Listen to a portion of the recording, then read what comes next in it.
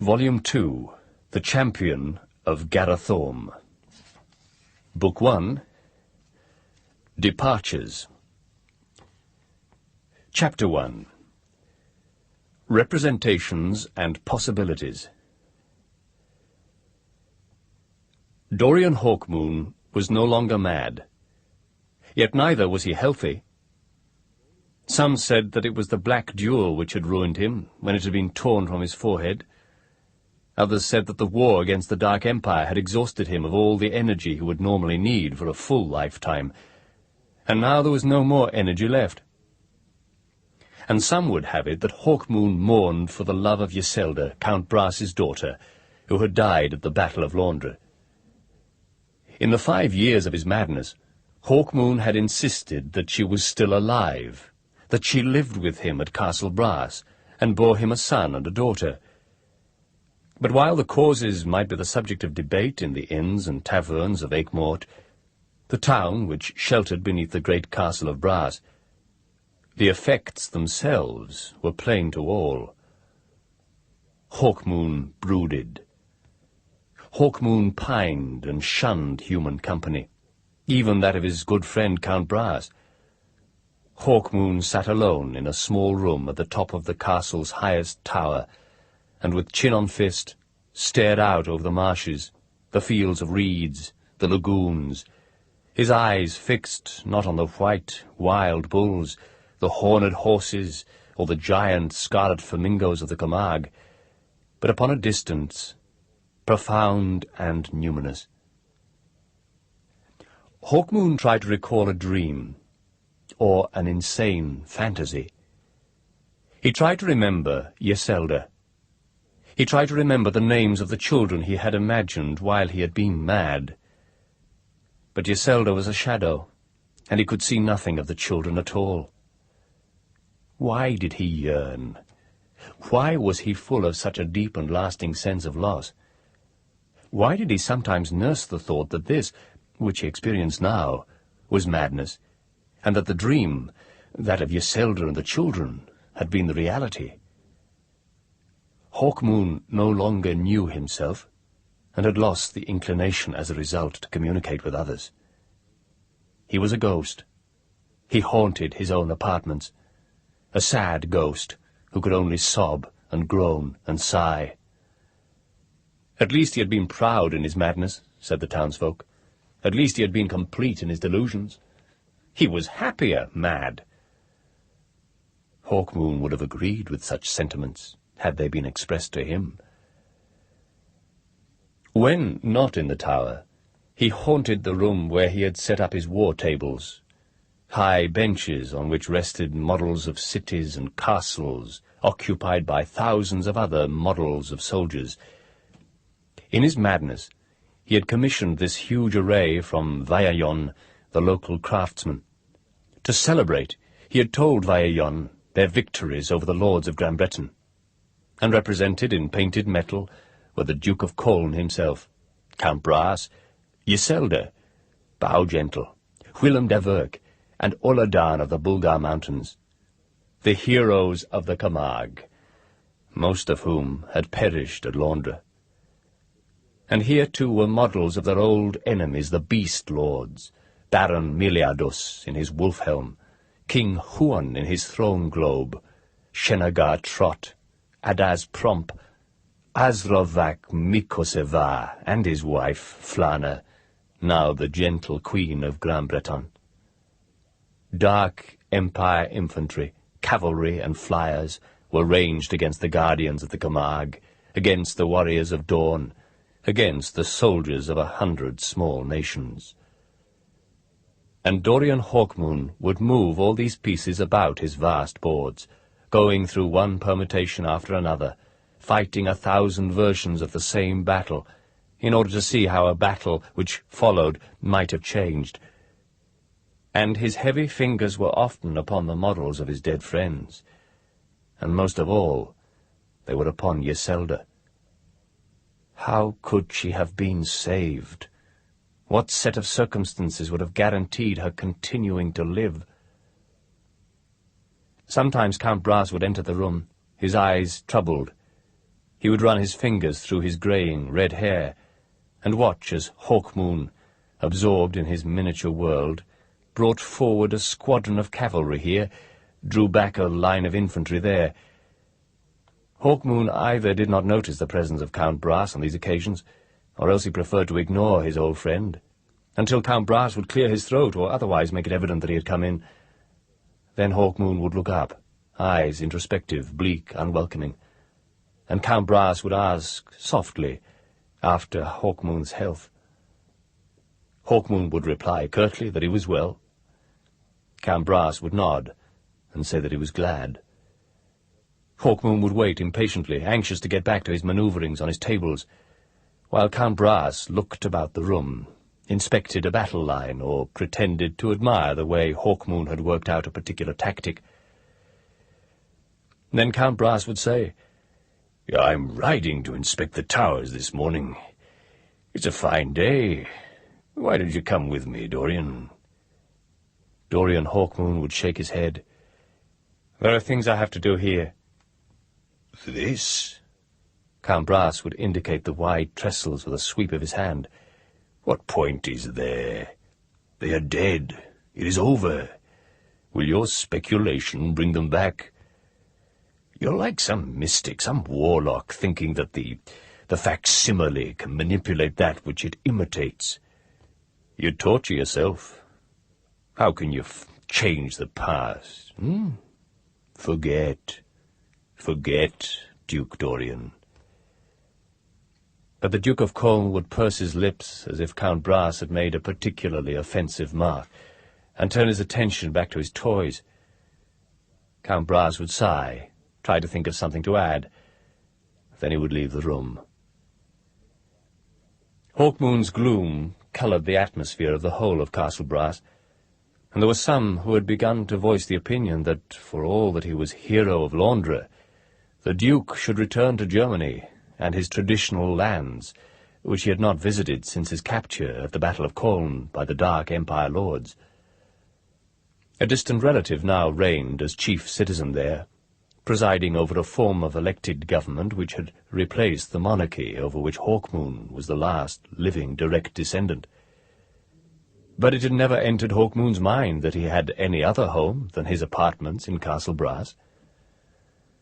Even Count Brass would sometimes think, privately, that it would have been better for Hawkmoon if he had been killed at the Battle of Londres, killed at the same time that Iselda had been killed. And so the sad months passed, all heavy with sorrow and useless speculation, as Hawkmoon's mind closed still more firmly around its single obsession, until he hardly remembered to take sustenance or to sleep. Count Brass and his old companion, Captain Joseph Wedler, debated the problem between themselves, but could arrive at no solution. For hours they would sit in comfortable chairs on either side of the great fireplace in the main hall of the Castle Brass, drinking the local wine and discussing Hawkmoon's melancholia. Both were soldiers, and Count Brass had been a statesman, but neither had the vocabulary to cope with such matters as sickness of the soul. "More exercise would help," said Captain Joseph Wedler one evening. "The mind will rot in a body which does nothing. It is well known." "Aye, a healthy mind knows as much. But how do you convince a sick mind of the virtues of such an action?" Count Brass replied. "The longer he remains in his apartments playing with those damned models, the worse he gets. And the worse he gets, the harder it is for us to approach him on a rational level. The seasons mean nothing to him. Night is no different to day for him. I shudder when I think what must be happening in his head." Captain Wedler nodded. He was never one for overmuch introspection before. He was a man, a soldier, intelligent without being, as it were, too intelligent. He was practical. Sometimes it seems to me that he is a different man entirely now, as if the old Hawkmoon soul was driven from its body by the terrors of the Black Duel, and a new soul entered to fill the place. Count Brass smiled at this. You're becoming fanciful, Captain, in your old age. You praise the old Hawkmoon for being practical, and then you make a suggestion like that. Captain Vedler was also forced to smile. Fair enough, Count Brass. Yet, when one considers the powers of the old Dark Empire lords, and remembers the powers of those who helped us in our struggle, perhaps the idea could have some foundation in terms of our own experience. Perhaps. If there were not more obvious answers to explain Hawkmoon's condition, I might agree with your theory. Captain Vedler became embarrassed, murmuring, "Why, it was merely a theory." He raised his glass to catch the firelight, studying the rich red wine within. "And this stuff is doubtless what encourages me to voice such theories." They both laughed, and then they drank some more. "Speaking of Grand Breton," said Count Brass later, "I wonder how Queen Flana is coping with the problem of the unregenerates, who still, from what she has said in her letters, inhabit some of the darker, less accessible parts of underground Londra. I've had little news from her in recent months. I wonder if the situation has worsened so that she devotes more time to it." "You have had a letter from her recently, surely?" "By messenger 2 days ago, aye. The letter was much briefer, however, than those she used to send. It was almost formal, merely extending the usual invitation to visit her whenever I desired." "Could it be that, of late, she has become offended that you have not taken her up on her offer of hospitality?" Vedler suggested. "Perhaps she thinks you do not feel friendship for her." "On the contrary, she is the nearest thing to my heart, save for the memory of my own dead daughter." "But you have not indicated as much." Vedler poured himself more wine. "Women require these affirmations, you know. Even queens." "Flana is above such feeling. She's too intelligent, too sensible, too kind." "Possibly," said Captain Vedler, as if he doubted Count Brass's words. Count Brass understood the implication. "You think I should write to her more? Write to her in more flowery terms?" "Well," Captain Vedler grinned, "I was never capable of these literary flourishes." "Your style, at its best, and on whatever subject, usually resembles communiques issued in the field during the heat of a battle," Captain Vedler admitted. "Though I do not mean that as an insult. On the contrary." Count Brass shrugged. "I would not like Flana to think I did not remember her with anything but the greatest affection. Yet I cannot write. I suppose I should go to Londra, accept her offer." He stared around at his shadowed hall. "It might be a change. This place has become almost overpoweringly gloomy of late." "You could take Hawkmoon with you. He was fond of Flana. It might be the only thing likely to attract him away from his toy soldiers." Captain Vedler caught himself speaking sardonically and regretted it. He had every sympathy for Hawkmoon, every respect for him, even in his present state of mind. But Hawkmoon's brooding was a strain on all who had been even remotely connected with him in the past. "I'll suggest it to him," said Count Brass. Count Brass understood his own feelings. Much of him wanted to get away from Hawkmoon for a while, yet his conscience would not let him go alone, at least until he had put the idea to his old friend. And Vedler was right. A trip to Londra might force Hawkmoon out of his brooding mood. The chances were, however, that it would not. In which case Count Brass anticipated a journey and a visit involving more emotional strain on himself and the rest of his party than that which they now experienced within the confines of Castle Brass. "I'll speak to him in the morning," Count Brass said after a pause. "Perhaps by returning to Londra itself, rather than by involving himself with models of the place, the melancholy in him will be exercised." Captain Vedler agreed. "It is something we should have considered earlier, maybe." Count Brass was without rancour, thinking that Captain Vedler was expressing a certain amount of self-interest when he suggested that Hawkmoon go with him to Londra. "And would you journey with us, Captain Vedler?" he asked with a faint smile. "Or someone would be needed here to act on your behalf," Vedler said. "However, if the Duke of Corn declined to go, then of course I would be glad to accompany you." "I understand you, Captain." Count Brass leaned back in his chair, sipping his wine, and regarding his old friend with a certain amount of humour. After Captain Joseph Vedler had left, Count Brass remained in his chair. He was still smiling. He cherished his amusement, for it had been a long while since he had felt any at all. And now that the idea was in his mind, he began to look forward to his visit to Londra, for he only realized at this moment to what extent the atmosphere had become oppressive in Castle Brass, once so famous for its peace. He stared up at the smoke-darkened beams of the room, thinking sadly of Hawkmoon and what he had become. He wondered if it was altogether a good thing that the defeat of the Dark Empire had brought tranquility to the world. It was possible that Hawkmoon, even more than himself, was a man who only came alive when conflict threatened. If, for instance, there was any trouble again in Gran Breton, if the unregenerate remnants of the defeated warriors were seriously troubling Queen Flana, perhaps it would be a good notion to ask Hawkmoon to make it his business to find them and destroy them. Count Brass sensed that a task of that nature would be the only thing which could save his friend. Instinctively he guessed that Hawkmoon was not made for peace. There were such men, men fashioned by fate to make war, either for good or for evil, if there was a difference between the two qualities. And Hawkmoon might well be one of them. Count Brass sighed and returned his attention to his new plan. He would write to Flana in the morning, sending news ahead of his intended visit. It would be interesting to see what had become of that strange city since he had last visited it as a conqueror. Chapter 2. Count Brass Goes A-Journeying.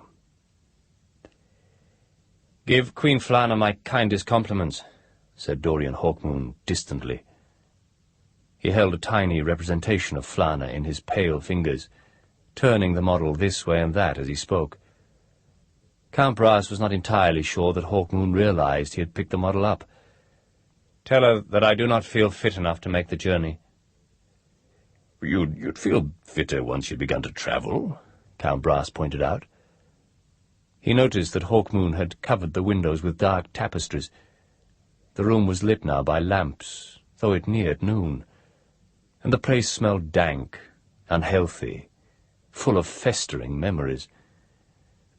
Hawkmoon rubbed at the scar on his forehead, where the black jewel had once been embedded. His skin was waxy. His eyes burned with a dreadful, feverish light. He had become so thin that his clothes draped his body like drowned flags. He stood looking down at the table bearing the intricate model of old Londra with its thousands of crazy towers, interconnected by a maze of tunnels so that no inhabitant need ever see the daylight. Suddenly it occurred to Count Brass that Hawkmoon had caught the disease of those he had defeated. It would not have surprised the Count to discover that Hawkmoon had taken to wearing an ornate and complicated mask. "Londra has changed," said Count Brass, "since you last saw it. I hear that the towers have been torn down, that flowers grow in the wide streets, that there are parks and avenues in place of the tunnels." "So I believe," said Hawkmoon without interest.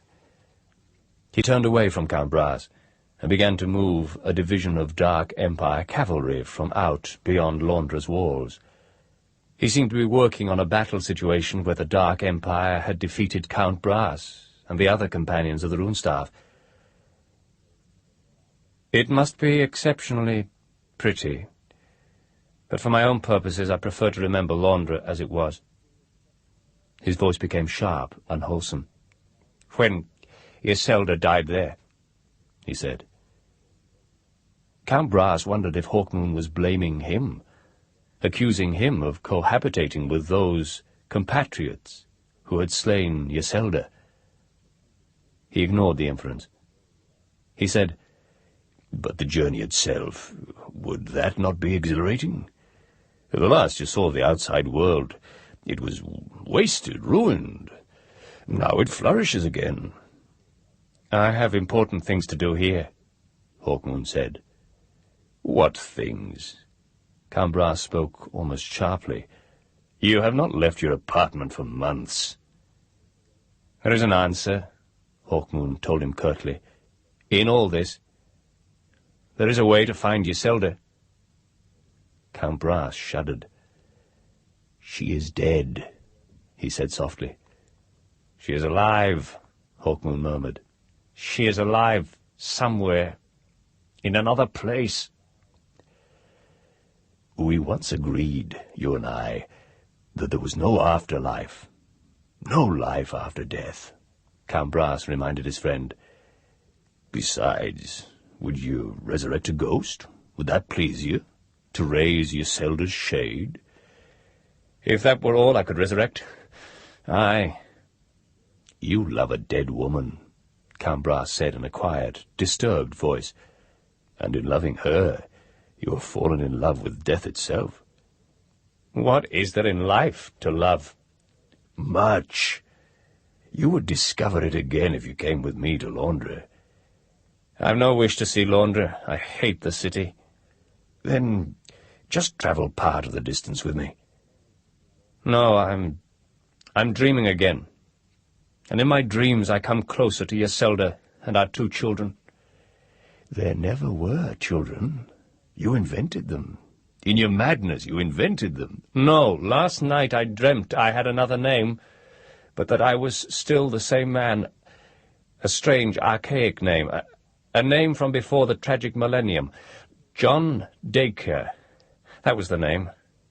And John Dacre found Yselda." Count Brass was close to weeping at his friend's insane mutterings. "All this reasoning, this dreaming, will bring you much more pain, Dorian. It will heighten the tragedy, not decrease it. Believe me, I speak the truth." "I know that you mean well, Count Brass. I respect your view, and I understand that you believe that you are helping me. But I must ask you to accept that you are not helping me. I must continue to follow this path. I know that it will lead me to Yselda." "Aye," said Count Brass sorrowfully. "I agree. It will lead you to your death." "If that is the case, the prospect does not alarm me." Hawkmoon turned again to regard Count Brass.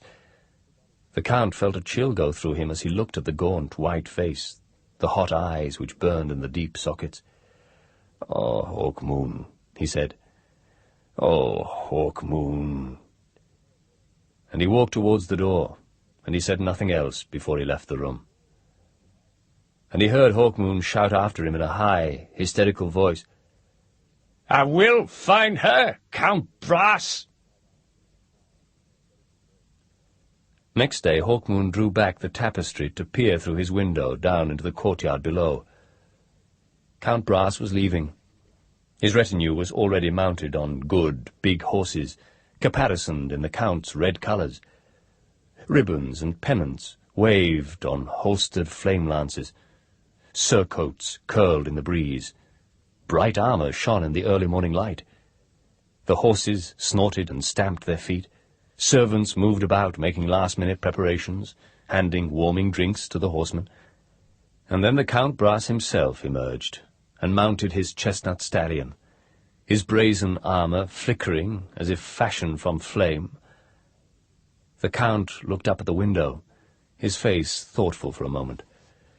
Then his expression changed, as he turned to give an order to one of his men. Hawkmoon continued to watch.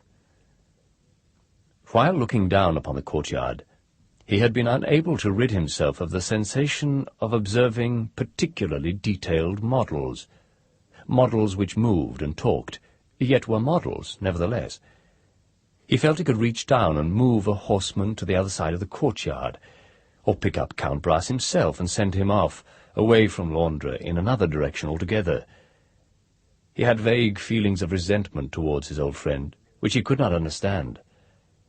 Sometimes it occurred to him, in dreams, that Count Brass had brought his own life with that of his daughter. Yet how could that be? And neither was it a thing which Count Brass could possibly conceive of doing. On the contrary, the brave old warrior would have given his life for a loved one without a second thought. Still, Hawkmoon could not drive the thought from his skull. For a moment he felt a pang of regret, wondering if he should, after all, have agreed to accompany Count Brass to Londres. He watched as Captain Joseph Wedler rode forward and ordered the portcullis raised in the gateway. Count Brass had left Hawkmoon to rule in his place, but really the stewards and the veteran guardians of the Camargue could run things perfectly well, and would make no demands on Hawkmoon for a decision. But no, thought Hawkmoon, this was not a time for action, but a time for thought. He was determined to find a way through those ideas which he could feel in the back of his mind, and yet which he could not as yet reach. For all his old friends might disdain his playing with toy soldiers, he knew that by putting the models through the 1,000 permutations it might release at some point those thoughts, those elusive notions, which would lead him to the truth involving his own situation. And once he understood the truth, he was sure he would find Isolde alive. He was almost sure, too, that he would find the two children, perhaps a boy and girl. They had all judged him mad for 5 years, yet he was convinced that he had not been mad. He believed that he knew himself too well, that if he ever did go mad, it would not be in the way his friends had described. Now Count Brass and his retinue were waving to the castle's retainers as they rode through the gates, on the first stage of the long journey to Londres. Contrary to Count Brass's suspicions, Dorian Hawkmoon still held his old friend in great esteem. It caused him a pang of sorrow to see Count Brass leaving. Hawkmoon's problem was that he could no longer express any of the sentiments he felt. He had become too single-minded in his considerations, too absorbed in the problems which he attempted to solve in his obsessive manipulations of the tiny figures of his board. Hawkmoon continued to watch as Count Brass and his men rode down through the winding streets of Aigues-Mortes. The streets were lined with townsfolk, bidding Count Brass farewell. At last the party reached the walls of the town, and rode out across the broad road through the marshes. Hawkmoon looked after them until they were out of sight. Then he turned his attention back to the models.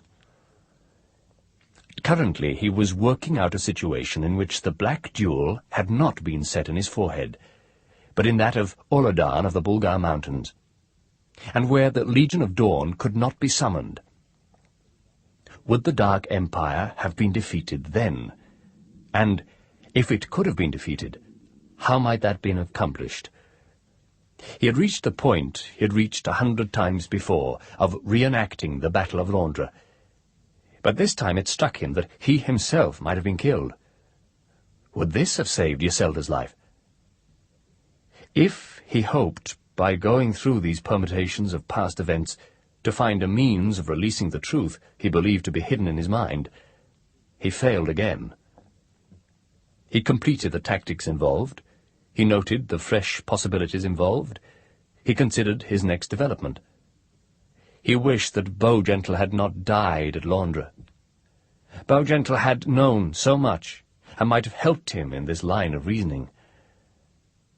There again, the messengers of the Runestaff, the warrior in jet and gold, Orlan Fank, or even the mysterious Jahamia Cornelius, who had not claimed to be human, might have helped him. He had called to them for their help in the darkness of the nights, but they had not come. The Runestaff was safe now, and they had no need of Hawkmoon's help. He had felt abandoned, though he knew they owed him nothing. Yet could the Runestaff be involved in what had happened to him, what was happening to him now? Was that strange artifact under some new threat? Had it set into motion a fresh series of events, a new pattern of destiny? Hawkmoon had a sense that there was more to this situation than anything which the ordinary observed facts might suggest. He had been manipulated by the Runestaff, and its servants, just as he now manipulated his model soldiers. Was he being manipulated again? And was that why he turned to the models, deceiving himself that he controlled something when, in fact, he was controlled? He pushed such thoughts aside. He must devote himself to his original speculations. And thus it was that he avoided confronting the truth.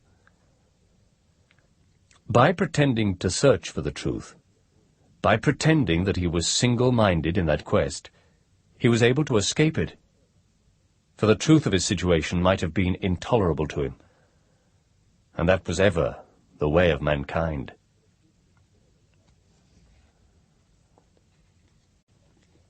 Chapter 3. A lady all in armour. A month went by. 20 alternative destinies were played out on Hawkmoon's wargame boards, and Yselda came no closer to him, even in his dreams. Unshaven, red-eyed, acned, his skin flaking with eczema, weak from lack of food, flabby from lack of exercise, Dorian Hawkmoon had nothing of the hero left in him, either in his mind, his character, or his body. He looked 30 years older than his real age. His clothes, stained, torn, ill-smelling, were the clothes of a beggar. His unwashed hair hung in greasy strands about his face. His beard contained flecks of distasteful substances. He had taken to wheezing, to muttering to himself, to coughing. His servants avoided him as much as they could. He had little cause to call on them, and so he did not notice their absence. He had changed beyond recognition, this man who had been hero of Colm, the champion of the Runestaff, the great warrior who had led the oppressed to victory over the Dark Empire. And his life was fading from him, though he did not realize it. In his obsession with alternative destinies, he had come close to fixing his own. He was destroying himself. And his dreams were changing. And because they were changing, he slept even less frequently than before. In his dreams, he had 4 names. One of them was John Dacre. But much more often now did he sense the other names, Erikoze and Erlik. Only the 4th name escaped him, though he knew it was there. On waking, he could never recall the 4th name. He began to wonder if there was such a thing as reincarnation. Was he remembering earlier lives? That was his instinctive conclusion. Yet his common sense could not accept the idea. In his dreams, he sometimes met Yselda. In his dreams, he was always anxious, always weighed down by a sense of heavy responsibility or guilt. He always felt that it was his duty to perform some action, but could never recall what that action was. Had he lived other lives that had been just as tragic as this one? The thought of an eternity of tragedy was too much for him. He drove it off, almost before it had formed. And yet these ideas were half familiar. Where had he heard them before? In other, earlier dreams? In conversation with someone, with Bowgentle? In Dnark, the distant city of the Runestaff? He began to feel threatened. He began to know terror. Even the models on his tables were half forgotten. He began to see shadows moving at the corners of his eyes. What was causing the fear? He thought that possibly he was close to understanding the truth concerning Yselda, and that there were certain forces pledged to stop him, forces which might kill him just as he was on the point of discovering how to reach her. The only thing which Hawkmoon did not consider, the only answer which did not come to mind, was that his fear was, in fact, fear of himself, fear of facing an unpleasant truth. It was the lie which was threatened, the protecting lie, and as most men will, he fought to defend that lie, to stave off its attackers. It was at this time that he began to suspect the servants of being in league with his enemies. He was sure that they had made attempts to poison him. He took to locking his doors and refusing to open them when servants came to perform some necessary function. He ate the barest amount necessary to keep alive. He collected rain-water from the cups he set out on the sills of his window, and he drank only that water. Yet still fatigue would overwhelm his weakened body, and then the little dreams would come to the man who dwelt in darkness. Dreams which in themselves were not unpleasant, gentle landscapes, strange cities, battles which Hawkmoon had never taken part in, peculiar alien folk whom Hawkmoon had never encountered even in the strangest of his adventures in the service of the Rune Staff, and yet they terrified him. Women appeared in those dreams also, and some might have been Yselda. Yet he experienced no pleasure when he dreamed of those women, only a sense of deep disquiet. And once, fleetingly, he dreamed that he looked in a mirror and saw a woman there in place of his own reflection. One morning he awoke from such a slumber, and instead of rising, as was his habit, and going directly to his tables, he remained where he lay, looking up at the rafters of his room.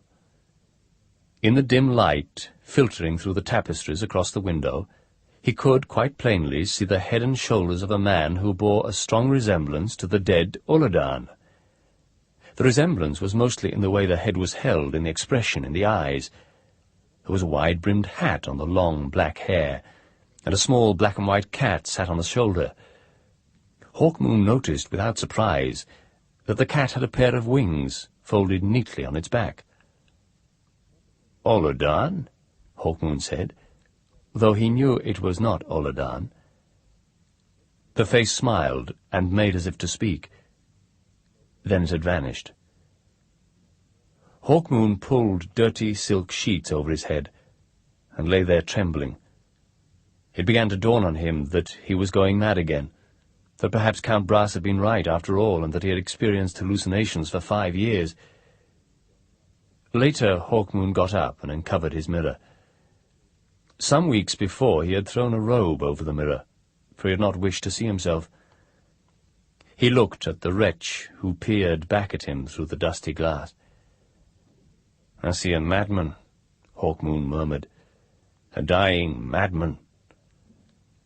The reflection aped the movement of the lips. The eyes were frightened. Above them, in the centre of the forehead, was a pale scar, perfectly circular, where once a black jewel had burned, a jewel which could eat a man's brain. "There are other things which eat at a man's brain," muttered the Duke of Colne. "Subtler things than jewels. Worse things than jewels. How cleverly, after they are dead, do the Dark Empire lords reach out to take vengeance on me. By slaying Yselda they brought slow death to me." He covered the mirror again, and sighed a thin sigh. Painfully he walked back to his couch and sat down again, not daring to look up at the ceiling where he had seen the man who so much resembled Ulladan. He was reconciled to the fact of his own wretchedness, his own death, his own madness. Weakly he shrugged. "I was a soldier," he said to himself. "I became a fool. I deceived myself. I thought I could achieve what great scientists and sorcerers achieve, what philosophers achieve, and I was never capable of it. Instead, I turned myself from a man of skill and reason into this diseased thing which I have become. And listen, listen, Hawkmoon. You are talking to yourself. You mutter, you rave, you whine. Dorian Hawkmoon, Duke von Colne, it is too late for you to redeem yourself. You rot." A small smile crossed his sick lips. "Your destiny was to fight, to carry a sword, to perform the rituals of war. And now tables have become your battlefields, and you have lost the strength to bear a dirk, let alone a sword. You could not sit on a horse if you wished to. He let himself drop back onto his soiled pillow. He covered his face with his arms. "Let the creatures come," he said. "Let them torment me. It is true, I am mad." He started, believing he heard someone groaning beside him. He forced himself to look. It was the door which groaned. A servant had pushed it open. The servant stood nervously in the opening. My lord?" "Do they all say I am mad, Voisin?" "My lord?" The servant was an old man, one of the few who still regularly attended Hawkmoon. He had served Hawkmoon ever since the Duke of Colne had first come to Castle Brass. Yet there was a nervous look in his eyes as he replied, "Do they, Voisin?" Voisin spread his hands. "Some do, my lord. Others say you are unwell, a physical disease.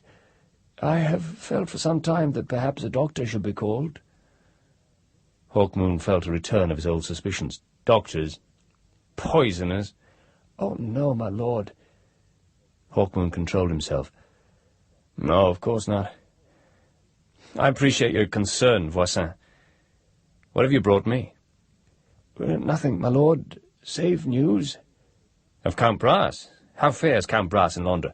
"Not of Count Brass, of a visitor to Castle Brass, and an old friend of the Count's, I understand, who, on hearing that Count Brass was absent, and that you were undertaking his responsibilities, asked to be received by you."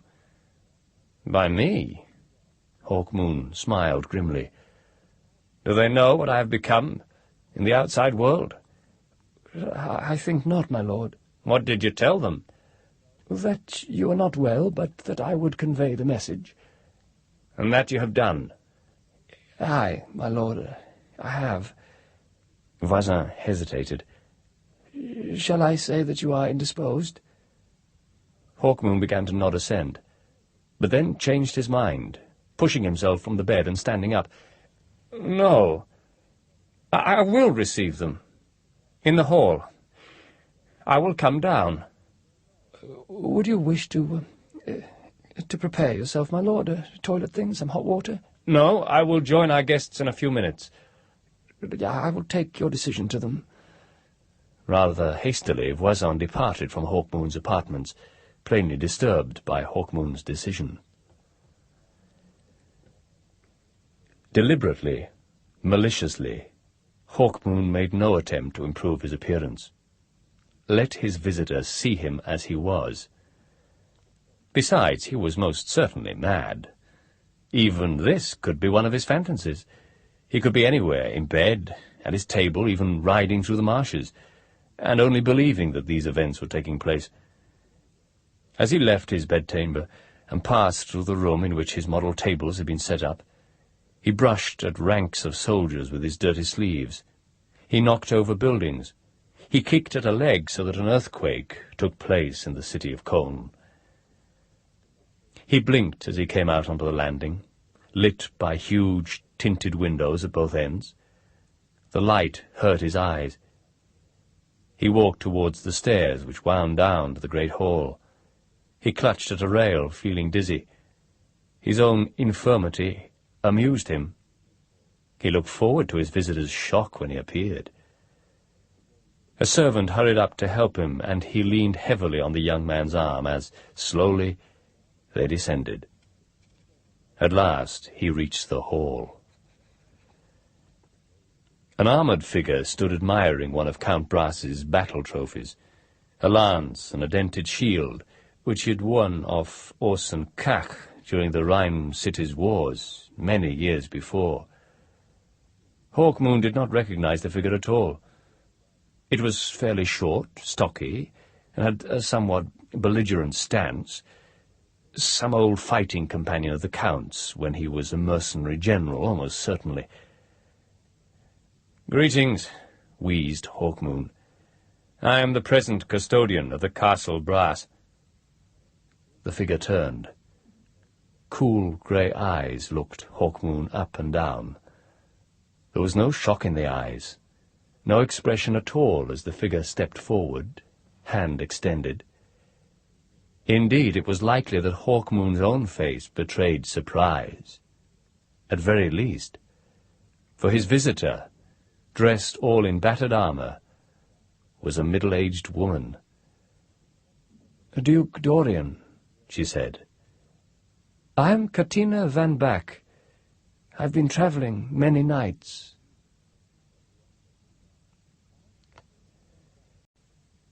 Chapter 4. News from beyond the Bulgar Mountains.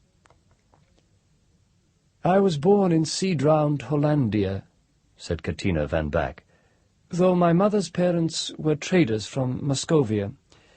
In the battles between our country and the Belgic states, my kin were slain and I became a captive. For a while I served, in a manner you can imagine, in the retinue of Prince Lobowitz of Berlin. He had aided the Belgics in their war, and I was part of his spoil." She paused to take another slice of cold beef from the plate before her. Her armour was discarded, and she wore a simple silk shirt and a pair of blue cotton breeks. For all she leaned her arms on the table and spoke in blunt, unladylike tones, she was not unfeminine, and Hawkmoon found himself liking her very much. "Well, I spent much time in the company of warriors, and it became my ambition to learn their skills. It amused them to teach me to use sword and bow, and I continued to affect an awkwardness with weapons long after I had mastered their use. And this means I succeeded in not arousing any suspicions as to my plans." "You plan to escape?" "A little more than that." Katina van Back smiled and wiped her lips. "There came a time when Prince Lobowitz himself heard of my eccentricity.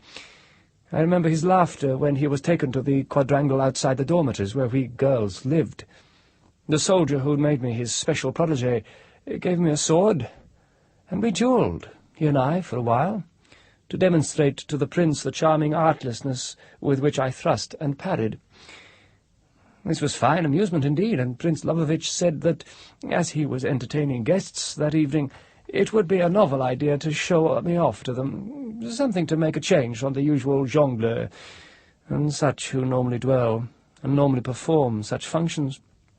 This suited me well. I fluttered my lashes and smiled shyly and pretended to be pleased that I had been granted such an honour, pretended that I did not realize they were all laughing at me." Hawkmoon tried to imagine Katina van Back fluttering her lashes and playing the ingenue, but the effort defeated his imagination. "And what happened?" He was genuinely curious. For the first time in months, something was happening to take his attention away from his own problems. He rested an unshaven chin on a scabrous hand as Katina van Back continued. "Well, that evening I was presented to the delighted guests, who watched me girlishly duelling with several of Prince Lobowitz's warriors. They ate much as they watched, but they drank more. Several of the prince's guests, men and women, offered to buy me for large sums, and this, of course, increased Prince Lobowitz's pride that he owed me. Naturally, he refused to sell. I remember his calling out to me, 'And now, little Katina, how many other martial arts do you pursue? And what will you show us next?' Judging my moment to be the right one, I curtsied prettily, and, as if with my naive boldness, said, 'I have heard that you are a great swordsman, your grace, the best in all the Provence of Berlin.' 'So it is said,' replied Lobowitz. 'Would you do me the favour, the honour, of crossing swords with me, my lord, so that I may test my skill against the finest blade in this hall?' Prince Lobowitz was taken aback by this at first, but then he laughed. It was hard for him to refuse in front of his guests, as I'd known. He decided to indulge me, but said gravely, 'In Berlin there are different stakes for different forms of duelling. We fight for a first body cut, for a first cut on the left cheek, for a first cut on the right cheek, and so on, up to duelling to the death, I would not like to spoil your beauty, little Katinka. Then let us fight to the death, your grace, I said, as if carried away by the reception I had received.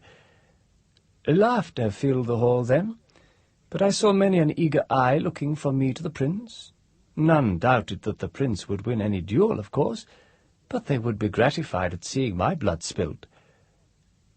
Lobovitch was nonplussed, too drunk to think clearly to work out the implications of my suggestion, but he did not wish to lose face in front of his guests. "I would not kill such a talented slave," he said jovially. "I think we should consider some other stake, little Katinka." "My freedom, then?" I suggested. "Neither would I lose so entertaining a girl," he began. But then the crowd was roaring at him to take more sporting an attitude. After all, they all knew he would play with me for a while before delivering a token cut or disarming me. "Very well." He smiled and shrugged and accepted a blade from one of his guards, stepping from his table to the floor and taking up a fighting stance before me. "Let's begin." I could see that he intended to display his own skill in the manner in which he would prolong the duel. The fight began clumsily enough. Awkwardly I thrust, and insouciantly he parried. The crowd of guests cheered me on, and some even began to make wagers on how long the duel would last, though none wagered that I would win, of course. Katinka van Back poured a cup of apple juice for herself, and swallowed it down before going on with her story. "As you have guessed, Duke Dorian, I had become a swordswoman of no mean ability. Slowly I began to reveal my talent, and slowly it dawned on Prince Lobovitch that he was having to use more and more of his skill to defend himself. I could see that he was beginning to realize that he had fought an opponent who might well be his match. The idea of being beaten by a slave, and a slave girl at that, was not a pleasant one. He began to fight seriously.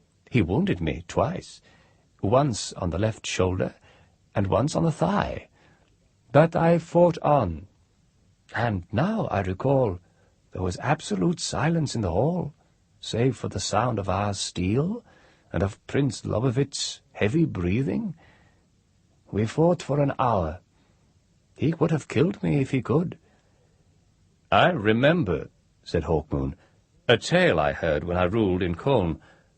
So you were the woman Who slew the Prince of Berlin? Aye.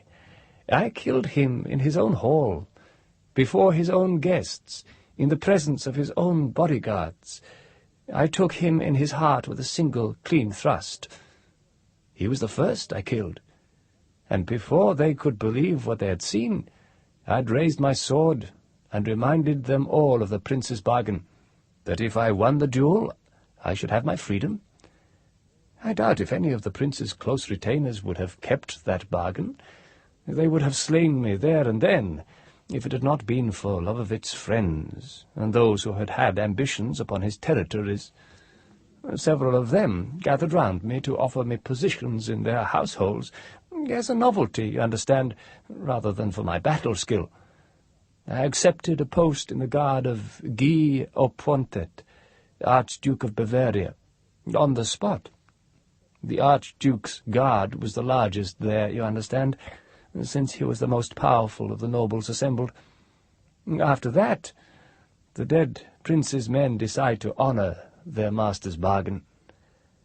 "And that is how you became a soldier?" "Aye.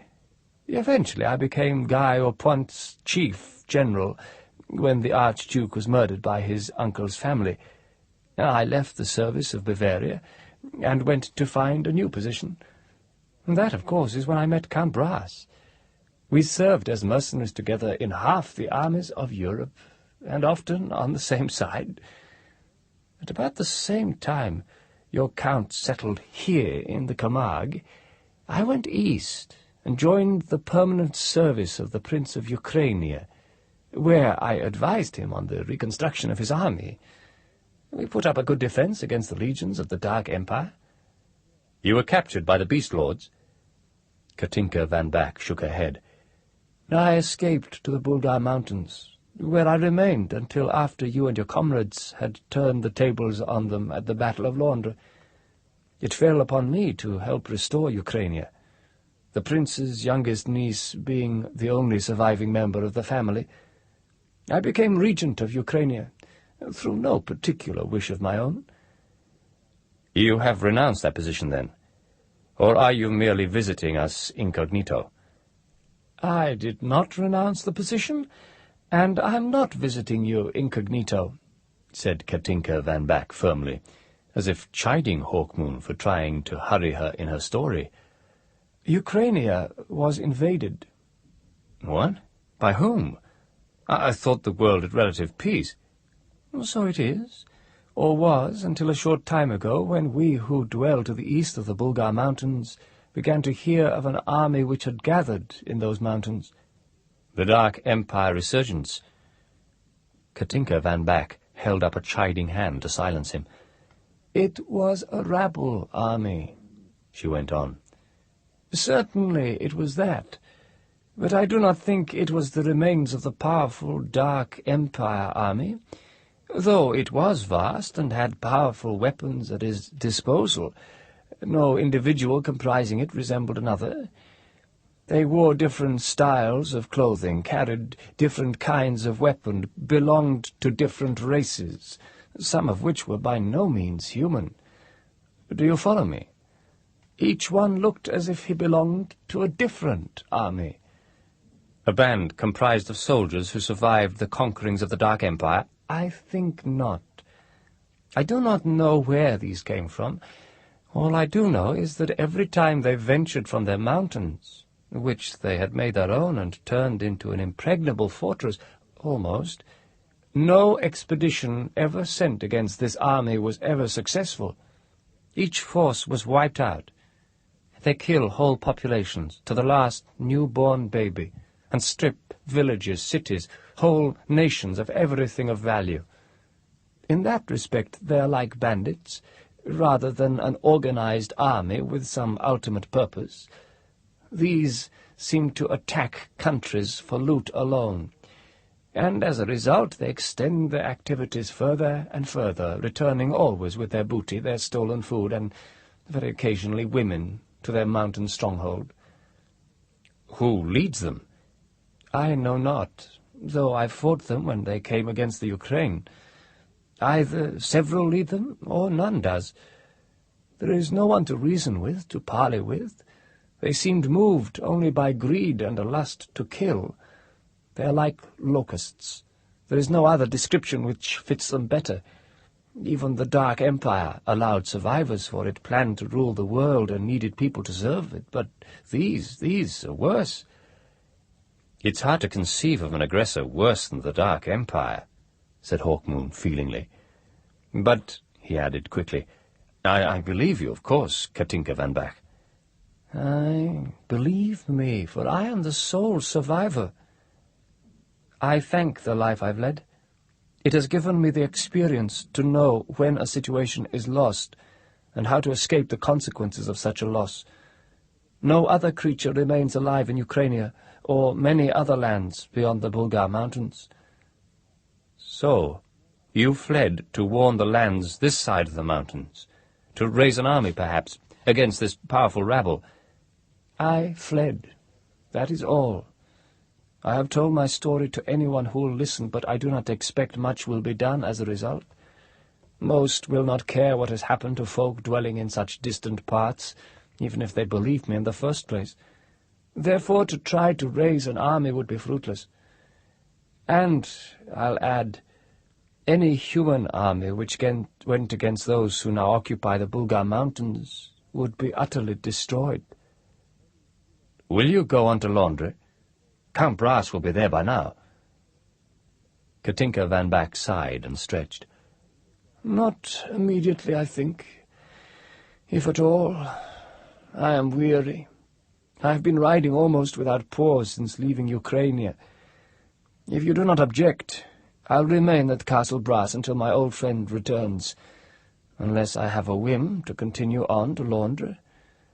At the moment, however, I have no inclination to move beyond these walls. You are, of course, fully welcome, said Hawkmoon eagerly. It is an honor for me. You must tell me more of your tales of the old days, and you must give me your theories about this rabble army, where it might come from and so on.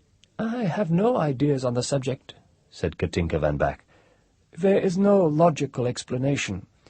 They appeared overnight, and have been there ever since. Discourse with them is impossible. It is like attempting to talk reasonably to a hurricane.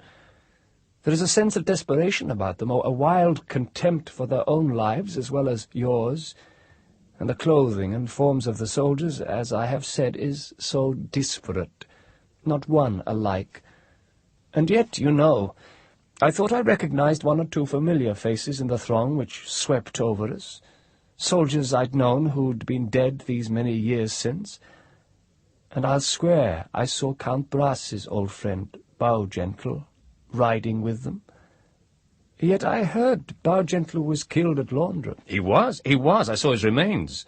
Hawkmoon, whose interest up until now had been relatively faint, now became eager to hear all Katinka van Beck could tell him. He felt he was on the verge of solving the problem he had been working on all this time. Perhaps he had not been so insane after all. Bowgentle, you say, and others who were familiar, yet dead. Aye. Did any women ride in the army? Yes, several. Any you recognized? Hawkmoon leaned across the table, staring intently at Katinka van Back. She frowned, trying to recall. Then she shook her head, so that her grey braids swung. No. Not Iselda, perhaps? Iselda of Brass? She who died at Londra, too. So it said. No. Besides, I should not have recognized her. She was a small child when last I saw her. That is not to say she could not have been there, went on the warrior woman. There were so many. I did not see half the army which conquered me. Well, if you recognized Bowgentle, perhaps all the others were there, all those who died at Londra.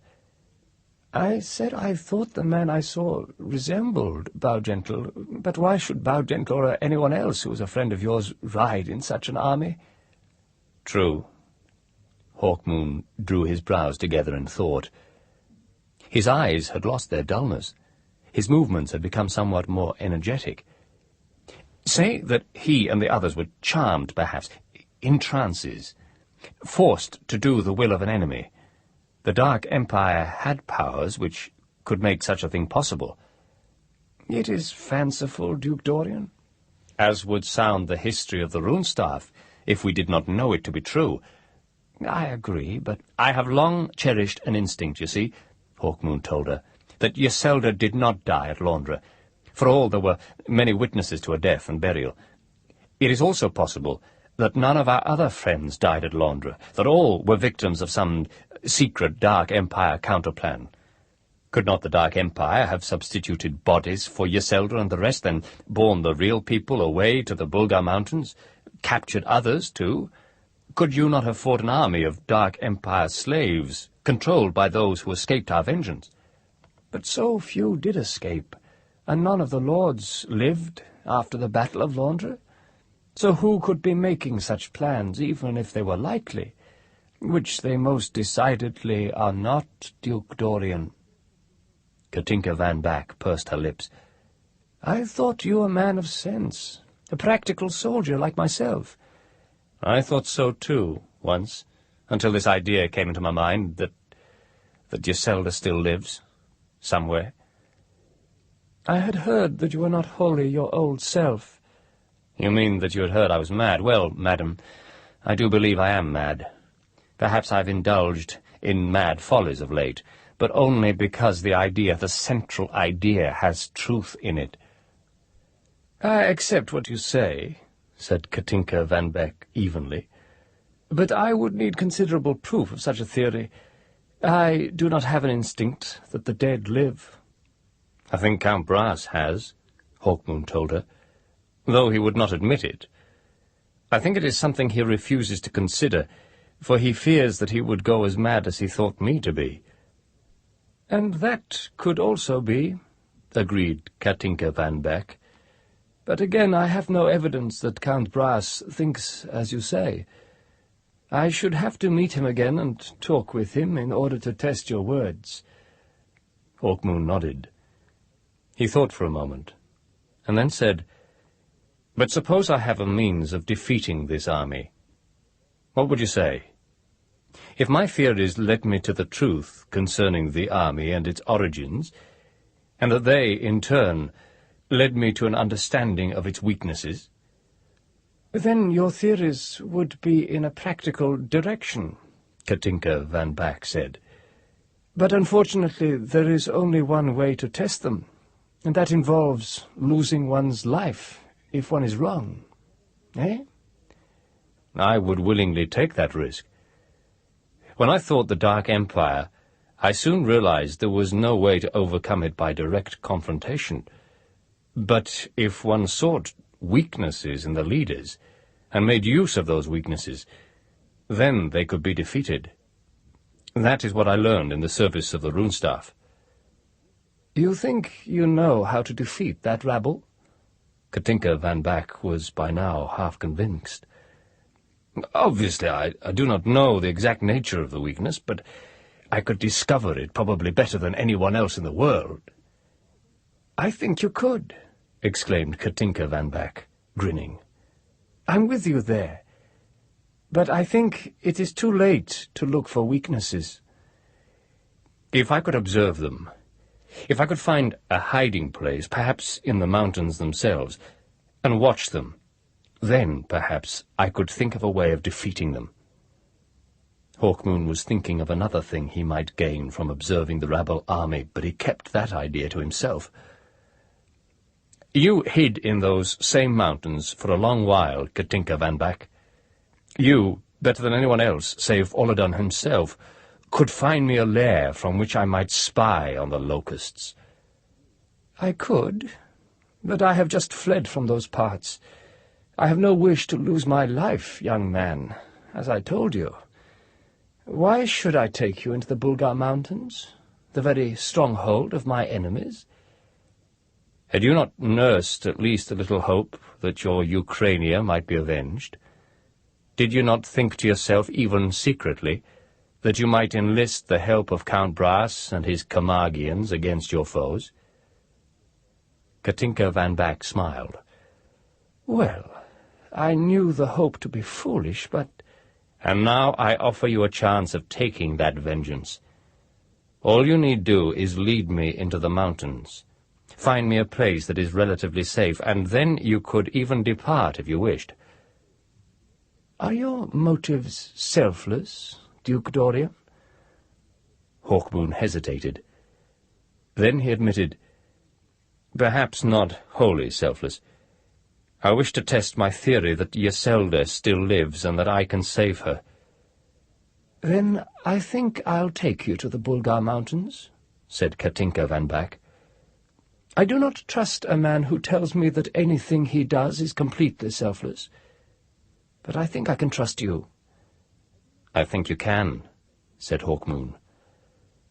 "The only problem that I can see," added the warrior woman frankly, "is whether you'll survive the journey.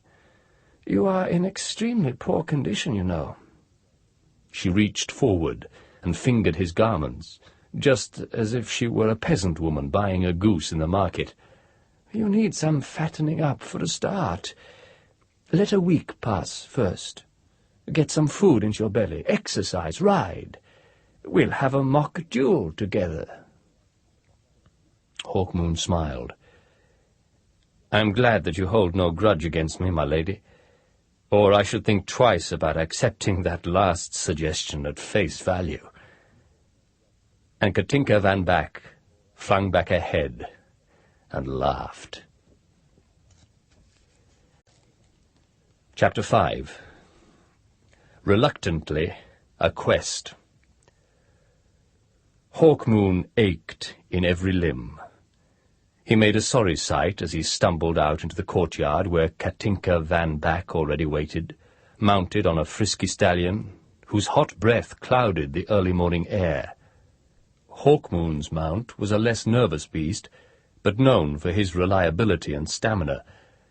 Yet Hawkmoon did not relish the prospect of climbing into the animal's saddle.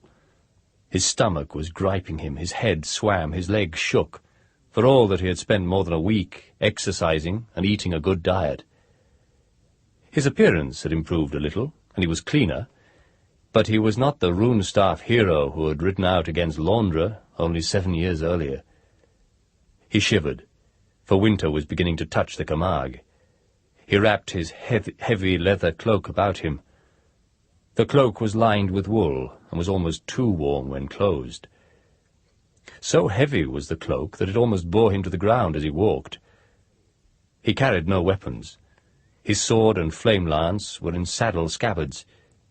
He wore, as well as the cloak, a thick quilted jerkin of dark red, doe-skin leggings stitched with complicated designs by Iselda when she lived, and plain knee-boots of good, gleaming leather. Upon his head was a simple helmet. Aside from this, he wore no armor. He was not strong enough to wear armor. Hawkmoon was still not healthy, either in mind or body. What had driven him to improve his physical condition to this degree had not been disgust with what he had become, but his insane belief that he might find Iselda alive in the Bulgar Mountains. With some difficulty he mounted his horse. Then he was bidding farewell to his stewards, completely forgetful that Count Brass had left the responsibility of running the province in his hands, and following Katinka van Back through the gates and down through the empty streets of Aigues-Mortes. No citizens lined these streets. None, save the servants at the castle, knew that he was leaving Castle Brass, heading east, where Count Brass had headed west. By noon, the two figures had passed through the reed fields, past the marshes and the lagoons, and were following a hard white road past one of the great stone towers which marked the borders of the land of which Count Brass was Lord Protector. Weary of riding even this comparatively short distance, Hawkmoon was beginning to regret his decision. His arms ached from clinging to his saddle pommel. His thighs gave him agonizing pain, and his legs had gone completely numb. Katinka van Back, on the other hand, seemed tireless. She kept stopping her own horse to allow Hawkmoon to catch up, yet was deaf to his suggestions that they stop and rest for a while. Hawkmoon wondered if he would last the journey, if he would not die on the way to the Bulgar Mountains. He wondered from time to time how he could ever have conceived a liking for this fierce, heartless woman. They were hailed by a guardian, who saw them from his post at the top of the tower. His riding flamingo stood beside him, and his scarlet cloak waved in the breeze, so that for a moment Hawkmoon saw man and bird as one creature. The guardian raised his long flame-lance in salute as he recognized Hawkmoon. Hawkmoon managed to wave a feeble hand in return, but was unable to call back in reply to the guardian's greeting. Then the tower had dwindled behind them as they took the road to Lyonesse, with a view to skirting the Switzer Mountains, which were said to be tainted still with the poisons of the tragic millennium, and which were, besides, all but impassable. Also, in Lyonesse, Katinka van Back had acquaintances who would give them provisions for the remainder of their journey. They camped on the road that night, and in the morning Hawkmoon had become fully convinced of his own imminent death. The pain of the previous day was as nothing compared with the agony he felt now. Katinka van Back, however, continued to show no mercy, heaving him peremptorily upon his patient horse before climbing into her own saddle. Then she grasped his bridle and led horse and swaying rider after her. Thus they progressed for 3 more days, hardly resting at all, until Hawkmoon collapsed altogether, falling from his saddle in a faint. He no longer cared whether he found Iselda or not. He neither blamed nor condoned Katinka van Back for her ruthless treatment of his person. His pain had faded to a perpetual ache. He moved when his horse moved. He stopped when his horse stopped. He ate the food which Katinka van Back would occasionally put in front of him. He slept for the few hours she allowed him. And then he fainted. He woke once, and opened his eyes to receive a view of his own swaying feet on the other side of his horse's belly, and he knew that Katinka van Back continued her journey, having slung him over the saddle of his own steed. It was in this manner, some time later, that Dorian Hawkmoon, Duke of Colne, champion of the Runestaff, hero of Londres, entered the old city of Lyon, capital of Lyonesse, his horse led by an old woman in dusty armour. And the next time Dorian Hawkmoon woke, he lay in a soft bed, and there were young maidens bending over him, smiling at him, offering him food. He refused to accept their existence for some moments, but they were real, and the food was good, and the rest revived him. 2 days later, the reluctant Hawkmoon, in considerably better condition now, left with Katinka van Back to continue their quest for the rabble army of the Bulgar Mountains. "You're filling out at last, lad," said Katinka van Back one morning as they rode into the sun, which was turning into a glowing green of the rolling gentle hills of the land through which they travelled. She rode beside him now, no longer finding it necessary to lead his horse. She slapped him on the shoulder. "You've good bones. There was nothing wrong with you that couldn't be put right, as you see." "Health achieved through such an ordeal as that, madam," said Hawkmoon fiercely, "is scarcely worth attaining." "You'll feel grateful to me yet." "I tell you honestly, Katinka van Back, I'm not so sure I shall." And at this, Katinka van Back, regent of Ukrainia, laughed heartily, and spurred her stallion along the narrow track through the grass. Hawkmoon was forced to admit to himself that the worst of his aches had disappeared, and he was much more capable of sustaining long horseback journeys now. He was still subject to occasional stomach gripes, and he was no means as strong as he had once been. Yet he was almost at the stage where he could enjoy the sights and smells and sounds around him for their own sake. He was amazed at how little sleep Katinka van Back seemed to need. Half the time they rode on through the best part of the night before she was ready to make camp. As a result, they made excellent time, but Hawkmoon felt permanently weary. They reached the second main stage of their journey, when they entered the territories of Duke Michael of Bazghel, a distant kinsman of Hawkmoon's, and for whom Katinka van Back had once fought during the Duke's squabble with another of his relatives, the now long-dead Pretender of Strasbourg. During the occupation of his lands by the Dark Empire, Duke Michael had been the subject to the grossest humiliation, and had never quite recovered from it. He had become distinctly misanthropic, and his wife performed most of his functions for him.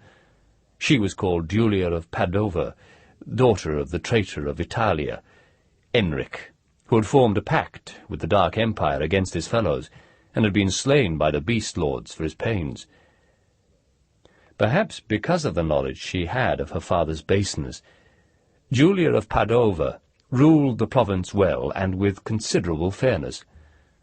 Hawkmoon remarked on the wealth that was evident everywhere about the countryside. Fat cattle grazed on good grass. The farmhouses were well kept and shone with fresh paint and polished stone, their gables carved in the intricate style favoured by the peasants of these parts. But when they came to Basel, the capital city, they were received by Julia of Padova with only moderate politeness, and her hospitality was not lavish. It seemed that she did not like to be reminded of the old dark days, when the Dark Empire had ruled the whole of Europe. Therefore she was not pleased to see Hawkmoon, for he had played such an important part against the Empire, and thus she could not help but be reminded of it, of her husband's humiliation, and of her father's treachery. So it was that the pair did not remain long at Basel, but struck on for Munchenia, where the old prince tried to smother them with gifts, and begged them to stay longer and tell him of their adventures. Aside from warning him of what had happened in Ukrainia, he was sceptical. They told nothing of the rest of their quest, and reluctantly bade him farewell. Armed with better weapons than those they had carried, and dressed in better clothes, though Hawkmoon had retained his big leather cloak, for the winter was making itself evident across the whole land now. By the time Dorian Hawkmoon and Katinka van Back reached Linz, now a republic, the first snows had begun to fall in the streets of the little wooden city, rebuilt from that which had been completely razed by the armies of Gran Breton. "We must make better time," Katinka van Back told Hawkmoon, as they sat in the tap-room of a good inn near the central square of the city. "Else the passes in the Bulgar Mountains will be blocked to us, and our whole journey will have no point." "I wonder if it does have a point," Hawkmoon said, sipping a negus with some relish, holding the steaming wine-cup in his gloved hand. He had now changed beyond recognition from the creature he had become at Castle Brass, though all who had known him before that time would have recognized him immediately. His face had become strong again, and muscles rippled beneath his silk shirt. His eyes were bright and healthy, and his skin glowed. His long fair hair shone. "You wonder if you'll find Iselda there?" "That, aye. And I wonder if the army is as strong as you thought. Perhaps they were lucky in the manner in which they overwhelmed your forces." "Why do you think this now?" "Because we have heard no rumours, not a single hint that anyone in these parts has received even an inkling of this force which occupies the Bulgar Mountains." "I have seen this army," Katinka van Back reminded him. "and it is vast. Believe me in that. It is powerful. It could take over the whole world. Believe me in that also." Hawkmoon shrugged. "Well, I do believe you, Katinka van Back. But I still find it strange that no rumours have come to our ears. When we have spoken of this army, there is never another who confirms what we say. It is no wonder that little attention is paid to us." "Your brain sharpens," said Katinka van Back approvingly, "but as a result you are less able to believe the fantastical." She smiled. "Is not that often the case?" "Often, aye." "Would you turn back?" Hawkmoon studied the hot wine in his cup. "It is a long journey home, but now I feel guilty, leaving my duties in the Camargue to go upon this quest." "You were not performing those duties very well," she reminded him softly. "You were not in a position to do so, mentally or physically." Hawkmoon smiled grimly. "That's true. I have benefited a great deal from this journey. Yet that does not change the fact that my responsibilities lie firstly in the Camargue." "It is a longer journey to the Camargue now than it is to the Bulgar Mountains," she said. "You were at first reluctant to go on this quest," he said, "but now you are the most anxious of us to complete it." She shrugged. "Say that I like to finish what I begin. Is that unusual?" "I would say it was typical of you, Katinka van Back," Hawkmoon sighed. "Very well. Let's go to the Bulgar Mountains, then, as quickly as our horses will take us. And let us make haste back to the Camargue when our errand is done. With information and the strength of the Camargue, we shall find a way of defeating those who destroyed our land. We'll confer with Count Brass, who almost certainly will have returned by then." "A sensible scheme, Hawkmoon." Katinka van Back seemed relieved. "And now I'll go to bed." "I'll finish my wine and copy your example," said Hawkmoon. He laughed. "You still manage to tire me out, even now." "Another month and our situation will be reversed," she promised. "Good night to you, Hawkmoon." Next morning their horses' hooves galloped through shallow snow, and more snow was falling from an overcast sky. But by the early afternoon the clouds had cleared, and the sky was blue and empty over their heads, while the snow had begun to melt. It was not a serious fall, but it was an omen of what they might expect to find when they approached the Bulgar Mountains. They rode through a hilly land, which had once been part of the kingdom of Wien. But so crushed had it been that its population had all but disappeared. Now grass had grown back on the burned ground, and the many ruins were vine-covered and picturesque. Later, travellers might come to marvel at such pretty relics, thought Hawkmoon. But he could never forget that they were the result of Grand Breton's savage lust to rule the world. They were passing the remains of a castle which looked down on them from a rise above the path they followed, when Hawkmoon thought he heard a sound from the place. He whispered to Katinka van Back, who was riding just ahead. "Did you hear it? From the castle?" "A human voice. Aye, I did. Could you hear the words?" She turned in her saddle to look back at him. He shook his head. "No. Should we investigate? Our time runs short." She pointed to the sky where more clouds were gathering. But by now they had both pulled in their horses and were still, looking up at the castle. "Good afternoon." This voice was strangely accented but cheerful. "I had a feeling you'd be passing this way, champion." And from the ruins now stepped a slim young man wearing a hat with a huge brim turned up at one side. There was a feather stuck in the band. He wore a velvet jerkin, rather dusty, and blue velvet pantaloons. On his feet were soft doeskin boots. He carried a small sack over his back. At his hip was a plain, slender sword. And it was with horror that Dorian Hawkmoon recognized him. Hawkmoon found himself drawing his sword, though the stranger had offered him no harm. "What? Think me an enemy?" said the youth, smiling. "I assure you that I am not." "You have seen him before, Hawkmoon," Katinka van Back said sharply. "Who is he?" He was the vision Hawkmoon had had when he lay upon his bed in Castle Brass, before the coming of the warrior woman. "I know not," said Hawkmoon thickly. "This has a terrible smell of sorcery to it, dark empire work, perhaps. He looks like an old friend of mine, yet there is nothing evidently the same about them." "An old friend, eh?" said the stranger. "Well, I am that, champion. What do they call you in this world?" "I do not understand you." Reluctantly, Hawkmoon sheathed his sword. "It is often the case when I recognize you. I am Jari Akonal, and I should not be here at all, but such strange disruptions have been taking place in the multiverse of late. I was wrenched from 4 separate incarnations in as many minutes. And what do they call you, then?" "I still do not understand," said Hawkmoon doggedly. "Call me. I am the Duke von Kolm. I am Dorian Hawkmoon." "Then greetings again, Dorian, Duke Dorian.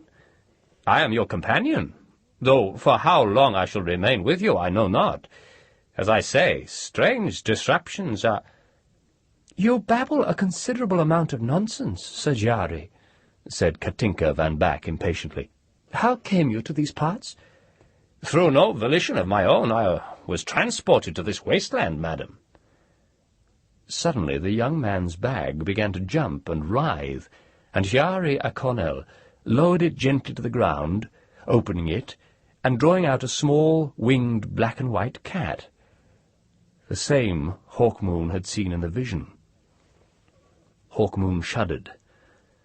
While he could find nothing to dislike about the young man himself, he had a terrible premonition that Akonel's appearance heralded some unpleasant doom for him.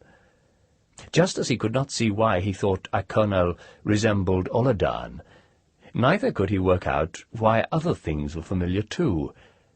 Echoes like those which had convinced him that Yselda still lived. "Do you know Yselda?" he said tentatively. "Yselda of Brass." Jari Akonel frowned. "I do not believe so. But then I know so many people and forget most of them. Just as I might well forget you some day. That is my fate, as of course it is yours." You speak familiarly of my fate. Why should you know more of it than I do? Because I do, in this context. Another time, neither shall recognize the other.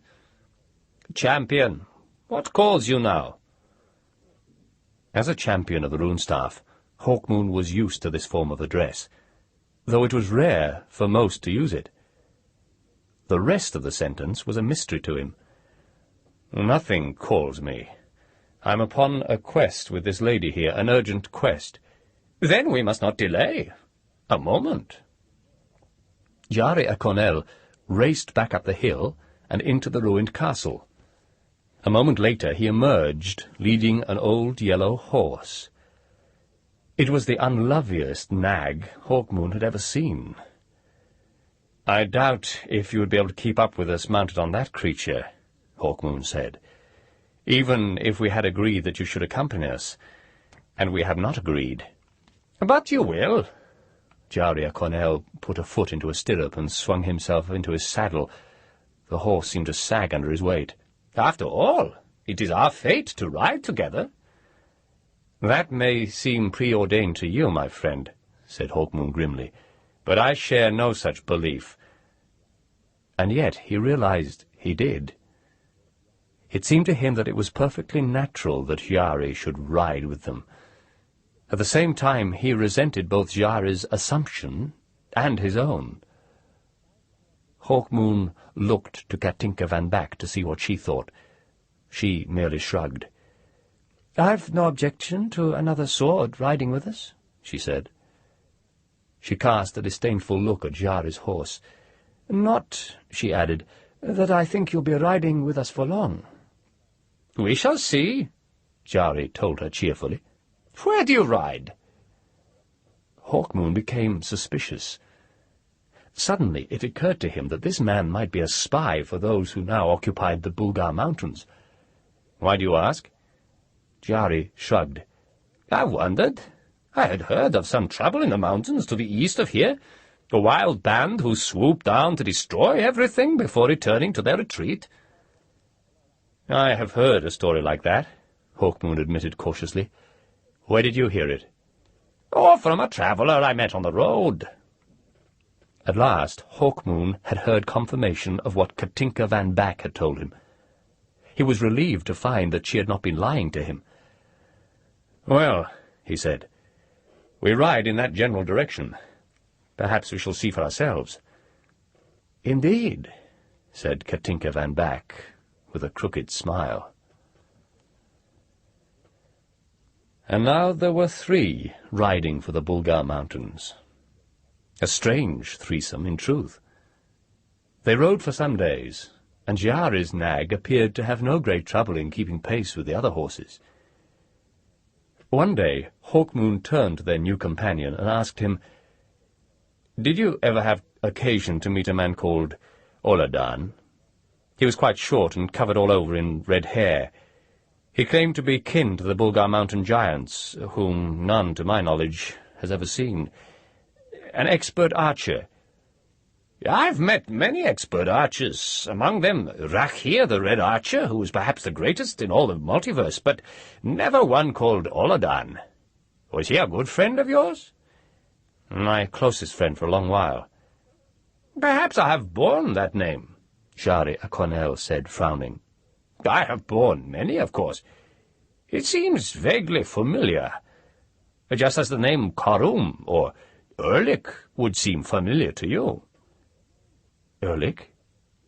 Hawkmoon felt the blood leave his face. "What do you know of that name?" "It is your name, or one of them at least, as is Karum, though Karum was not a human manifestation, and would therefore be a little harder for you to recall." "You speak so casually of incarnations. Do you really mean to claim that you can recall past lives as easily as I can recall past adventures?" "Some lives, by no means all, and that is just as well. In another incarnation I might not remember this one, for instance, yet my name has not changed in this case, I note." Jari laughed. "My memories come and go, just as yours do. It is what saves us." "You speak in riddles, friend Jari." "So you often tell me." Jari shrugged. "Yet this adventure does seem a little different, I'll admit. I am in the peculiar situation at present of being shifted willy-nilly through the dimensions at present. Disruptions on a large scale, brought about by the experiments of some foolish sorcerer, no doubt. And then, of course, there is always the interest that the Lords of Chaos show when such opportunities are offered. I would imagine they are playing some part in this." "The Lords of Chaos? Who are they?" It is something you must discover, if you do not know. Some say that they dwell in the end of time, and their attempts to manipulate the universe, according to their own desires, are a result of their own worlds dying. But that is rather a narrow theory. Others suggest that they do not exist at all, but are conjured up periodically by men's imaginations. "You are a sorcerer yourself, Master Jari?" asked Katinka van Back, falling back to join them. "I think not." "A philosopher, at least," she said. "My experience moulds my philosophy, that is all." And Jari seemed to tire of the conversation, and refused to be drawn further on that particular topic. "My only experience of the sort you hint at," said Hawkmoon, "was with the rune staff. Could the rune staff be involved in what is happening in the Bulgar Mountains?" "The rune staff? Perhaps." Snow had fallen heavily on the great city of Pest. Built of white, carved stone, the city had survived the Dark Empire sieges, and now looked much as it had done before Gran Breton had ridden out on her conquerings. Snow sparkled on every surface, and its glare, as they approached at night under a full moon, made it seem that Pest burned with white fire. They arrived at the gates after midnight, and had some difficulty rousing the guard, who let them in with a considerable amount of grumbling and querying their business in the city. Down broad, deserted avenues they rode, seeking the palace of Prince Karl of Pest. Prince Karl had once courted Katinka van Back, and asked her to be his wife. They had been lovers for 3 years, the warrior woman had told Hawkmoon, but she would never marry him. Now he had married a princess from Zagradia, and was happy. They were friends. She had stayed with him during her flight from Ukraine. He would be surprised to see her. Prince Karl of Pest was surprised. He arrived in his own ornate hall in a brocade dressing-gown, his eyes still thick with sleep. But he was pleased to see Katinka van Back. "Katinka, I thought you planned to winter in Camargue." "That had been my plan." She went forward and seized the tall old man's shoulders, kissing him swiftly on both cheeks in the military fashion, so that it seemed more as if she was presenting a soldier with a medal than greeting an ex-lover. "But Duke Dorian here persuaded me to accompany him to the Bulgar Mountains." "Dorian, the Duke of Koln. I have heard much of you, young man. It is an honor to have you under my roof." Prince Karl smiled as he shook Hawkmoon's hand. "And this?" "A companion of the road," said Hawkmoon. "His name is a strange one, Jari Akonel." Jari swept off his hat in an elaborate bow. "An honor to meet the Prince of Pest," he said. Prince Karl laughed. "A privilege to entertain any companion of the great hero of Londra. This is wonderful. You will stay for some time?" "For the night only, I regret," said Hawkmoon. "Our business in the Bulgar Mountains is urgent." "What could possibly take you there? Even the legendary mountain giants are all dead now, I gather." "You have not told the prince," said Hawkmoon in surprise, turning to Katinka van Back. "Of the raiders, I thought—" "I did not wish to alarm him," she said. "But this city is not so distant from the Bulgar Mountains that it cannot be in danger of attack," Hawkmoon said. "Attack? What is this? An enemy from beyond the mountains?" Prince Karl's expression changed. "Bandits. said Katinka van Back, darting a hard, meaning glance at Hawkmoon. A city of the size of Pesht has nothing to fear. A land so well defended as yours is under no threat. But Hawkmoon restrained himself. Plainly Katinka van Back had a reason for not telling the Prince of Pesht all she knew. But what could that reason possibly be? Did she suspect Prince Karl of being in league with her enemies? If so, she would have warned him earlier. Besides, it was inconceivable that this fine old man would ally himself with such rabble. He had fought well and nobly against the Dark Empire, and had been imprisoned for his pains, though he had not been subject to the indignities normally visited upon captured enemy aristocrats by the Dark Empire. "You will be weary from so much riding," said Prince Karl tactfully. He had already ordered his servants to prepare rooms for his guests.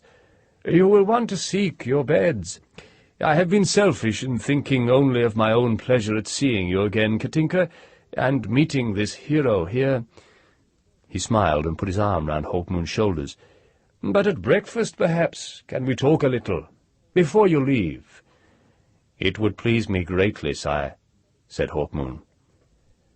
And when Hawkmoon lay in a great bed, in a well-appointed room, in which a comfortable fire blazed, he watched the shadows playing on the rich tapestries which decorated the walls, and he brooded for a few minutes on the reasons for Katinka van Back's reticence, before falling into a deep and dreamless sleep. The big sleigh could have taken 12 armoured men, and could have been sold for a fortune, for it was inlaid with gold, platinum, ivory, and ebony, as well as precious jewels. The carvings cut into the wood of its frame were the work of a master. Hawkmoon and Katinka van Back had been reluctant to accept the gift from Prince Karl, but he was insistent.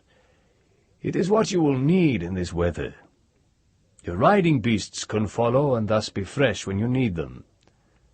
8 black geldings pulled the sleigh, and they were clad in a harness of black leather and fine silver. Silver bells had been fixed to the harness, but these had been muffled for obvious reasons. The snow was falling thickly, and the roads which led to Pesht were all slippery with ice. It was logical to use a sleigh under such circumstances. The sleigh was piled with provisions, with furs, with a pavilion which could be quickly erected in even the worst weather. There were ancient devices, relatives to the flame-lances, on which food could be prepared, and there seemed enough food of all kinds to feed a small army. Prince Karl had not been expressing mere politeness when he said that he was delighted to receive them. Jarry Acornel felt no reluctance in accepting the sleigh. He laughed with pleasure as he climbed in and seated himself amidst a profusion of expensive furs. "Remember when you were in the Ehrlich," he said, addressing Hawkmoon. "Ehrlich Skarlson, Prince of the Southern Ice? Bears drew your carriage then." "I remember no such experience," said Hawkmoon sharply. "I wish I could understand your motives in continuing this pretense." "Ah, well," replied Jarry philosophically, "perhaps you will understand later." Prince Karl of Pesht bid them farewell personally, waving to them from Pesht's impressive walls until they were out of sight. The great sleigh moved swiftly, and Hawkmoon wondered why the speed of its travelling filled him with a mixture of exhilaration and misgivings. Again, Jarry had mentioned something which aroused an echo of memory, and yet it was obvious to him that he could never have been this Ehrlich, for all he seemed to remember dreaming once of such a name. And now the going was speedy, for the weather had been turned to their advantage. The 8 black geldings seemed tireless as they strained at their harness, dragging the sleigh closer and closer to the Bulgar Mountains.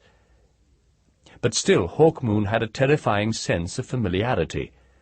The image of a silver chariot, its 4 wheels fixed to skis, moving implacably over a great ice plain. Another image of a ship, but a ship which travelled upon another ice plain. And they were not the same worlds. Of that he was sure. Neither was either one this world, his world. He drove the thoughts away as best he could, but they were persistent. Perhaps he should put all his questions to Katinka van Back and to Jaria Cornell, but he could not bring himself to ask them. He felt that the answers might not be to his taste. So they drove on through the swirling snow, and the ground rose steeply, and the speed of their travelling decreased a little, but not very much. From what he could see of the surrounding landscape, there was no evidence at all of recent raids. Sitting with his hands on the reins of the 8 black geldings, Hawkmoon put this to Katinka van Back. Her answer was brief. "Why should there be such signs?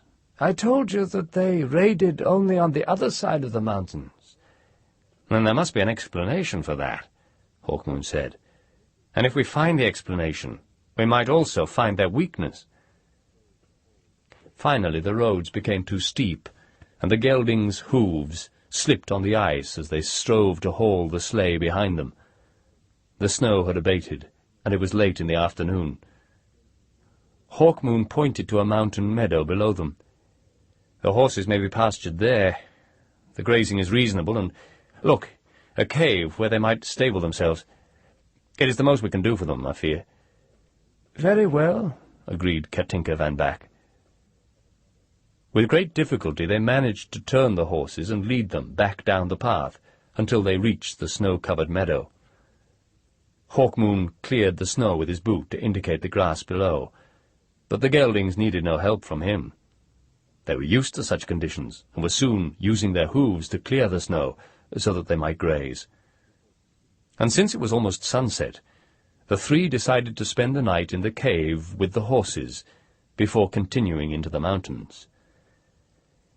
"These conditions are an advantage," said Hawkmoon, "for our enemies have little chance of seeing us." "True enough," said Katinka van Back. "And similarly," Hawkmoon went on, "we must be wary, for we shall not see them until they are upon us. Do you know this area, Katinka van Back?" "I know it fairly well," she told him. She was lighting a fire inside the cave for their cooking stoves, provided by the prince. Did not give out enough heat to warm the caves. "This is snug," said Jaria Cornell. "I would not mind spending the rest of the winter here. Then we could travel on when the spring comes." Katinka offered him a glance of contempt. He grinned, and kept silence for a while. They led their horses now beneath a cold, hard sky, save for a little withered moss and some stunted grey and brown birches. Nothing grew in these mountains. A sharp wind blew. A few carrion birds wheeled away amongst the jagged peaks. The sound of their breathing, of the horses' hooves clicking on the rocks, of their own slippery progress, were the only sounds. The scenery viewed from these high mountain paths was beautiful in the extreme, yet it was also deadly. It was dead. It was cold. It was cruel. Many travellers must have died in these parts during the season of winter. Hawkmoon wore a thick fur robe over his leather coat. Though he sweated, he did not dare take any of his clothing off, for fear he would freeze to the spot where he stopped. The others, too, wore heavy furs, hoods, gloves, and boots, as well as coats, and the climbing was almost always upward. Only occasionally might a path take a downward turn, only to soar again around the next bend. Yet the mountains, for all their deadly beauty, seemed peaceful. An immense sense of peace filled the valleys, and Hawkmoon could barely believe that a great force of bandits hid here. There was no atmosphere to indicate that the mountains had been invaded. He felt as if he were one of the first human beings ever to come this way. Although the going was difficult and very wearying, he felt more relaxed here than he had felt since he had been a child in Colne, when the old duke, his father, had ruled. His responsibilities had become simple: to stay alive. And at last they reached a slightly wider path, where there was room enough for Hawkmoon to stretch to his full length he had so desired. and this path ended suddenly at a big black cave entrance. "What's this?" Hawkmoon asked Katinka. "It seems a dead end. Is it a tunnel?" "Aye," replied Katinka van Back. "it's a tunnel." "And how much further do we journey when we reach the other end of the tunnel?" Hawkmoon leaned against the rock wall just at the entrance to the tunnel. "That depends," said Katinka van Back, mysteriously, and she would not say more. Hawkmoon was too weary to ask her what she meant. Jerking his body forward, he plunged into the tunnel, leading his horse behind him, glad that snow no longer dragged at his boots once he had gone a few yards into the great cavern. Inside it was quite warm, and there was a smell. It was almost like the smell of spring. Hawkmoon remarked on it, but neither of the others could smell the odour, so he wondered if perhaps some perfume clung to his big fur cloak. The floor of the cavern levelled out now, and it became much easier to walk. "It is hard to believe," said Hawkmoon, "that this place is natural. It is a wonder of the world." They had been walking for an hour, with no sight of the other end of the tunnel, when Hawkmoon began to feel nervous. "It cannot be natural," he repeated. He ran his gloved hand along the walls, but there were no signs of tools having been used to create them. He turned back to the others and thought in the gloom that he noticed peculiar expressions on both their faces. "What do you think? Do you know this place, Katinka van Back? Are there any mentions of it in the histories and in legends?" "Some," she admitted. "Go on, Hawkmoon. We shall soon be at the other side." "But where does it lead?" He brought his body fully round to confront them. The fire globe in his hand burned dully and turned his face to a demonic red. "Directly to the Dark Empire camp. Do you two work for my old enemies? Is this a ruse? You have neither of you told me enough." "We are not in the pay of your enemies," said Katinka van Back. "Continue, Hawkmoon, please. Or shall I lead?" She stepped forward. Hawkmoon involuntarily put a hand to the hilt of his sword, pushing back his great fur cloak to do so. "No, I trust you, Katinka van Back, yet everything in me warns me of a trap. How can this be?" "You must go on, Sir Champion," said Jaria Cornell, quietly, stroking the fur of his small black-and-white cat, which had emerged from his jerkin. "You must." "Champion? Champion of what?" Still Hawkmoon's hand gripped the sword hilt. "Of what?" "Champion eternal," said Jaria Cornell, softly still. "Fate's soldier." "No." Though the words were all but meaningless, Hawkmoon could not bear to hear them. "No!" His gloved hands flew to his ears, and that was when his two friends rushed at him. He was still not as strong as he had been before his madness. He was weary from the climb. He struggled against them until he felt Katinka van Back's dagger pricking his eye, and he heard her urgent voice in his ear. "Killing you is the easiest way to achieve our purpose, Hawkmoon," she said, "but it would not be the kindest. Besides, I am reluctant to cut you off from this body should you desire to return to it. Thus I shall only kill you if you make it impossible for me to do aught else. Do you understand?" "I understand treachery," he said savagely, still testing his strength against their clutches. "And I thought I smelled the spring. I smelled traitors instead, traitors who posed as friends." One of them extinguished the fire globe. The three stood in blackness, and Hawkmoon heard the echoes of his words. "Where is this place?" He felt the dagger point prick his eye again. "What are you doing to me?" "It was the only way," said Katinka van Back. "It was the only way, champion." It was the first time she had called him that, though Jari had used the term frequently.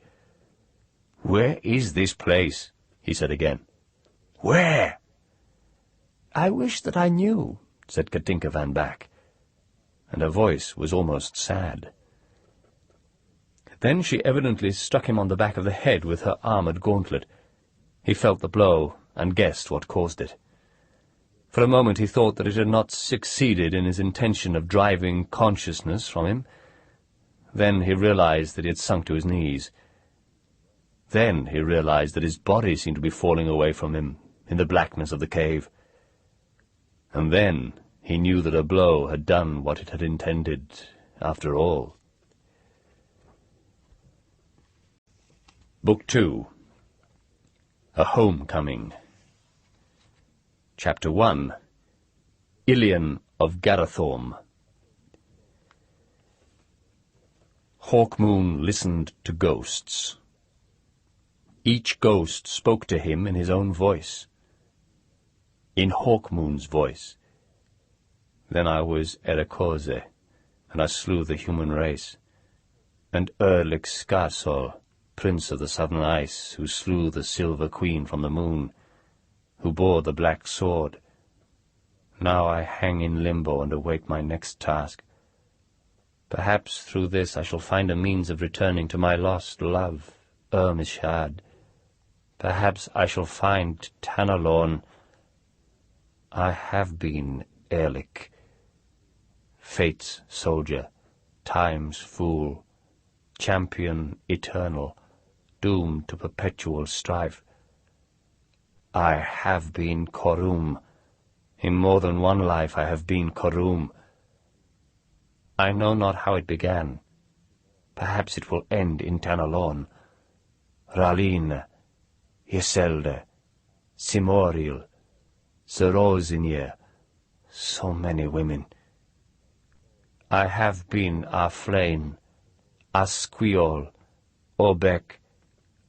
All die, save me. I have been Hawkmoon. No, I am Hawkmoon. We are all Hawkmoon. Hawkmoon is all of us. All live, save me. John Dacre, was he the first or the last? I have betrayed so many, and been betrayed so much. Faces floated before him. Each face was different. Each face was his own face. He shouted and tried to push them away, but he had no hands. He tried to revive himself. Better to die under Katinka van Back's knife than suffer this torment. It was what he had feared. It was what he had tried to avoid. It was the reason he had not pursued his argument with Jaria Cornell. But he was alone against 1,000 manifestations of himself. The struggle is eternal, the fight is endless. And now we must become Ilian whose soul was driven out. Is this not a strange task?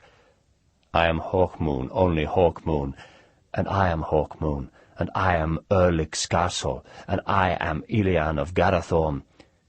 Perhaps here I shall find Tanalorn. Farewell to the southern ice and the dying sun. Farewell to the silver queen and the screaming chalice. Farewell, Count Brass. Farewell, Erlik. Farewell, Hawkmoon. And Hawkmoon began to feel his memories fading from him. In their place came crowding 1,000,000 other memories, memories of bizarre worlds and exotic landscapes, of creatures both human and inhuman, memories that could not possibly belong to a single man, and yet they were like those dreams he had had at Castle Brass. Or had he experienced them at Castle Brass? Perhaps it had been elsewhere, in Melibone, in Luz Ptokia, in Castle Itorn by the sea, aboard that strange ship which travelled beyond the earth. Where had he dreamed those dreams? And he knew that he had dreamed them in all of those places, and that he would dream them again in all of those places. He knew that there was no such thing as time. Past, present, future were all the same. They existed all at the same moment, and they did not exist at any moment.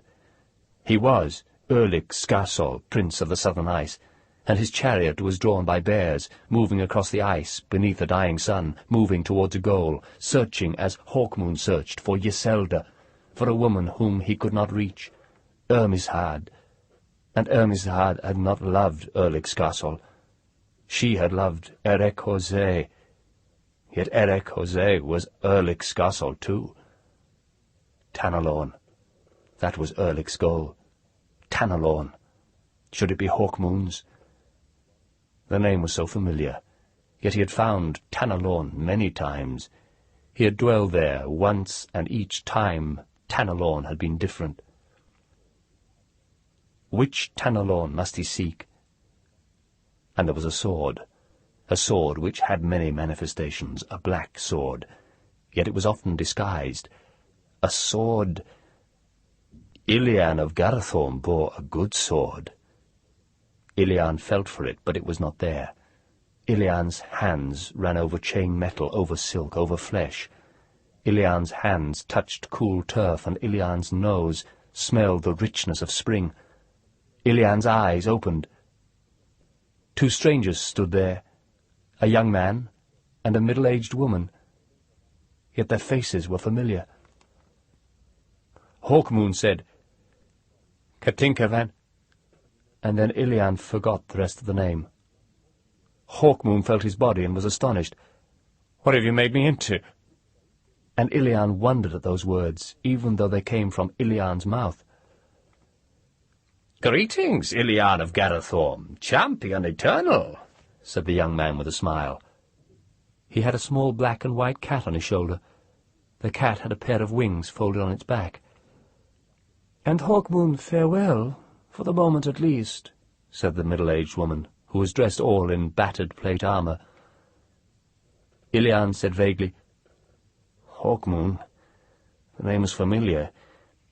Yet I thought for an instant I was called Erlic's Garsol also. Who are you?" The young man bowed, showing none of the patronizing mockery or condescension with which Ilian had become familiar even when at court. "I am Jari Akonel, and this lady is Katinka van Back, whom you may remember." Ilian frowned. "Yes, Katinka van Back. You are the one who saved me when Irmil's pack pursued me." And then for a moment Ilian's memory faded. Hawkmoon said through Ilian's lips, "What have you done to me, Katinka van Back?" He felt at his body in horror. His skin was softer, his form was different. He had become shorter. You have made me into a woman." Jaria Cornell leaned forward, his eyes full of an abnormal intensity. "It had to be done. You are Ilian of Garathorm. This world needs Ilian. Trust us. It will benefit Hawkmoon, too." "You plotted this together. There was no army in the Bulgar Mountains. That tunnel—" "It led here, to Garathorm," Katinka van Back said. "I discovered this passage between the dimensions when I hid from the Dark Empire. It was here when Irmil and the others arrived. I saved your life, Ilian, but they were able with their sorcery to drive your spirit from you. I was in despair for Garathorm. Then I met Jari here. He conceived a solution. Hawkmoon was close to the point of death. As a manifestation of the eternal champion, his spirit could substitute for Ilian's. For she is another manifestation of that champion, you see? That story I told you. I knew it might bring you here, through the tunnel. The army I described does raids beyond the Bulgar Mountains. It raids Garathorm." Hawkmoon's brain was whirling. "I don't understand. I occupy another body. Is that what you're saying? This can only be the Dark Empire's work." "Believe us that it is not," said Katinka van Back seriously. "Though the Dark Empire has played some part, I feel, in bringing this disaster about," said Jaria Cornell. "The exact part is yet to be discovered, but only as Ilian can you hope to oppose those who now rule this world. It is Ilian's fate, you see, only Ilian's. Hawkmoon could not have succeeded." "So, you have imprisoned me in this woman's body. But how? What sorceries accomplish it? Jari looked at the grassy ground. I have some skill in this particular area, but you must forget that you are Hawkmoon. Hawkmoon has no place in Garathorm. You must be Ilian, or our work is wasted. Iliam, whom Irmil desired, and because he could not possess her, he drove her spirit from her. Even Irmil did not realize what he was doing, that Ilian's destiny is to wage war against him. Irmil merely sees you, Ilian, as a desirable woman, albeit a fierce foe who led the remnants of her father's army against him. Emil. Hawkmoon strove to hang on to his own identity, but it was slipping away from him again. Emil, who serves chaos. Emil, the Yellow Horn. They came from nowhere, and Garathorm fled to them. Ah, I remember the fires. I remember my father, kindly Piran. With all his reluctance to fight, he battled Emil long. And then you took up Piran's flaming banner, remember, Ilian? You took up that burning flag, the fame of all Garathorm, and you rode against Emil's forces, Katinka van Back said softly. I had taught you the use of the sword, shield and axe, while I guested at Piran's court, after I fled the Dark Empire, and you put all my learning to splendid use, until only you and I remained alive upon this field. I remember, said Ilian, and we were only spared because they were amused to discover our feminine sex. Ah, the humiliation I felt when Irmil tugged the helm from my head. You shall rule beside me, he said, and he reached out a hand still covered in the blood of my people, and he touched my body. Oh, I remember. Ilian's voice became hard and fierce, and I remember that it was then I swore to slay him. Yet there was only one way, and I was unable to follow it.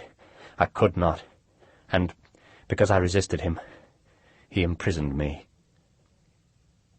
Which was when I was able to rescue you. We fled. His pack followed. We fought it and destroyed it. But Irmil's sorcerers found us. In his rage he made them reach out and drive your spirit from you. Ah, the sending. Yes, they attacked. I remember nothing more. We were hiding in the cave. I had some idea to take you through, back to my own world where I thought you would be safe. But then, when your soul went out of you, there was no point to it. I met Yaria Cornell, who had been drawn to Garathorm by the same forces which brought him ill. Between us, we determined what we must try to do. Your memories were still within your skull. Only an essence was lacking. So we had to find a new soul. And Hawkmoon's was not in use then, as he rotted in his tower at Castle Brass. With many misgivings we did what we had to do. And now you have a soul again. And Irmil? He believes you gone. He has doubtless forgotten you, and thinks he rules all Garathorm with nothing to fear. His rabble army rides roughshod over all the land, yet even the creatures have hardly been able to spoil Garathorm's beauty. Garathorm is still lovely, agreed Ilian. She looked from where she stood on the slopes of the hill, the cave mouth behind her, and saw her world with fresh eyes, as if for the first time. Not far off was the edge of the great forest, the forest which covers this world's single continent. Save for Garathorm, all the rest was sea, containing the occasional small island. And the trees were huge.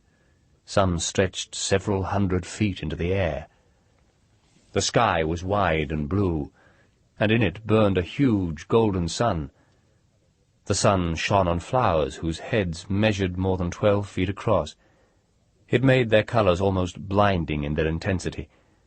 Scarlets, purples, and yellows predominated. Among the blooms flew butterflies whose proportions matched those of the flowers, and whose colours were even richer. One particularly glorious insect had wings measuring nearly 2 feet long, and among the vine-hung boles of the trees fluttered great birds, their plumage glittering in the deep shadows of the forest. And Ilian knew that there was hardly a bird or a beast in that forest which a human had to fear. She breathed the thick air with relish, and she smiled. "Yes," she said, "I am Ilian of Garathorm. Who could wish to be anything else? Who could want to dwell anywhere but in Garathorm, even in these times?" "Exactly," said Jaria Cornell, in some relief. Katinka van Back began to unwrap a fur cloak in which Ilian did not recall having been seen before.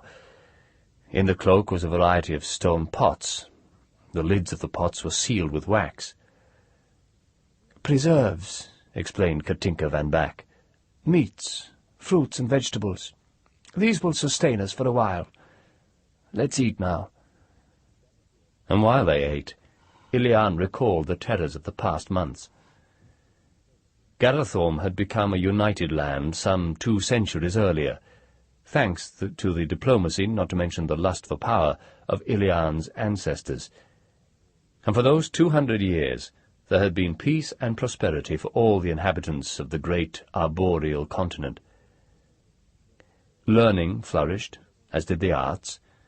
Garathorm's capital, the ebony city of Virinthorm, had grown to great proportions.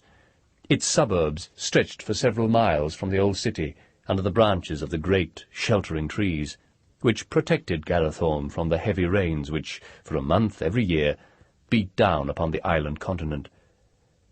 Once, it was said, there had been other continents, and Garathorm had been a desert. Then some cataclysm had swept the earth, perhaps causing the melting of the polar ice, and when the cataclysm was past, only Garathorm remained. And Garathorm was changed, becoming a place where foliage grew to enormous proportions. The reason for this was still unknown. Garathorm's scholars had yet to find a clue to the answer. Perhaps it lay beneath the sea, in the drowned lands. 20 years earlier, Ilian's father, Piran, had come to the throne on the death of his uncle. Ilian had been born but 2 years before, almost to the day, and Piran's rule began what many believed to be the golden age for Garathorm. Ilian had grown up in an atmosphere of humanity and happiness. Always an active girl, she had spent much time riding the ostrich-like Vanya through the forests. This Vanya could make considerable speed along the ground, and almost as good speed when it ran along the thick branches of the trees, leaping up from branch to branch with the rider clinging to its back. It was one of the most exhilarating pastimes in Garathorm, and when, several years ago, Katinka van Back had suddenly arrived at the court of King Payan, exhausted, confused, and close to death from many wounds, Ilian took to her immediately. Katinka's story had been a strange one. Somehow she had been transported through time, either into the future or to the past, she could not be sure, after fleeing from enemies who had defeated her in a great battle.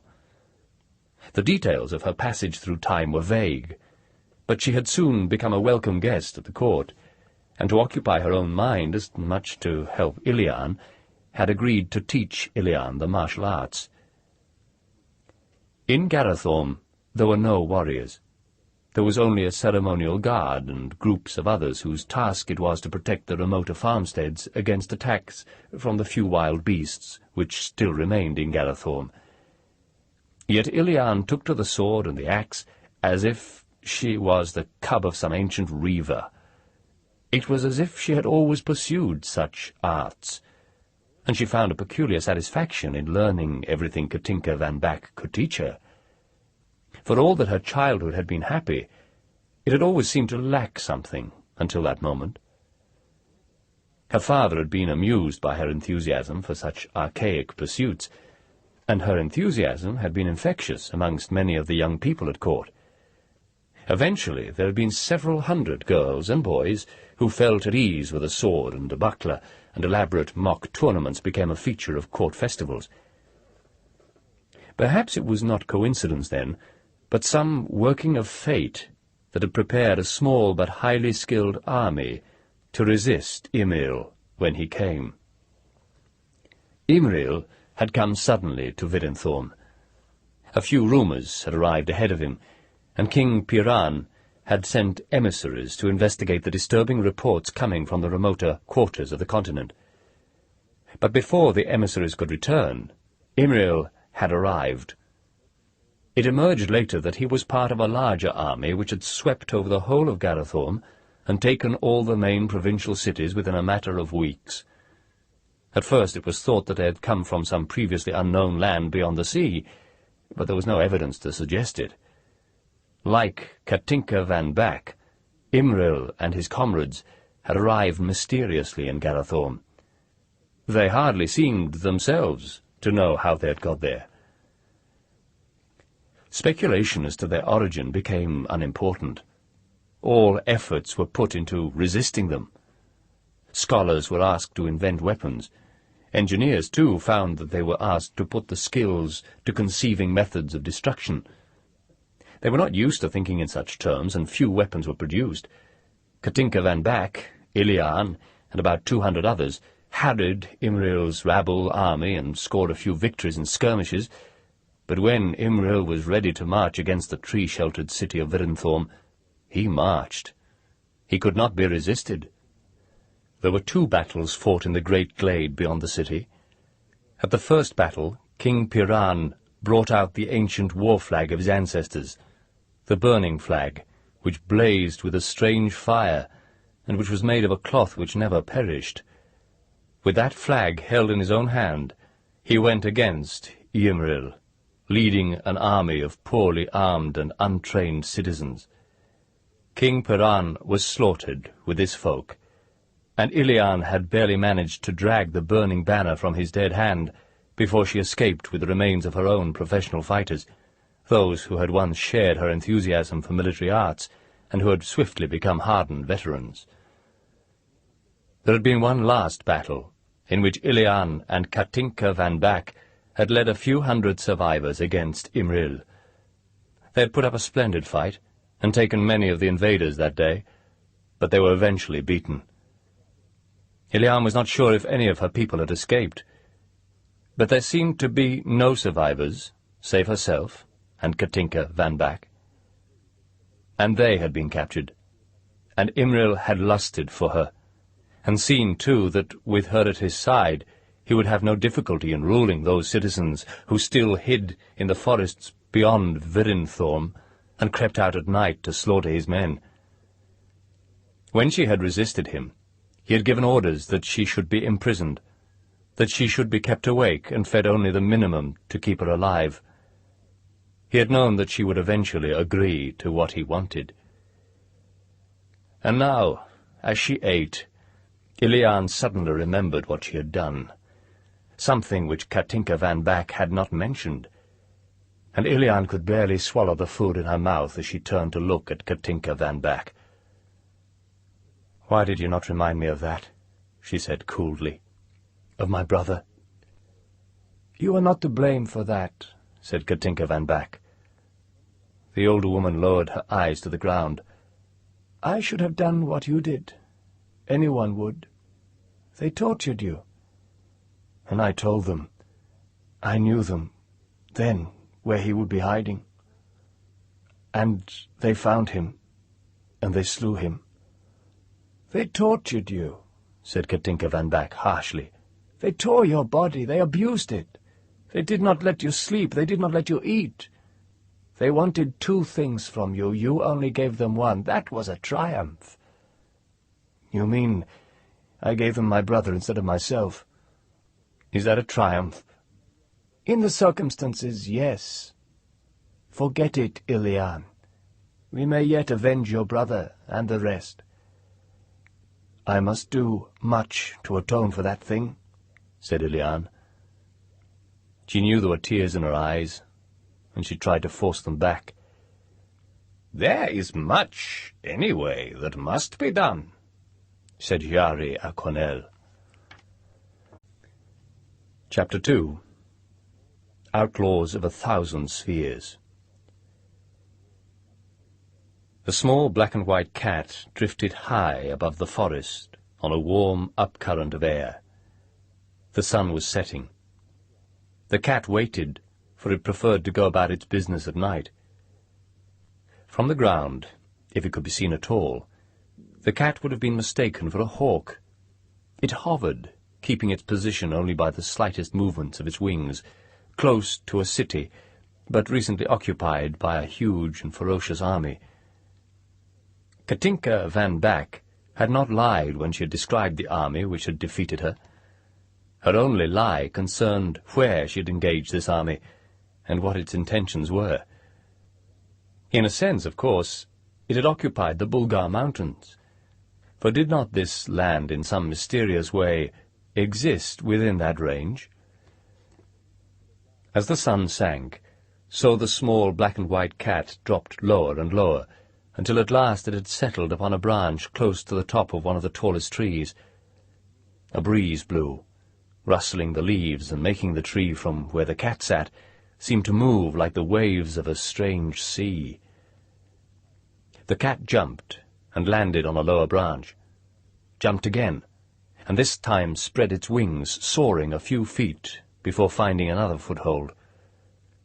Slowly it began to descend towards the city, whose lights could be seen far below.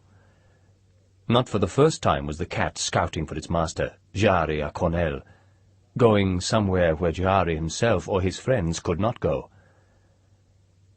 At last the cat lay stretched on a branch directly over the centre of the city. Garathorm had no walls, for it had been long since she had needed them, and all her main buildings were built of carved, polished ebony, inlaid with whale ivory brought from the coastal peoples to the south. Those peoples had once hunted whales, but now the few who were left were hunted by monsters themselves. The other buildings were all built of hardwood, for stone was a rarity in Garathorm, and all had a rich, mellow look to them, those which had been left untouched by the invaders' brands. The cat dropped still lower, digging its claws into the smooth roof of a large building, and climbing to the main beam. A terrible smell filled the city. It was a smell of death and of decay. The cat found it at once unpleasant and interesting, but denied itself the instinct to explore the source of the odours. Instead it spread its wings and flew away from the building, and then back again, losing height rapidly, and then gliding gracefully through an open window. The cat's unusual sixth sense had not betrayed it. It found itself in a bedroom. The room was strewn with rich brocades, silks, and feather cloaks. The bed was unmade and in great disorder. Empty wine cups were scattered everywhere, and there was evidence that much wine had been spilled throughout the room over the course of weeks or months. On the bed lay a naked man. To one side of him, huddled in each other's arms and sleeping fitfully, lay two young girls. There were many minor cuts and bruises on their bodies. Both had black hair and pale skins. The man had bright yellow hair, which might have been dyed. The hair on his body was not the same colour, but a reddish-brown. It was an extremely muscular body, and it must have measured at least 7 feet long. The head was large, and tapered from the wide cheekbones to the jaw, almost to a point. It was a brutish head, and a powerful head, yet there was also a look of weakness in it. Something about the pointed jaw and that cruel mouth made the face not quite handsome, though some might have found it so, and instead it was oddly repulsive. This was Imril. Around his thick neck was slung by a cord a silver-dressed amber horn. This was Imril, the Yellow Horn. and his horn could be heard for miles if he needed to summon his men. And it was said that the notes of that horn could be heard elsewhere, too. It was said that they could be heard in hell, where Imril had his comrades. Imril stirred, as if he sensed the cat's presence.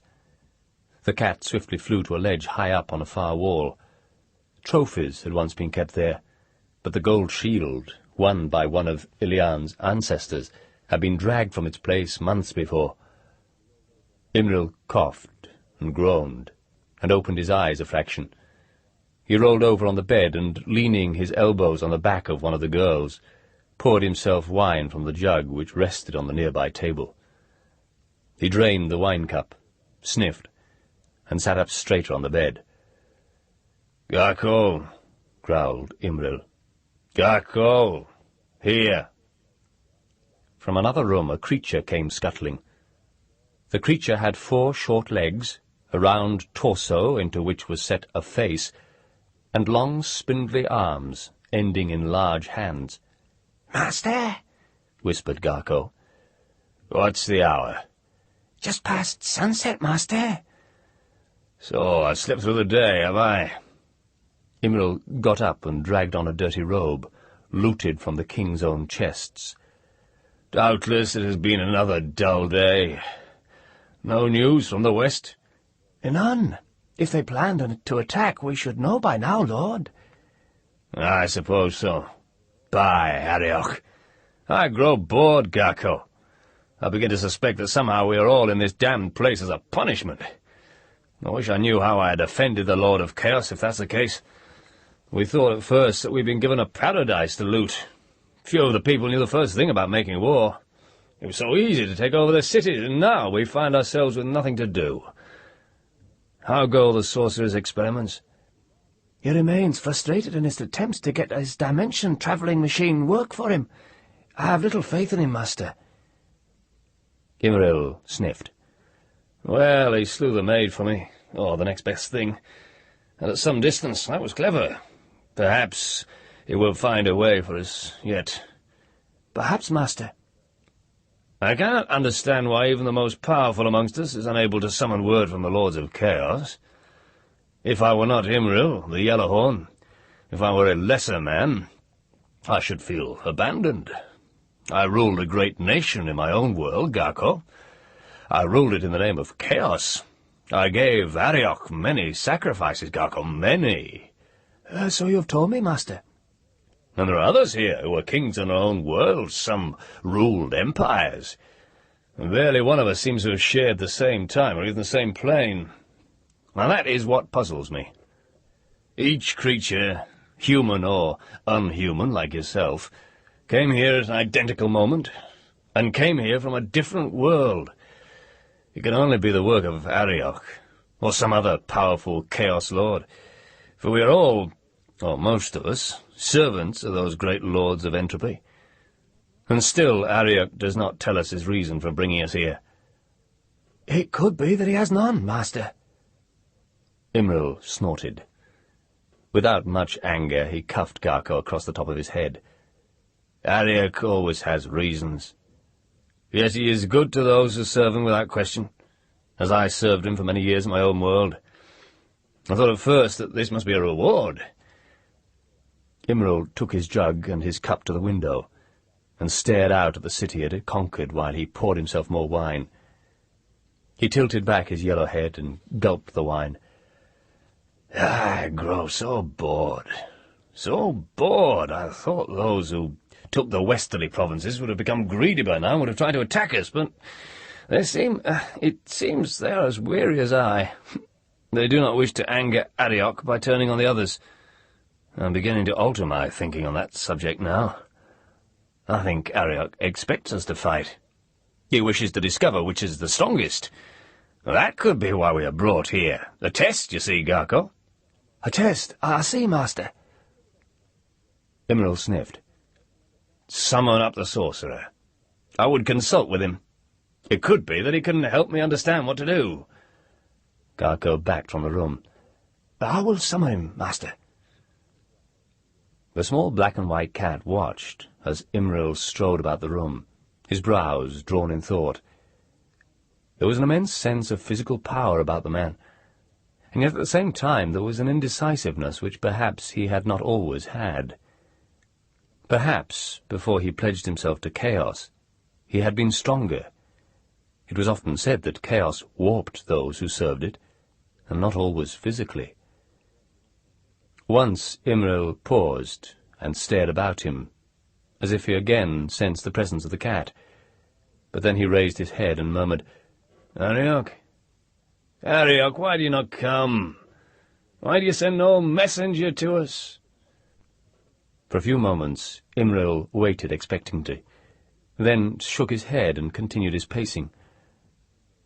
Some time later Garco returned. "The sorcerer's here, master." "Let him enter." Then there came into the room a bent figure in a long green robe, decorated with writhing black serpents. Upon his face was a mask, moulded to resemble the head of a striking snake. The mask was made of engraved platinum, and its details were picked out in precious stones. "Why did you summon me, Yellow Horn?" The sorcerer's voice was fairly muffled, slightly querulous, yet deferential withal. "I was in the middle of an experiment." "The experiment, if it is as successful as the rest, can wait a little, Baron Kalan." "I suppose you are right." The serpent mask turned this way and that as its owner glanced about the brightly lit room. "What did you wish to discuss with me, Imril?" "I wanted your opinion of our situation.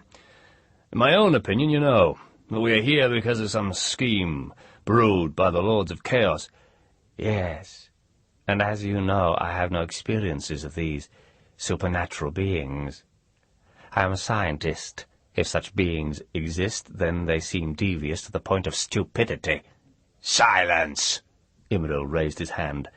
"I tolerate your blasphemies, Baron Kalan, because I respect your talents. I have assured you that Duke Arioch of Chaos and the rest not only exist, but take a great interest in the affairs of mankind in every sphere of existence." "Very well, if I must accept that notion, then I am as much at a loss as yourself to explain why they do not manifest themselves. My own theory is linked to my own experience.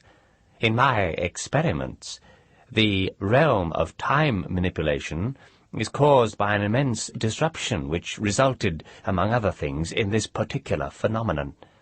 Like you, I sense that I am stranded here. Certainly all the efforts I've made to send my pyramid through the dimensions have met with total failure. That in itself is a problem I find hard to answer. Some conjunction of the planes has doubtless taken place. But why so many folk from so many different planes should all find themselves suddenly in this world, as we found ourselves, I do not know." Imril yawned and fingered his yellow horn. "And that is the sum of what you have said. You do not know." "I assure you, Imril, that I am working on the problem, but I must do so in my own way." "Oh, I'm not blaming you, sorcerer. It seems the most ironic thing of all, that there are so many clever people here and none of them can solve the problem. The languages we speak sound the same, but they are all essentially different. Our terms are not the same. Our references are not the same. What I call sorcery, you call science. I speak of gods, and you speak of the principles of science. They're all the same thing, yet the words themselves confuse us." "You are an intelligent man, Imril," Galan said. "I'll grant you that. I wonder why you waste your time as you do. You seem to get little relish even from your butchery, your wenching, your drinking." "You begin to go too far even for my tolerance," Imril said softly. "I must spend my time somehow, and I've little respect for scholarship, save where it's useful. Your knowledge has proved useful to me once. I live in the patient hope that it will prove useful a second time. I'm damned, you see, Baron Kalan. I know that. I was damned the instant I accepted this gift of the horn I wear about my throat. The horn that helped me rise from being the leader of a band of cattle thieves to be ruler of Hythiak, the most powerful nation in my world." Imril smiled bleakly. "The horn was given me by Duke Arioch himself. It summoned aid from hell whenever I needed it. It made me great. Yet it also made me a slave to the lords of chaos. I can never relinquish their gift, just as I can never now refuse to serve them. And being damned, I see no point to life. I had ambition when I was a cattle raider. Now I have only nostalgia for those simple days, when I spent my time drinking, killing, and wenching." And Imril's bleak smile widened, and he laughed. "I appear to have gained very little for my bargain." He put an arm round the stooped shoulders of the sorcerer, and led him from the room. "Come, I'll see how you progress with your experiments." The little cat crept further out onto the ledge and looked down. The two young girls still slept in each other's arms. The cat heard Imril's laughter echoing back to the room. It launched itself from the ledge and flew over the bed and out through the window, heading back to where it had left Chiari-Aconel. Chapter 3. A Meeting in the Forest. "So we can anticipate a falling out soon amongst the invaders," said Chiari-Aconel. By some mysterious means the cat had communicated to him all that it had seen. He stroked its small round head, and it purred. It was dawn. From the cave, Katinka van Back led 3 horses. 2 of the horses were good, strong stallions. The third horse was Yari's yellow nag. By now, Ilian had become used to the sense of familiarity she had when she saw things she was sure she could never have seen before. She mounted one of the stallions and settled herself in the saddle, inspecting the weapons she found in the saddle sheaths, the sword and the lance with the odd ruby tip where its point should be. Without thinking, she looked for a grip halfway down the shaft. The grip had a jewel set into it. She knew that if she pressed the jewel, destroying flame would leap from the ruby tip of the lance. Philosophically, she shrugged, glad enough to have a weapon that was as powerful as those possessed by many of Imril's followers.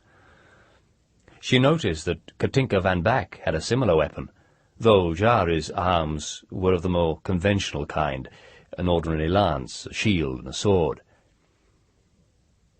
"What of these gods in whom Imril pinned so much faith?" Katinka asked Jari as they rode into the massive forest. "Do they have any reality at all, Jari?" "They had once, or will have. I suspect that they exist when men need them to exist, but I could be wrong. Rest assured, however, Katinka van Back, that when they do exist, they are extremely powerful." Katinka van Back nodded. "Then why do they not help Imril?" "It is possible that they do," Jari said, "without him realizing it." He took a deep breath of the sweet air. He looked admiringly at the huge blooms, the variety of greens and browns of the trees. "Though often these gods are unable to enter human worlds themselves, and must work through the agents of Imril, only a powerful sorcery could bring Arioch, though, I suspect." "And this Dark Empire Lord, Baron Kalan, without doubt, has he not sufficient skill?" "I am sure his skill is sufficient in his own sphere, but if he does not believe in Arioch, save perhaps intellectually, then he is useless to Imril. It is lucky for us." The thought of more powerful beings than Imril and his pack invading Garathorm is not a pleasant one, said Ilian.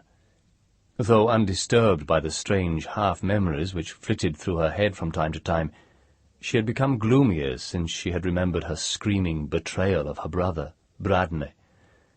She had never seen his body, though she had heard there was little left of it when Imril's raiders brought it back to the city. For Katinka van Back had appeared to rescue her before Imril could enjoy the sight of Ilian's horror. Imril had guessed what would follow. She would have been so full of self-disgust that she would have agreed to any demands he made on her. She knew that she would have given herself up to him then, almost gratefully, as a means of atoning for her guilt. She drew a hissing breath as she recalled her feelings. Well, at least she had denied Imril the fulfillment of his scheme. Small comfort, thought Ilian cynically. But she would have felt no better now if she had laid with Imril. It would not have absolved her. It would only have indulged her own sense of hysteria at the time. She could never satisfy her own conscience, for all her friends did not blame her for what she had done. But at least she could use the hatred she felt to good effect. She was determined to destroy Imril and his followers, even though she was sure such an action would result in her own destruction. That was what she wanted. She would not die before Imril was slain.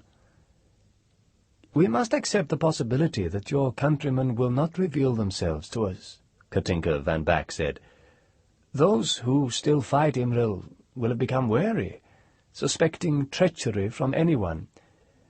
And particularly from me," said Ilian bitterly. "They might not know of your brother's capture," said Yari.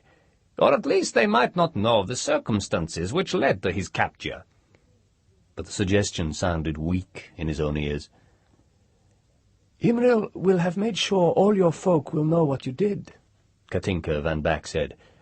"It would be what I would do in his position, and you can be certain that he would have had the worst interpretation put on the facts. With the last of their hereditary rulers proven a traitress, their morale will decline, and they will cause Imril far less trouble. I have taken cities in my time, and so doubtless has Imril taken others before Garathorm.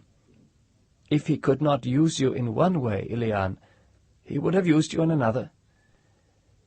Any interpretation put upon my treachery could be no worse than the truth, Katinka van Back," said Ilian of Garathorm. The older woman said nothing to this. She merely pursed her lips and clapped her heels to the flanks of her horse, riding on ahead. For the best part of the day they pressed through the tangled forest, and the deeper they went, the darker it became, a cool, green, restful darkness, full of heady scents. They were to the northeast of Garathorm, and riding away from the city rather than towards it. Katinka van Back had a feeling she knew where she might find some of the surviving Garathormians. And at last they entered a warm, sunlit glade, blinking painfully in the bright light, and Katinka van Back pointed to the other side of the glade. Ilian saw dark shapes beneath the trees, jagged shapes, and she remembered. "Of course," she said. "Tikaxil! Amril knows nothing of the old city." Tikaxil had existed long before Garathorm. It had once been a thriving trading city, home of Ilian's ancestors, a walled city. The walls had been made of huge blocks of hardwood, each block placed upon the other. Most of those blocks had now disappeared, or rotted into nothing, but a few fragments of the ramparts remained, and there were one or two ebony houses, which, for all they were thickly wound about with creepers and low branches, were almost as good as when they had been built. In the middle of the glade, the three stopped and dismounted, looking warily around them. Overhead, massive tree branches waved, and mottled shadows skipped across the grass. Ilian kept seeing the moving shadows as figures. It was possible that Imril's men, and not her own folk, were camped here, if anyone was camped here at all. She kept her hand near the oddly familiar flame lance, ready to meet an attack. Katinka van Back spoke clearly. "If you are friends of ours, you will recognize us. You will know that we come to ally ourselves with you against Imril." "The place is deserted," said Yari Cornell, dismounting from his yellow nag and looking about him. "But it will make a good place to camp tonight." "See, this is your queen, Ilian, Piran's daughter. Remember how she bore the burning banner into battle with Imril's army. And I am Katinka van Back, also known to you as Imril's enemy. This is Yari Akanal. Without his help, your queen would not be here now. You speak to birds and squirrels, Katinka van Back, said Yaria Cornell. There are none here from Garathorm. He had not finished this sentence before the nets swept down and engulfed them. It was a tribute to the training of each of them that they did not struggle, but calmly attempted to draw their swords, to cut their way free. But Katinka and Ilian were still mounted.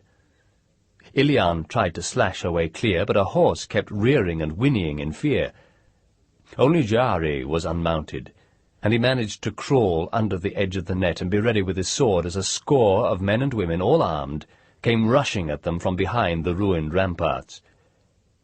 Ilian's arms became increasingly entangled in the tough fibres of the net, and as she struggled, she found herself slipping from the saddle and falling to the ground. She felt someone kick her in the stomach. She gasped in pain, hearing someone snarling insults at her, though she could not make out the words. Katinka van Back had misjudged the situation, obviously. These folk were not friends. Chapter 4. A pact is made. You are fools, said Katinka van Back contemptuously. You do not deserve the chance we offer. Imril's plans are well suited by your actions. Do you not realize that you are doing exactly what he would want you to do? Silence! The young man with a scar along his jaw glared at her. Ilian raised her head, feebly shaking it to free the strands of hair which clung to the sweat on her face. Why reason with them, Katinka? They're right from their point of view. They had been hanging by their arms for the best part of 3 days, being released only to eat and relieve themselves. For all the pain involved, it was nothing compared with what Ilian had suffered in Imril's dungeons. She was hardly aware of the discomfort, and their captors had concentrated most of their spleen on her. She had received several kicks since the first. She had been spat upon, slapped, reviled. It meant nothing to her. It was her due, that was all. They'll destroy themselves if they destroy us, said Yaria Cornell quietly. He, too, seemed hardly to notice the pain. He seemed to have been sleeping through most of their ordeal. His black-and-white cat had vanished. The young man looked from Ilian to Katinka to Jari. We are doomed anyway, he said. It will not be long before Imril's hounds sniff us out. That is my point, said Katinka van Back. Ilian looked across the ruins of the old city. Attracted by the sound of voices, the others were coming over to the tree where the 3 prisoners hung. Ilian recognized many of the faces. These were the young people with whom she had spent so much time in the old days. These were the trained fighters, those who had resisted Imril the longest, as well as a few citizens who had managed either to escape from Virinthorm or who had not been near the city when Imril had captured it. And there was not one there who did not hate her, with that hatred that only comes from those who have admired someone and then discovered that person to be despicable. There is not one here who would not have given the information Ilian gave Imril, said Katinka. You must know little of life if you do not understand that. You are still soft, you fighters. You are not realistic. We are the only chance you have of fighting Imril and winning. To misuse us, so, is to misuse your assets. Forget your hatred of Ilian, at least until we have fought Imril. You have insufficient resources, my friends, to discard the best. The young man with the scar was called Meisenal of Hann, and he was a distant relative of Ilian's. Once, Ilian knew, he had had an infatuation for her, as had many other young men of the court. Meisenal frowned. Your words are sensible, Katinka van Back, and you have advised us well in the past. But how do we know that these sensible words are not being used to deceive us? For all we know, you've made some bargain with Imril to deliver us into his hands. You must remember that I am Katinka van Back. I would not do such a thing. Queen Ilian betrayed her own brother, Meisenal reminded Katinka. Ilian closed her eyes. Now there was pain, but not from the ropes which chafed her wrists. "Under abominable torture," Katinka pointed out impatiently. "just as perhaps I would have done. Have you any notion of Imral's skills in that quarter?" "Some," Miss Annal admitted. "Yet—" "And why, if we were in league with Imral, would we come here alone? If we knew where you camped, we had merely to tell him. He could have sent a force to destroy you, and caught you by surprise." "Not by surprise. There are guards in the high branches for more than a mile in all directions. We should have known, and we should have fled. We knew you were coming, and had time to prepare for you, had we not?" "True, but my point is still valid." Miss Annal of Hann sighed. "Some of us would rather have vengeance on this traitress than fight Imral. Some of us feel that we should try to make a life for ourselves here in the hope that Imral will forget us." "He will not. He is bored. It will please him soon to hunt you down for himself. You are only tolerated at present because he thought that those who conquered the West were readying themselves to attack Garathorm. Thus he kept most of his forces in the city. But now he knows that the West does not immediately prepare to march. He will be reminded of you." "The invaders quarrel amongst themselves?" Miss Annal's voice became interested. "They fight each other?" "Not yet, but it is inevitable. I see you realize the implications of that. It is what we came to tell you, among other things." "If they fall upon each other, then we have a better chance of striking effectively at those who took Garathorm." Miss Annal rubbed his scar. "Aye." Then he frowned again. "But this information could be part of your ruse to deceive us." "It is a complicated interpretation, I'll give you that," said Yari Akonel wearily. "Why not accept that we came to join with you against Imral? It is the most likely explanation." "I believe them." It was a girl who spoke. Ilian's old friend, Leifeth, who had been her brother's lover. Leifeth's words carried weight with the others. After all, Leifeth had most to hate Ilian for. "I think we should cut them down, for a while at least. We should listen to everything they have to say. Katinka van Back is responsible for us being able to put up at least a little resistance to Imral, remember that. And we have no grudge against the other fellow, Yari Akonel, at all. Also, it could be that Ilian—" Leifeth plainly found it hard to speak even Ilian's name. "would make amends for her treachery. I cannot say that I would not have betrayed Bradna if subjected to the tortures Katinka van Back has described. I knew her once as a friend. I thought highly of her, as did we all. She fought well in her father's stead. Yes, I think I'm prepared to trust her, with a certain amount of caution." Leifeth advanced to where Ilian hung. Ilian dropped her head and closed her eyes again, unable to look into Leifeth's face. But Leifeth stretched out a hard hand and grasped Ilian under the chin, harshly forcing her head up. Ilian opened her eyes and tried to stare back at Leifeth. Leifeth's own eyes were enigmatic. There was hatred there, but also sympathy.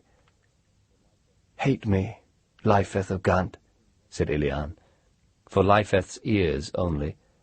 "You need do no more. But listen to me also, for I do not come to betray you." Leifeth bit her lower lip. Once she had been beautiful, more beautiful than Ilian, but now her face had hardened and her skin was pale, rough. Her hair had been cut short to the nape of the neck.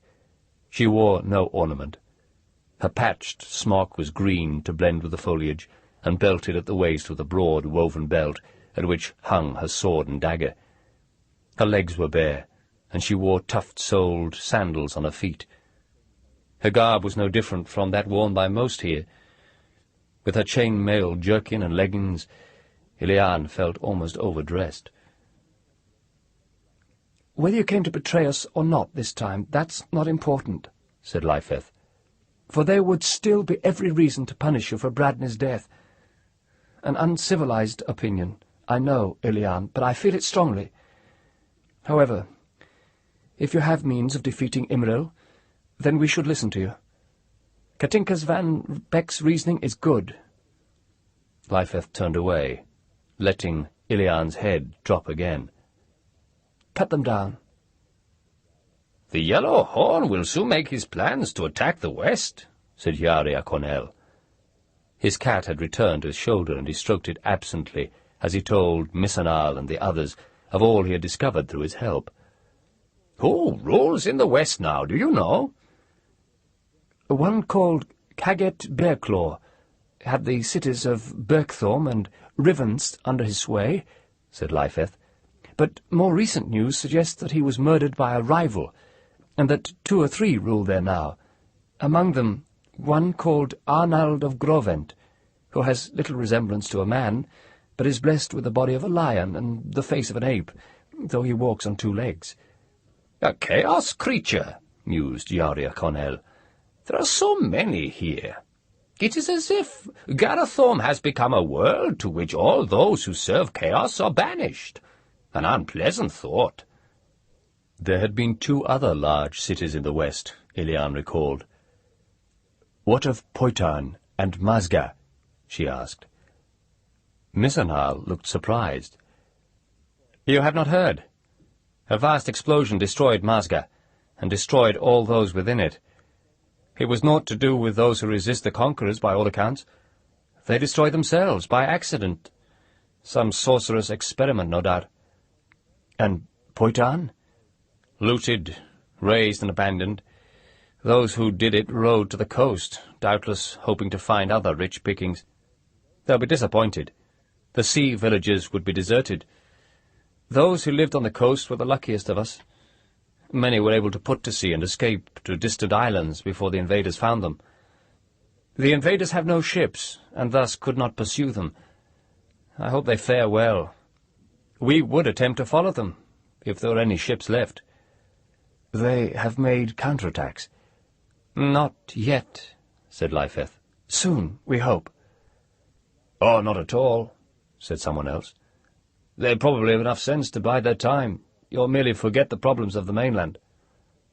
"Still, they are potential allies," said Katinka van Back.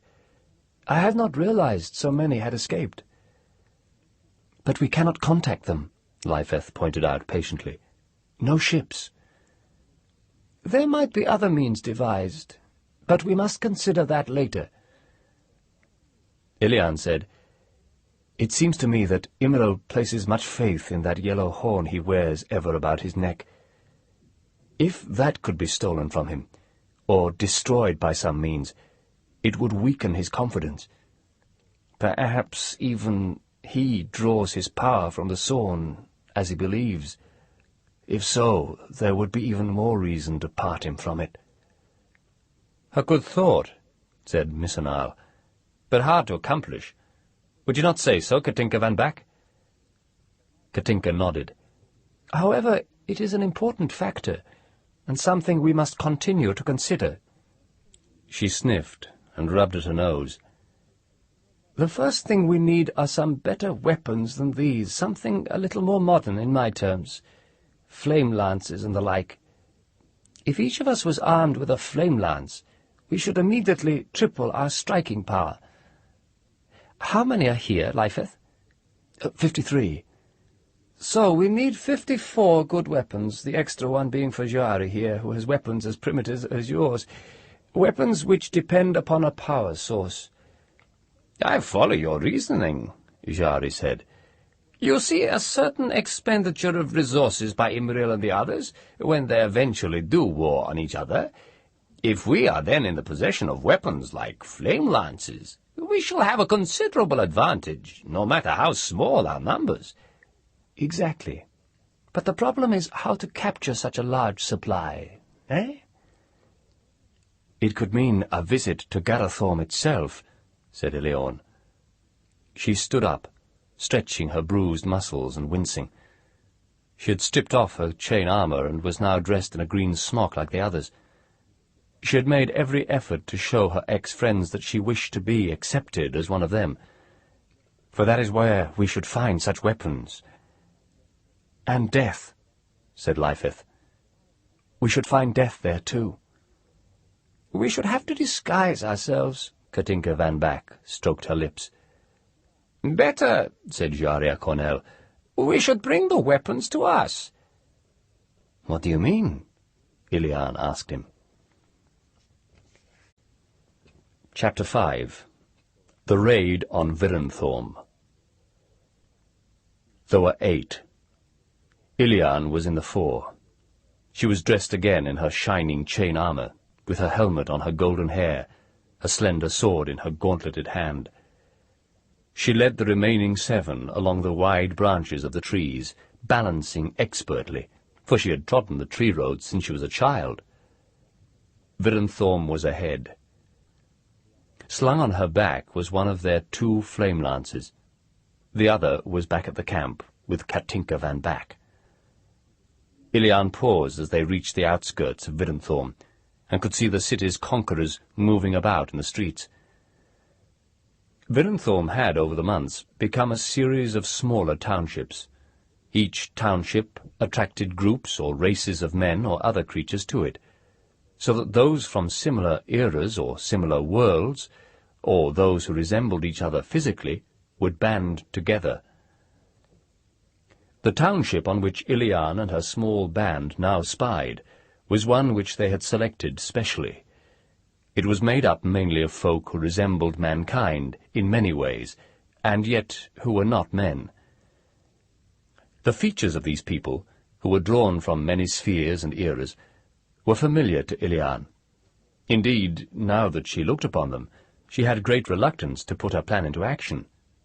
They were tall and slender, with slanting, almond eyes, ears which came almost to points.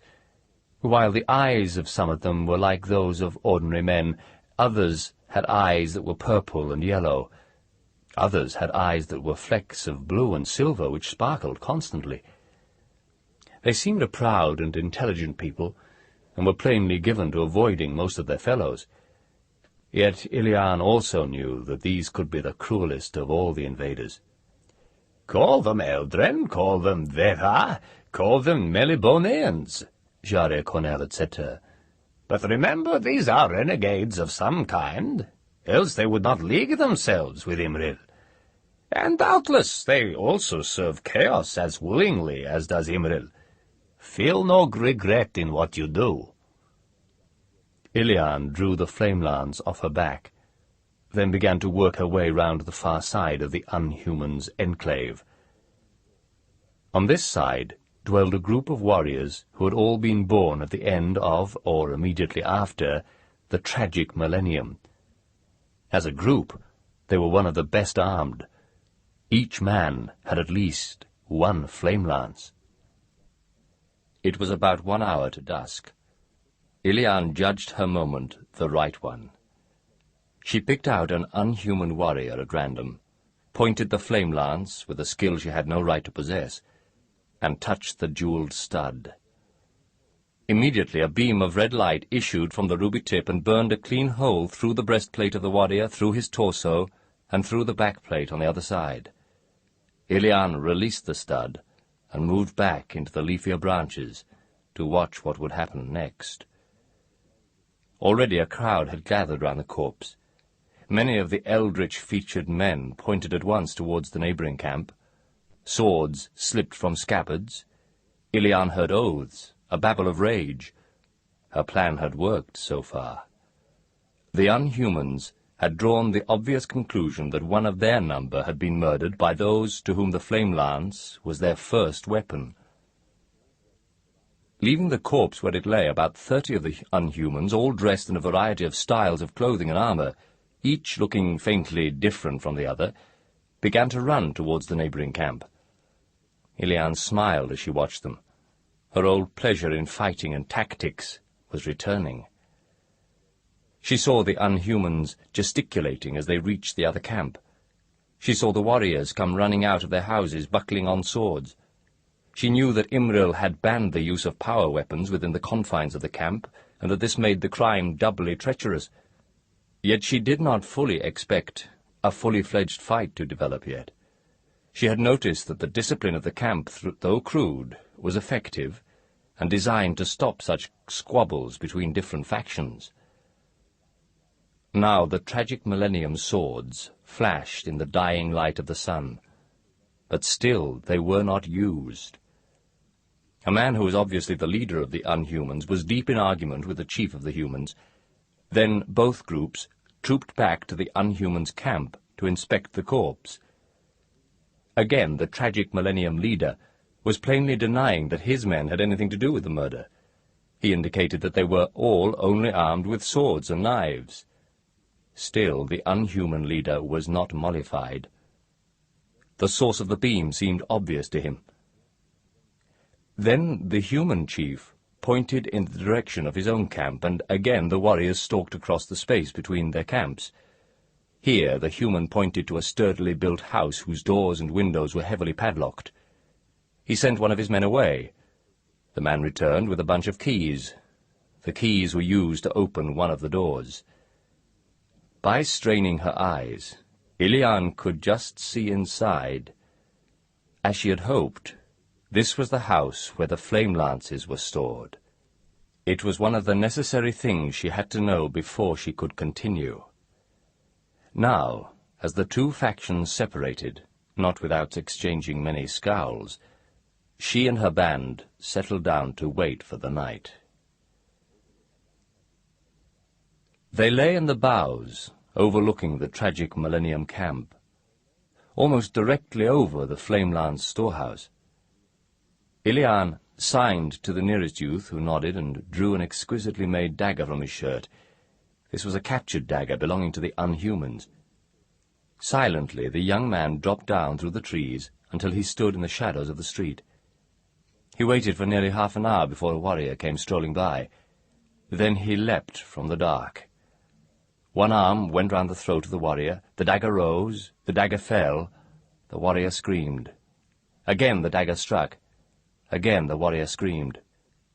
The young man was not striking for the death, but to inflict pain, to force the warrior to yell out.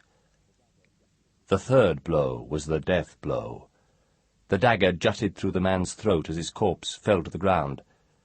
The youth jumped up and began to climb up the side of the house, jumping into the lower branches of a tree and then disappearing as he climbed higher to rejoin his comrades. This time the scene was enacted from the point of view of the tragic millennium soldiers, who came running to discover the body with the unhuman dagger sticking in its throat. It was obvious to them what had happened. In spite of their innocence, in spite of their protestations, the Unhumans had taken a cowardly vengeance on them for a crime they could not possibly have committed. As one man, the tragic millennium soldiers raced towards the Unhumans' camp. And that was when Ilian dropped from her tree onto the roof of the armory. Swiftly, she slung her own flame lance from her back and directed its beam close to her feet, cutting a circle large enough to admit her body. Meanwhile, the others had joined her on the roof. One of them held her flame lance as she lowered herself into the building. She was in a loft. The lances were plainly stored in the rooms below. She found a trapdoor and eased it open, dropping into deeper darkness. Slowly her eyes became used to the gloom. A little light came through chinks in shutters on the windows. She had found some of the lances at least. She went back the way she had come and signalled for all but one of her band to follow her. While they began to remove the lances, forming a human chain to take them out of the opening she had carved, she explored the lower rooms, finding more lances there, as well as a variety of edged weapons, including some fine throwing axes. These she had to ignore, and it would not be possible to steal more than 60 or so of the lances in the time they had, for there was also the question of carrying them back to their own camp. As she turned to go, something came to mind. How did she know that the tips of the lances unscrewed from their shafts? She did not stop to wonder on this, but crossed to where she had seen the lances stacked, and began to unscrew the ruby tips. As she unscrewed them, she picked up a well-balanced axe, placed the tip on the floor, and smash the axe not on the ruby, which would not break, but upon the stem, which screwed into the shaft, denting it, so that they would have considerable difficulty in repairing their lances. It was the best she could do. She heard voices outside. She crossed silently to the nearest window and looked down. Other soldiers had appeared in the street. These looked like those Imril had made into his personal guard. They had doubtless been sent to quell the trouble. Ilian admired Imril's efficiency. He never seemed to care about such things, yet he always reacted swiftly when there was any danger of disruption in his camp. Already the soldiers were yelling at the embattled humans and tragic millennium unhumans, forcing them to lay down their weapons. Ilian climbed back to where her band was getting the last of the flame lances through the hole. "Go," she whispered. "The danger increases. Leave now." "You, Queen Ilian," said the youth who had killed the soldier. "I'll follow. There is something I must try to finish here." She watched until the last of her band had disappeared, and then she went back to unscrew the tips of the few remaining flame lances. Smashing the axe down on the last, she heard a yell, a commotion. Again she peered through the crack in the shutter. Men were pointing at the roof of the building. Ilian looked round for her own flame lance, and then realized that it had gone with her comrades. She had only her sword. She ran up the stairs, reached the loft, jumped, and swung up through the hole she had made herself. They had seen her. And that was when an arrow whistled past her shoulder, so close that involuntarily she ducked back, lost her footing on the roof beam, and fell down the sloping roof towards the ground on the other side of the house. But men were already running here. She managed to grasp a gable as she went over the ledge. Her arms were almost pulled from her body as she swung there, with arrows whistling on all sides. One or two arrows struck her helmet and mail, but did not penetrate. She got a foothold somewhere, and pushed herself back up again, crouching behind the gable as she ran along, searching for a branch low enough to jump for. But there was no such branch. Now figures were appearing above her. They had found what had happened to their weapons, and where she had entered. She could hear their angry shouts, and she was glad she had gone back to destroy every one of the flame lances. If they had had them now, she would be dead already. She reached the far end of the roof and prepared to jump to the next. It was her only means of escape. She launched herself into space, hands clutching for the gable of that house. She grasped the carved wood and felt it give sickeningly beneath her weight. She hung there, thinking she would fall, but the gable held, and she hauled herself up. They had realized where she was, and more arrows sought her. She jumped from that roof to another, closer, realizing with despair that she was moving deeper and deeper into the city as they pursued her. She prayed that she would eventually come to a spot where a branch brushed the roofs. In the trees, she had a much better chance of escape. She was consoled, at least, that her comrades were getting away in the other direction. 3 more roofs, and they had lost her for the moment. She breathed in relief, but it was a matter of time before they caught her, she was sure. If she could get into one of the houses and hide, then they would assume she had escaped. When the pursuit died down, it would not be difficult to leave at her leisure. She saw an unlit house ahead. That would do. She jumped across a gap between the roofs, landed, swung over the edge of the roof and down to a window ledge. Crouching on the ledge, she forced open the shutters and crept in, drawing the shutters behind her. She was tired. The chainmail was heavy on her body. She wished she had time to remove it. Without it, she could climb higher, jump faster. But it was too late to worry about such things now.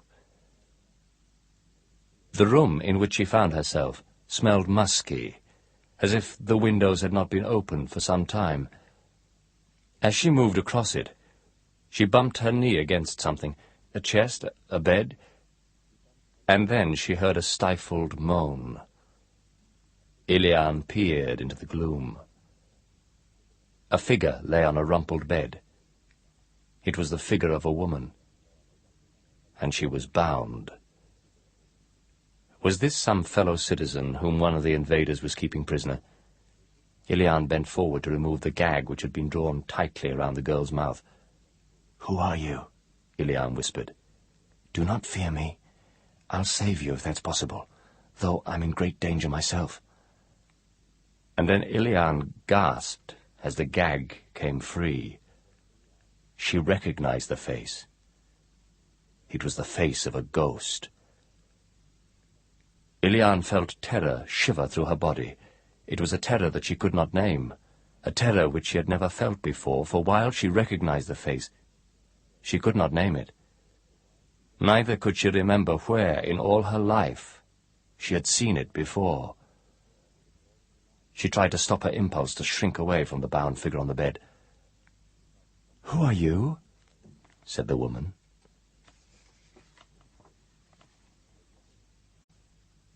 Chapter 6. The Wrong Champion. Ilian controlled herself. She found a lamp, found flint and tinder, and lit the lamp, while she took deep breaths and tried to rationalize what was happening to her. The shock of recognition had been strong, yet she could swear she had never seen the woman before. Ilian turned. The woman was dressed in a filthy white gown. She had evidently been kept prisoner here for some time. She began to struggle into a sitting position on the bed. Her hands were locked in front of her in a complicated leather harness which also bound her throat, her legs, and her feet. Ilian wondered if this were a mad woman. Perhaps it had been foolish to cut the gag without thinking. There was something wild about the woman's eyes. But again, that could merely be because she had been captive so long. "Are you of Garathorm?" Ilian asked, holding up the lamp to peer once more at the woman's pale features. "Garathorm? This place? No." "You seem familiar."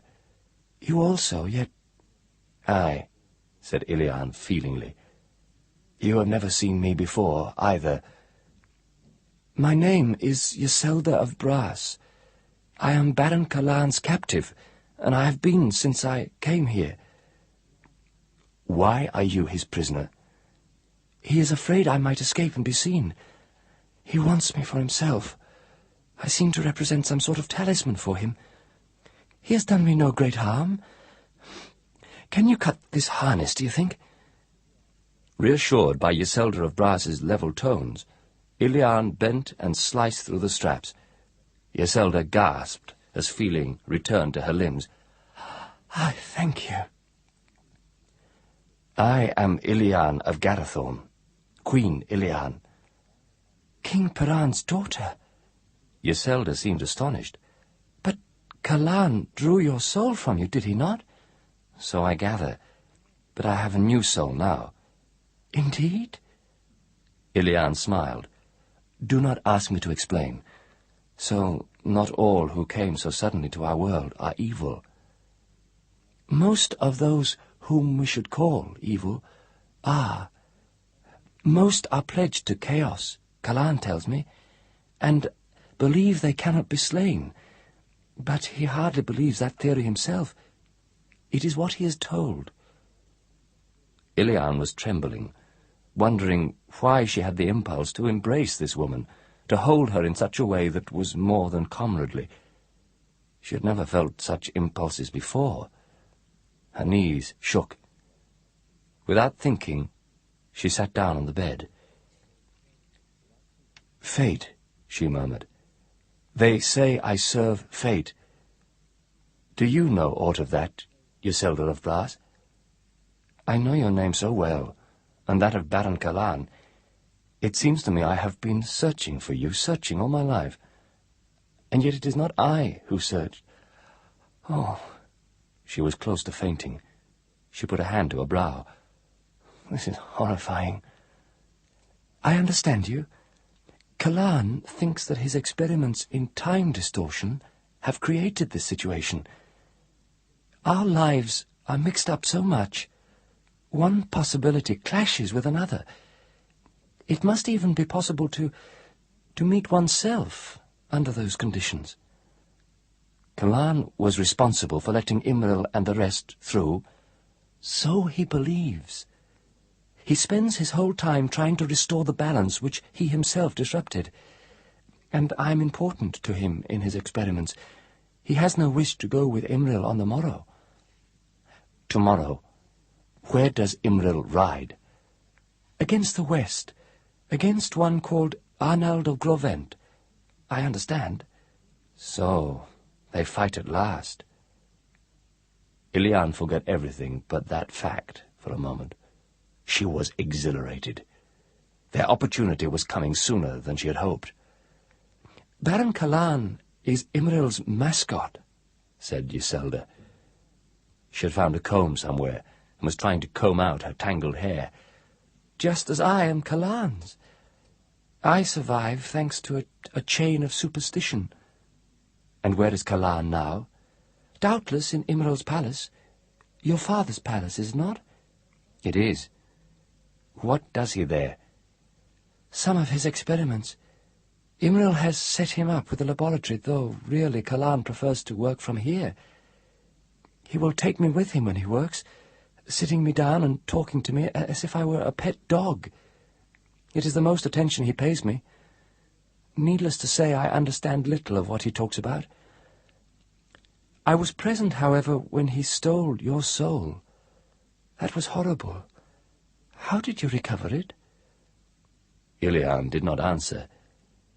How did he steal my soul? With a jewel, similar to that which threatened to eat my Hawkmoon's brain when it was embedded in his skull. A jewel of similar properties, at any rate. Hawkmoon. That name. Aye, you know Hawkmoon. How does he fare? Surely he is not in this world. No, I do not know him. I do not know why I should. Yet it sounded so familiar. You are unwell, Ilian of Garathorm? Aye, it could be. Ilian felt faint. Doubtless the exertions she had had to make to escape Imril's soldiers had tired her more than she had first realized. Again she made an effort to recover. This jewel, then, Kalan has it? And my soul, he believes, is in it. Yes, but he is plainly wrong. Somehow your soul was released from the jewel. Plainly? Ilian smiled grimly. Well, we must consider a means of escaping. You do not look fit enough to climb the rooftops and swing through the trees with me. Well, I can try, said Iselda. I am stronger than I seem. Then we must try. When do you expect Kalan's return? He only recently left. Then we have some time. I will use it in resting. Ilian leaned back on the bed. My head aches so. Iselda reached forward to massage Ilian's brow, but Ilian drew away with a gasp. No. She licked dry lips. No. I thank you for your consideration. Iselda went to the sill of the still-shuttered window and cautiously opened it a little, breathing in the cooler night air. Kalan is to try to help Imril make contact with this black god of his, this Ariok, whom Imril believes responsible for placing him here. Yes. Imril will blow that yellow horn he has, and Kalan will try to concoct some form of spell. Kalan is cynical concerning their chances of raising the demon. Imril's horn is dear to him. Does he never let it off his person? Never. So Kalan says. The only one who could make Imril give up his horn is Ariok himself. The time passed with painful slowness. While Ilian tried to rest, Iselda extinguished the lamp and watched the streets, noticing that patrols of soldiers still searched there for Ilian. Some were even on the rooftops at one stage, but eventually they seemed to have given up the search, and Iselda went to rouse Ilian, who was by now sleeping fitfully. Iselda shook Ilian's shoulder, and Ilian shuddered, waking with a start. They are gone, said Iselda. I think we can risk leaving. How shall we go? Into the street? No, but a coil of rope would help. Is there one in the house, do you think? I will see. Iselda returned in a few minutes with a length of rope coiled over her shoulder. It is the longest I could find. Is it strong enough? It will have to be. Ilian smiled. She opened the window wide and looked up. The nearest large branch was some 10 feet overhead. Ilian took the rope and made a noose at one end, coiling the rope so that it was the same circumference as the noose. Then she began to swing the coil round and round before releasing it suddenly. The noose settled over a branch, held, and Ilian tightened the knot. You'll have to climb onto my back, Ilian told Iselda, curling your legs around my waist and hanging on as hard as you can. Do you think you'll be able to? I must, said Iselda simply. She did as she was ordered, and then Ilian pulled herself onto the windowsill, took a good grip on the rope, turning it around in her hand once or twice, and then flung herself out over the rooftops, narrowly missing the spire of one of the old trading halls. Her feet struck another branch as she dug in with her heels, straining with all her might to get a better grip on the branch above her. She was about to slip when Iselda reached up and pulled herself onto the branch, leaning down to help Ilian after her. They lay panting on the great branch. Ilian sprang up. "Follow me," she said. "Keep your arms spread for balance, and keep moving." She began to run along the bole, and Iselda, somewhat shakily, followed her. They were back at the camp by morning, and they were jubilant. Katinka van Back came out of the shack she had built for herself from old planks, and she was delighted to see Ilian. "We feared for you," she said, "even those who professed to hate you so. The others came back with the flame lances. A good haul." "Excellent. And I have more information." "Good. Good. You want to breakfast and rest too, I should think. Who is this?" Katinka van Back seemed to notice the woman in white, soiled dress for the first time. "She is called Iselda of Brass. She, like you, is not of Garathorm." Ilian noticed the look of astonishment which appeared on Katinka's face then. "Iselda? Count Brass's daughter?"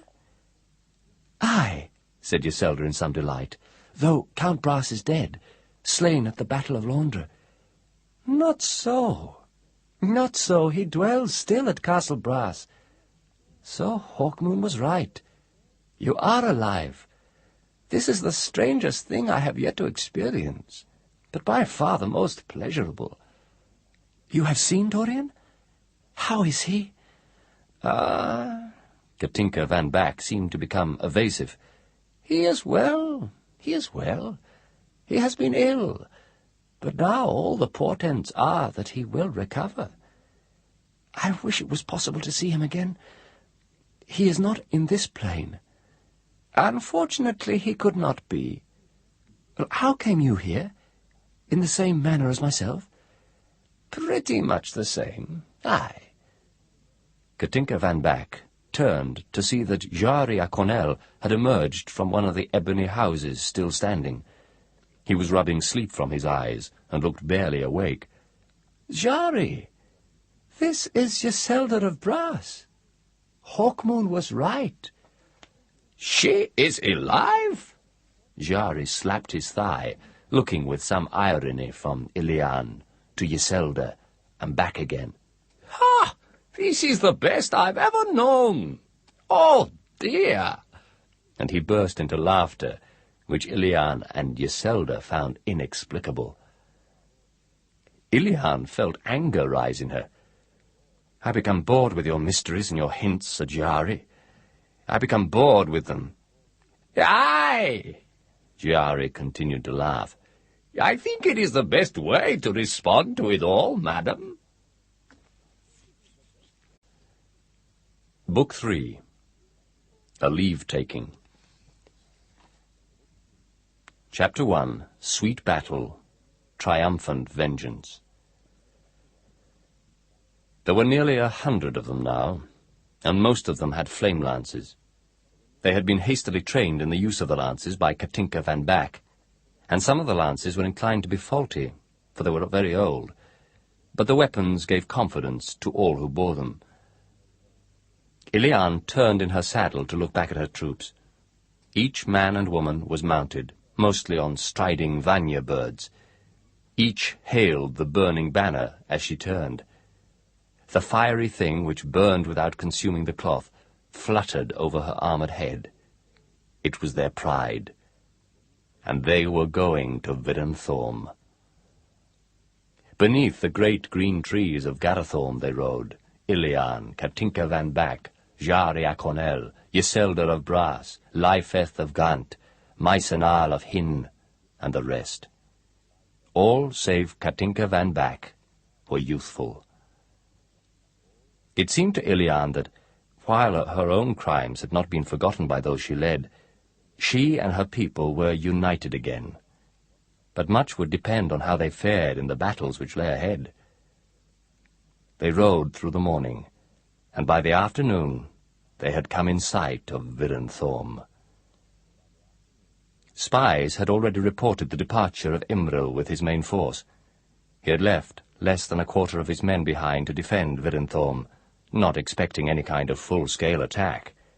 Yet still those defenders were some 500 strong, and would have been more than sufficient to defeat Iliane's force, had they not been armed with flame lances. Yet even the flame lances only improved the chances of the Garathormians. It was by no means certain that they would defeat Imril's men. This, however, was the only chance they might have to try. And they sang as they rode. They sang the old songs of their land, gay songs, full of their love for their rich, arboreal world. They hardly paused as they reached the suburbs of Garathorm and spread out. Imril's men had garrisoned themselves close to the centre of the town, near the large house which had once been the residence of Iliane's family, and which had, until lately, become Imril's palace. Iliane regretted that Imril himself was not there. She looked forward to taking her vengeance on him, should her schemes be successful. Now the 100 riders, thinly spread, had dismounted, and situated themselves in a circle around the centre of the city. Some lay behind roughly thrown-up barricades, others lay on roofs, while others crouched in doorways.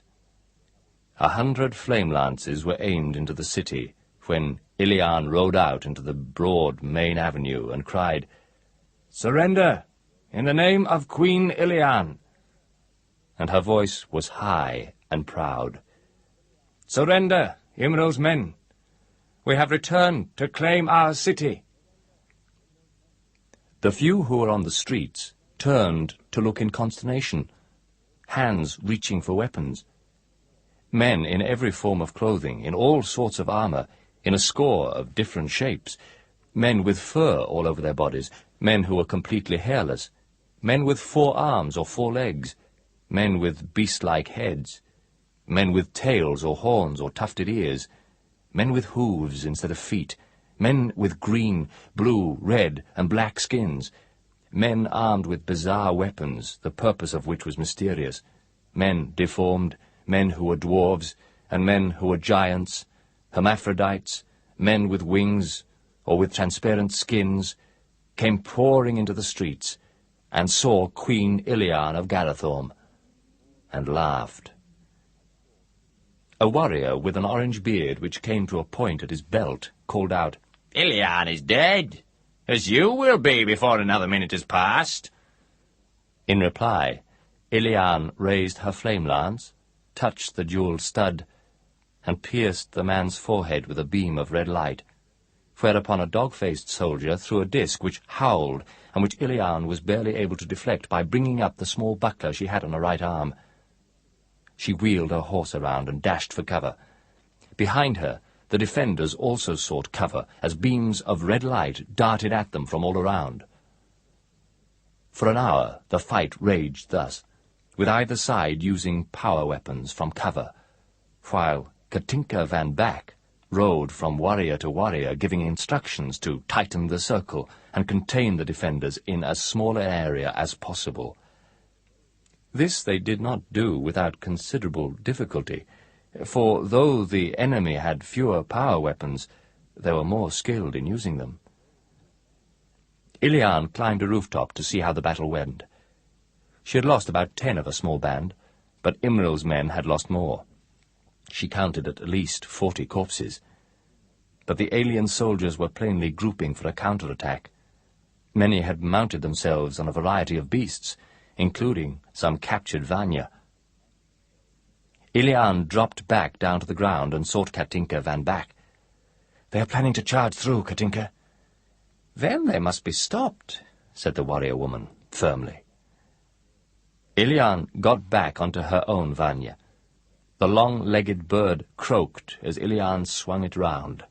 It began to stride away to where Jari Akonel had taken up his position in a window of a house looking towards the central square. "Jari, they charge!" she called. And then a packed mass of cavalry came howling along the avenue, and it seemed to Ilian for a moment that only she stood against it. She raised her flame lance, touched the stud. Ruby light flared, flickered from the hip, cut an erratic swathe across the bodies of the leading riders. In going down, they got in the way of those behind them, and the force of the charge was weakened. But the lance was now all but useless. The light wavered, spread, merely burned the skins of the soldiers as the sun might burn them, and they came on. Ilian flung down the lance, drew her slender sword, took her long poniard in the hand that also held her reins, and urged the Vanya forward. Behind her, in its saddle rest, the burning banner cracked and hissed as she gathered speed. "For Garathorm!" And now she knew joy, a black joy, a terrible joy. "For Peran and Bradne!" And her sword sliced through the transparent flesh of a ghostly creature who grinned at her and tried to slash her with steel claws. "For vengeance!" And how sweet it was, that vengeance! How satisfying, that bloodletting! So close to death was she, and yet she felt more alive than she had ever felt. This was her destiny, to bear a sword into battle, to fight, to kill. And as she fought, it seemed she did not merely fight this battle, but 1,000 others. And in each battle she had another name, yet in each battle she felt the same grim elation. Around her the enemy roared and rattled, and it seemed that a score of swords forever sought to slay her. But she laughed at them, and her laughter was a weapon. It chilled the blood of those she fought. It filled them with a great and unwholesome terror. "For fate, soldier!" she heard herself shouting. "For the champion eternal! For the struggle without end!" And she knew not the meaning of the words, though she knew she had cried them before and would cry them again, whether she survived this encounter or not. Now the others were joining her. She saw Jari Akonel's yellow horse rearing and snorting and thrashing out with its hooves, striking down warriors on all sides. The horse seemed possessed of unnatural intelligence. Its actions were no mere flailing, no panicky defense. It fought aggressively with its master, and it grinned, displaying crooked yellow teeth, cold yellow eyes, while its rider slashed its way, this and that, with its sword, a small smile on his lips. And there was Katinka van Back, tough, methodical, and cool, as she went about the business of slaying. She held a double-bladed battle-axe in one gloved hand, a spiked mace in the other, for she did not consider the situation suitable for the subtler sword-work. She pushed her heavy, stolid horse deep into the enemy, and she chopped off limbs and crushed skulls, just as surely as a housewife might prepare meat and vegetables for her husband's meal. And Katinka van Back did not smile. She took her work seriously, doing what had to be done, and feeling neither disgust nor relish. Ilian wondered at the relish she herself felt. Her whole body tingled with pleasure. She should have been weary, but instead she felt fresher than she had ever felt before. For Garathorm, for Peran, for Bradney. For Bradney, echoed a voice behind her. And for Ilian. It was Lifeth of Gant, wielding her sword with a mixture of delicacy and ferocity, which came close to matching Ilian's own. And nearby was Yselda of Brass, proving herself an experienced warrior, using the spike on her shield boss almost as effectively as she used her sword. "What women we are!" cried Ilian. "What fighters!" She saw how disconcerted the enemy warriors were to discover the number of women who had come against them. There were few worlds, it seemed, where women fought like men. It had never been so on Garathorm, before the coming of Katinka van Back. Ilian saw Mysenal of Hann grin briefly at her, his eyes shining as he rode past her towards a cluster of Imril's warriors, whose retreat had been cut off by 3 or 4 flame-lance beams darting from the tops of nearby houses. 2 or 3 buildings had been ignited by the power weapons, and smoke was beginning to curl through the streets. For a moment, Ilian was half-blinded, and found herself coughing as the acrid stuff entered her throat. Then she was through the crowd, and joining Mysenal on his attack on the enemy. Though she now bled from a dozen minor cuts and grazes, Ilian was tireless. She unhorsed one rider with a blow of her buckler, and in the same movement swept her sword round to take a green-furred dwarf through the roof of his gaping mouth, so that the point ran deep into his brain. As the dwarf fell, Ilian twisted the sword from its corpse, in time to parry an axe which had been thrown at her by a warrior in purple armour, whose pointed steel teeth clashed as he tried to draw back his arm to thrust at her with a lance he held in his other hand. Ilian leaned out in her saddle and sliced the hand from the wrist, so that fist and spear dropped to the ground. The stump, spouting blood, continued in the motion of casting the spear, and only then did the warrior with the steel teeth realize what had happened to him, and he moaned. But Ilian was riding past him, to where one of her girl warriors stood over the corpse of her dead Vanya, desperately trying to ward off the blows of 3 men with reptilian skins, but were otherwise dressed similarly, who were determined to slay her. Ilian clove the skull of one reptile man, smashed another unconscious so that he fell backwards across his horse's rump, and pierced the heart of the last, clearing the way for the girl, who darted her a quick smile of gratitude before picking up her flame-lance and running for an open doorway. And then Ilian was in the square with a score of her warriors at her back, and she called out jubilantly, "We are through!" Men on foot came running from every house then, those who had not taken part in the cavalry charge, and soon Ilian was surrounded again. And soon Ilian was laughing again, as life after life was extinguished by her sparkling sword. The sun was setting. Ilian cried to her warriors, "Hasten now! Let us finish this before night falls and make our work more difficult." The remnants of the enemy cavalry had been driven back into the square. The remnants of the infantry were falling back towards the great house, the house Imril had called his palace, and where Ilian had been born.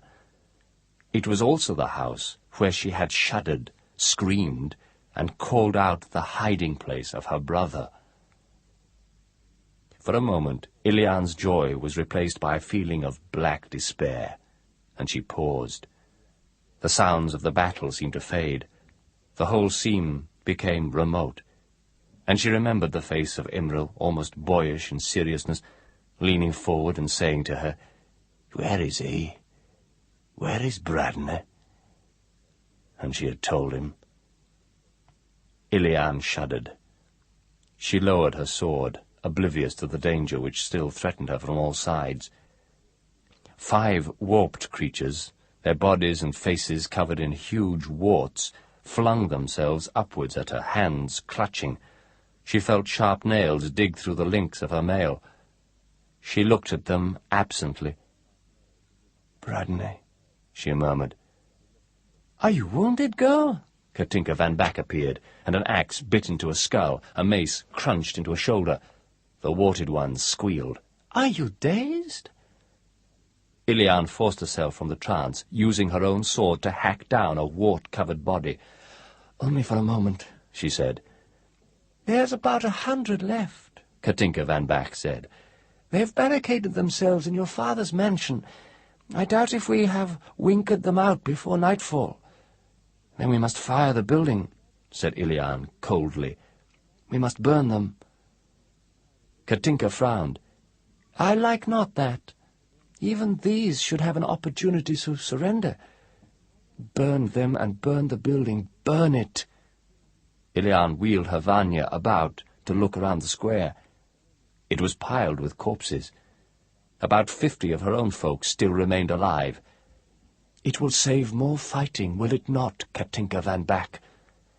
"It will, but—" "And spare the lives of some of our folk who still survive?" "Aye." Katinka tried to meet Ilian's eyes, but Ilian turned her face away. "Aye, but what of the building itself? Your ancestors has dwelled in it for generations. It is the finest building in all Garathorm. There's scarcely a finer in the whole of Garathorm. The woods of its construction are rare. Many of the varieties of trees which went to build it are now extinct. Let it burn. It could not live there again." Katinka sighed.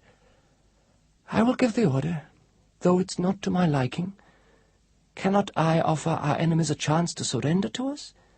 They gave us no such chance. But we are not them. Morally, I hear nothing of morality for the moment, thank you." Katinka van Back rode to do Queen Ilian's bidding. Chapter 2. An Impossible Death. They were grim-faced, those men and women, as they stood with their hands resting on their weapons, their faces stained red by the firelight, and watched Piran's mansion burning in the blackness of the night, smelled the smell which came from the pyre, listened to the thin, horrible sounds that still issued through the thick, black smoke from time to time. "It is just," said Ilian of Garathorm. "But there are other forms of justice," said Katinka van Back in a quiet voice. "You cannot burn away the guilt you feel, Ilian." "Can I not, madam?" Ilian laughed harshly. "Yet how do you explain the satisfaction I feel?" "I am not used to this," said Katinka van Back. She spoke for Ilian's ears alone. She spoke reluctantly. "I've witnessed such acts of vengeance before, yet I like not the sense of unease I feel now. You have become cruel, Ilian." "It is ever the fate of the champion," said another voice. It was Jari's. "Ever. Do not fret, Katinka van Back.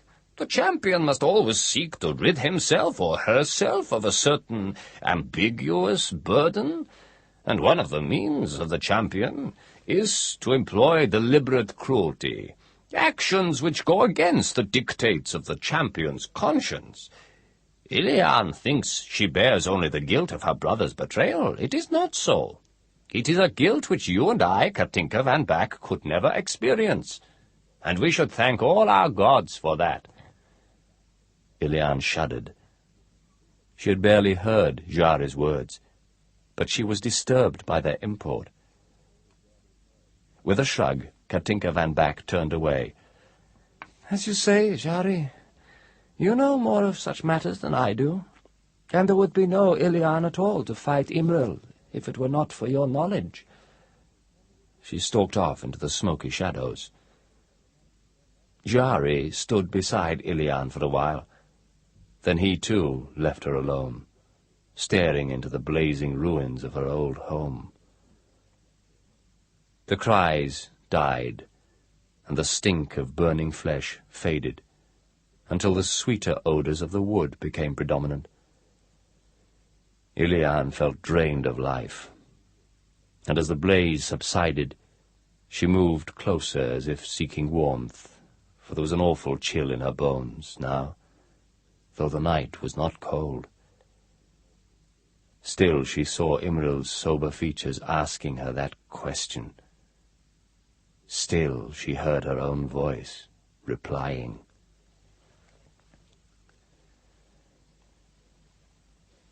When Jari found her, it was close to dawn, and she was trampling through the blackened bones, the cinders and the hot ash, kicking at a charred skull here and a broken rib-cage there.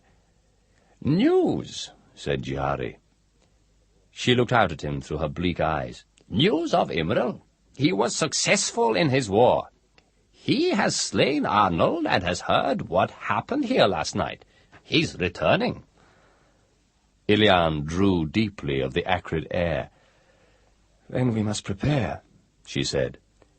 "With half our force remaining, we shall be hard-pressed to stand against Imril's army. He now has Arnald's strength also, or what remains of it. At least 2,000 warriors come against us.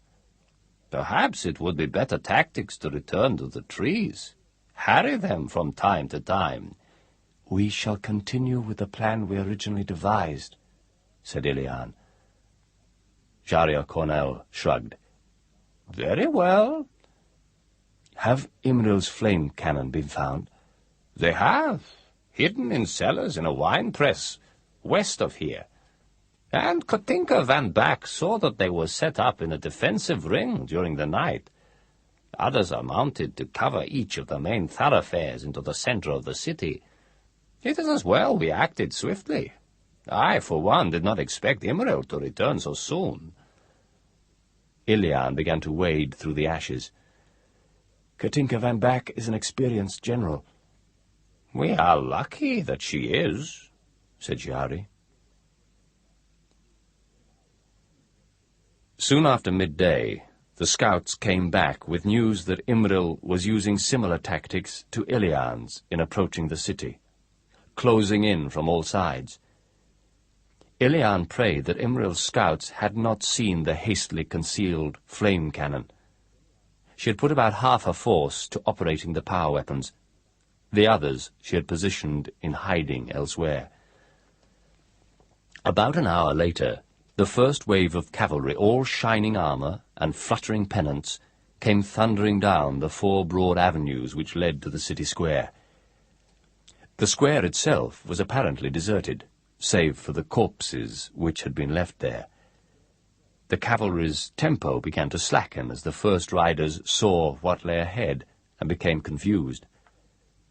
From somewhere high overhead there came the silvery note of a horn, and flame cannon roared. And where the cavalry had been, in all 4 quarters, was burning dust, embers drifting in the air, ash settling on the streets. Ilian, hidden in the trees, smiled, remembering how those same flame cannon had cut down her own folk. The odds against her had now been improved by a matter of some several hundreds, but the flame cannon could not be used again, for they had to be filled once more with the substance which fueled them, and that substance required delicate handling, and much time was involved in pouring it drop by drop into the chambers.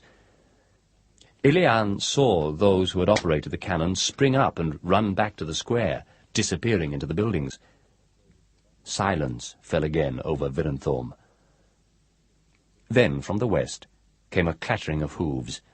The leaf-filtered sunlight flashed on jewelled masks, on bright horse armour. From her own position in a tree some 100 yards away, Katinka van Back called, "It is Kalan, and a dark Empire force. They have flame weapons, too." Baron Kalan's snake mask glittered as he rode at headlong speed down the broad avenue. From the houses came the thin red beams of light, issuing from Ilian's remaining flame lances. Several of the beams seemed to pass through Kalan's body without harming him, and Ilian thought that her eyes deceived her. Even the sorcerer could not be impervious to those deadly beams.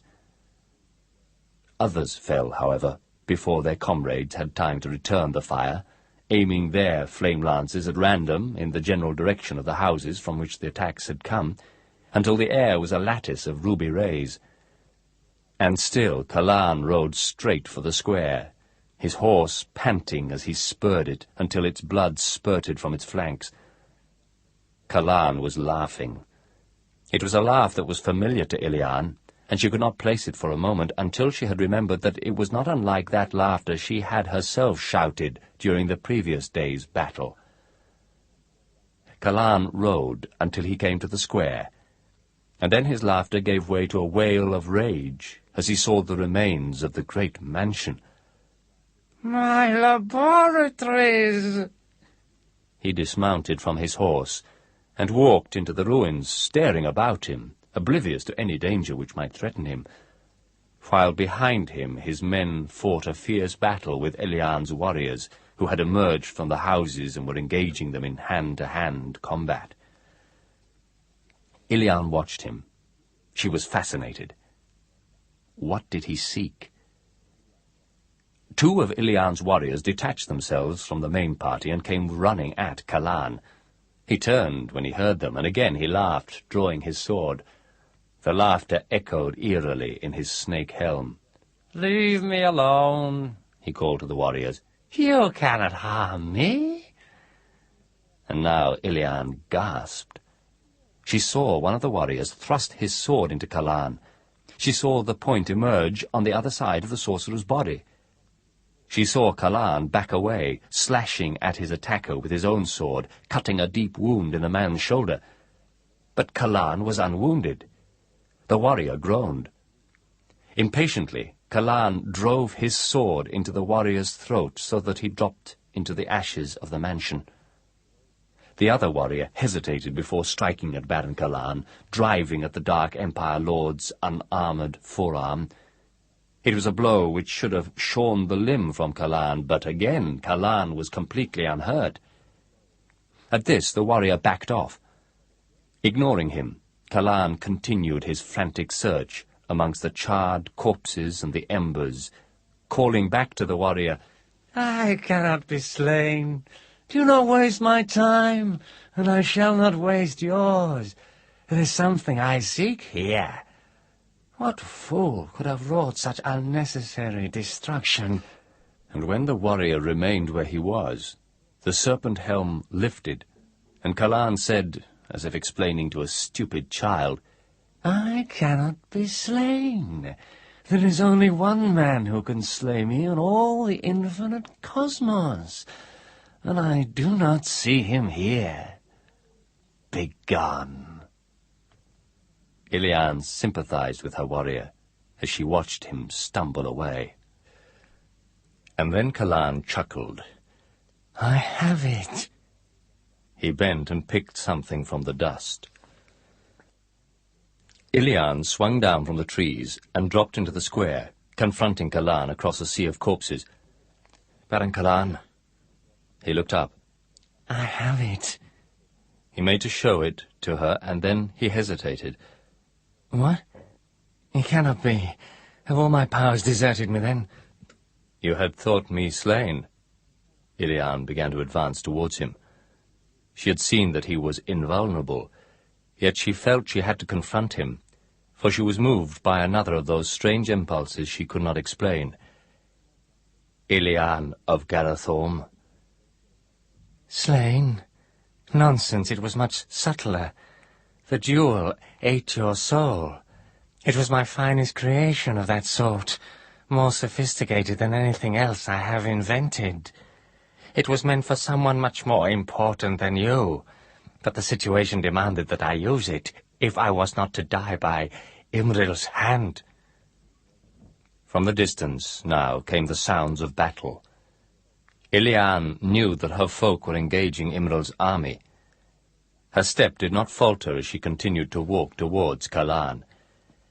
"I have much to avenge myself for on you, Baron Callan," she said.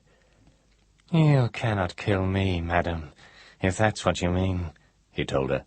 You cannot do that. But I must try. The Serpent Lord shrugged. If you must, then I would rather know how your soul escaped from my gem. I had every indication that it was trapped there for eternity, and with such a gem I could not have pursued still more complicated experiments. How did it escape?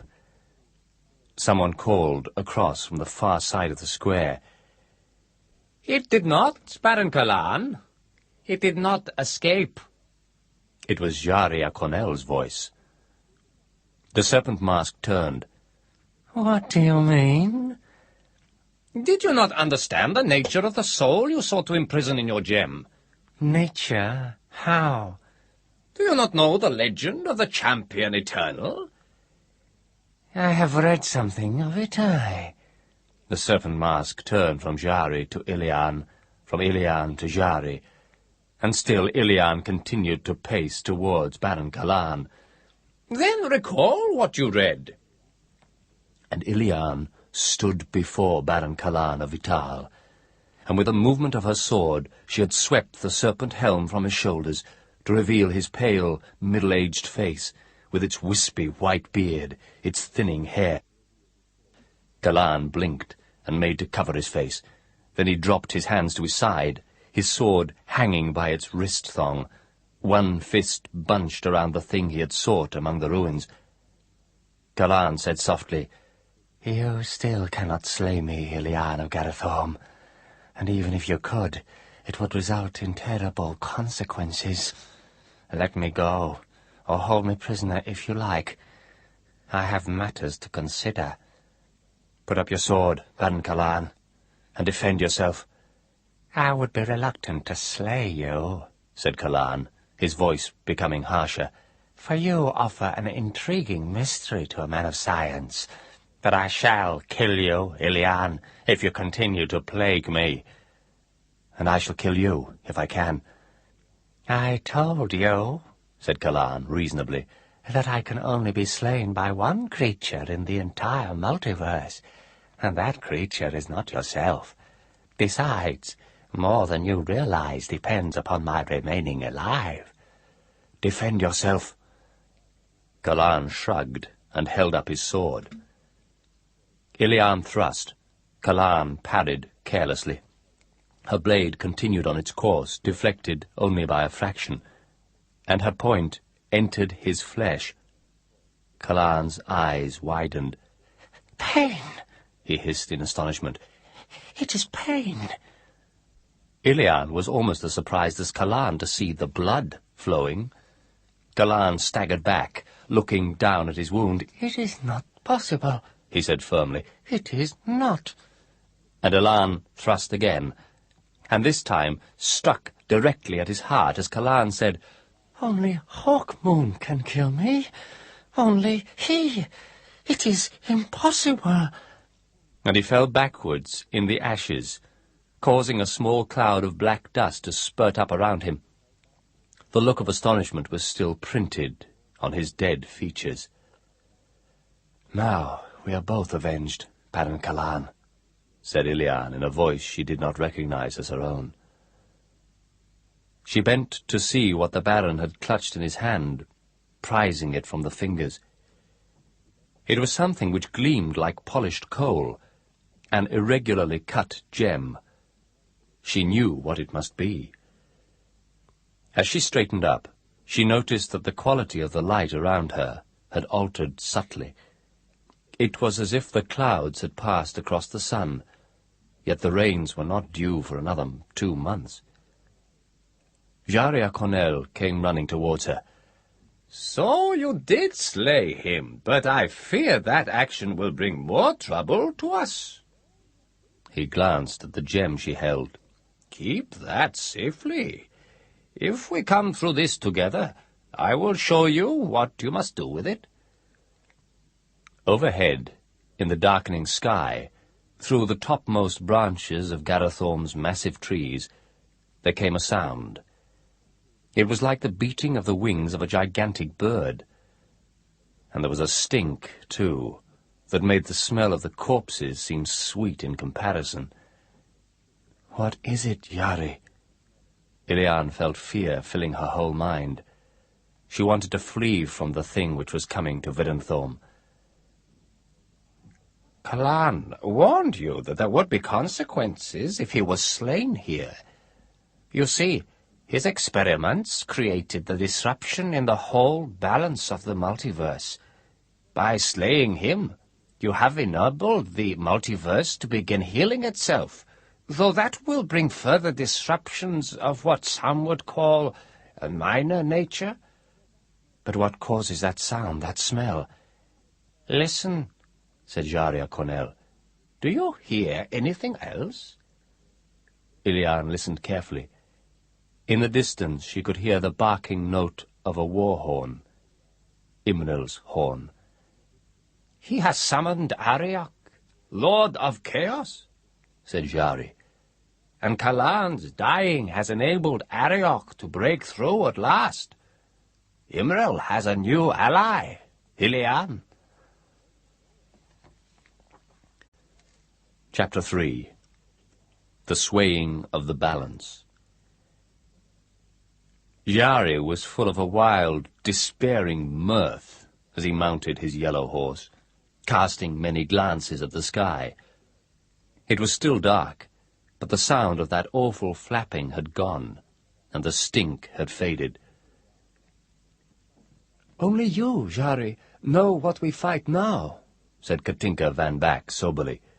She wiped sweat from her face with a sleeve, the sword still in her hand. Giselda of Brass rode up. On her arm was a long, shallow cut. The blood had congealed in the wound.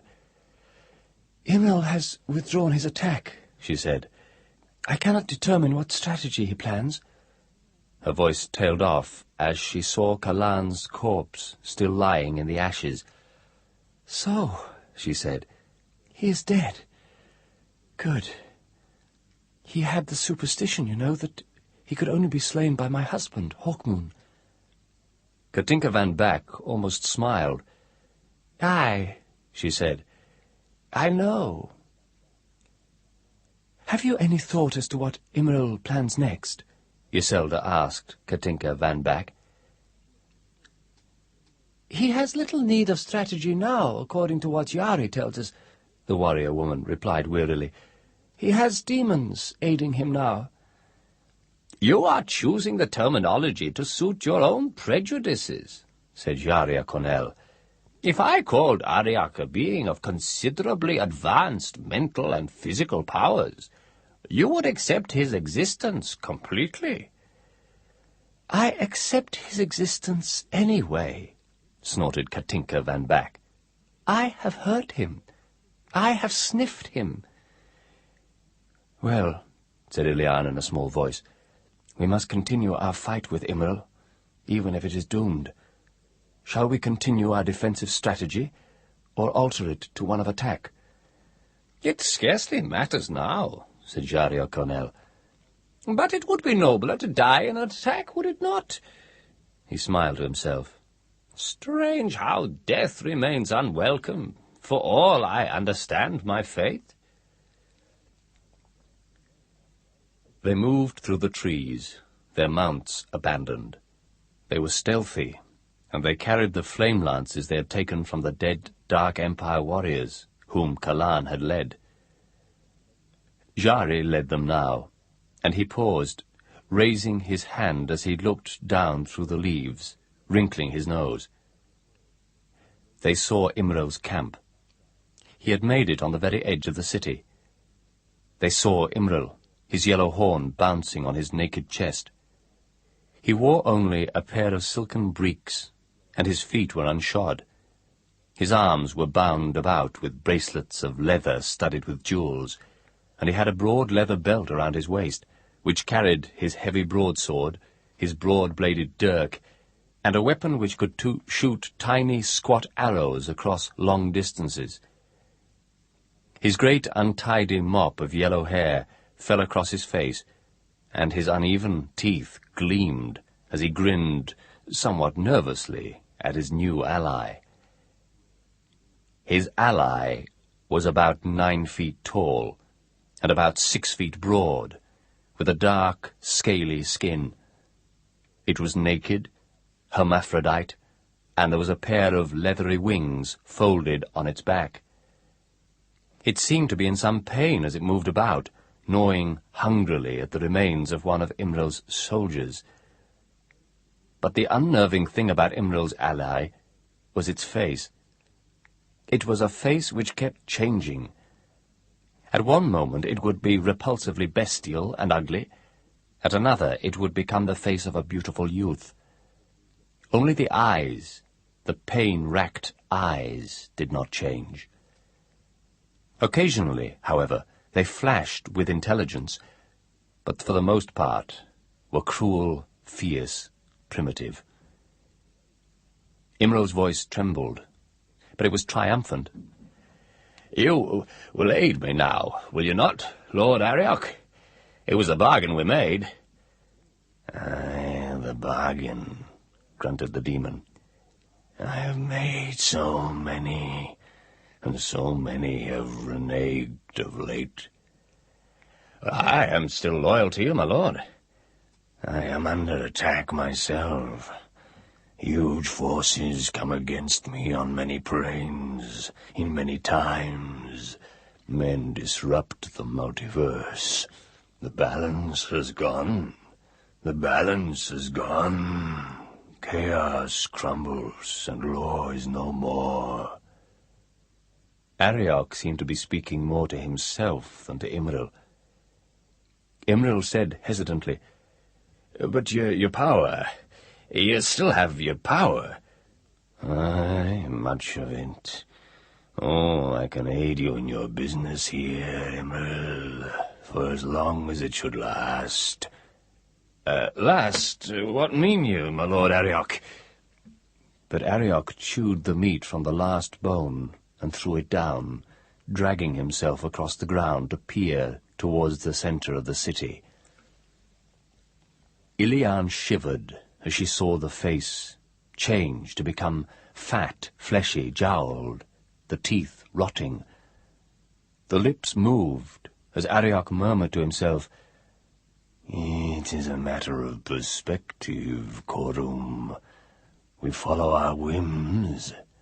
Arioch scowled. "Ah, Elric, sweetest of my slaves, all turning, all turning. What means it?" And the features changed again to become the features of a handsome boy.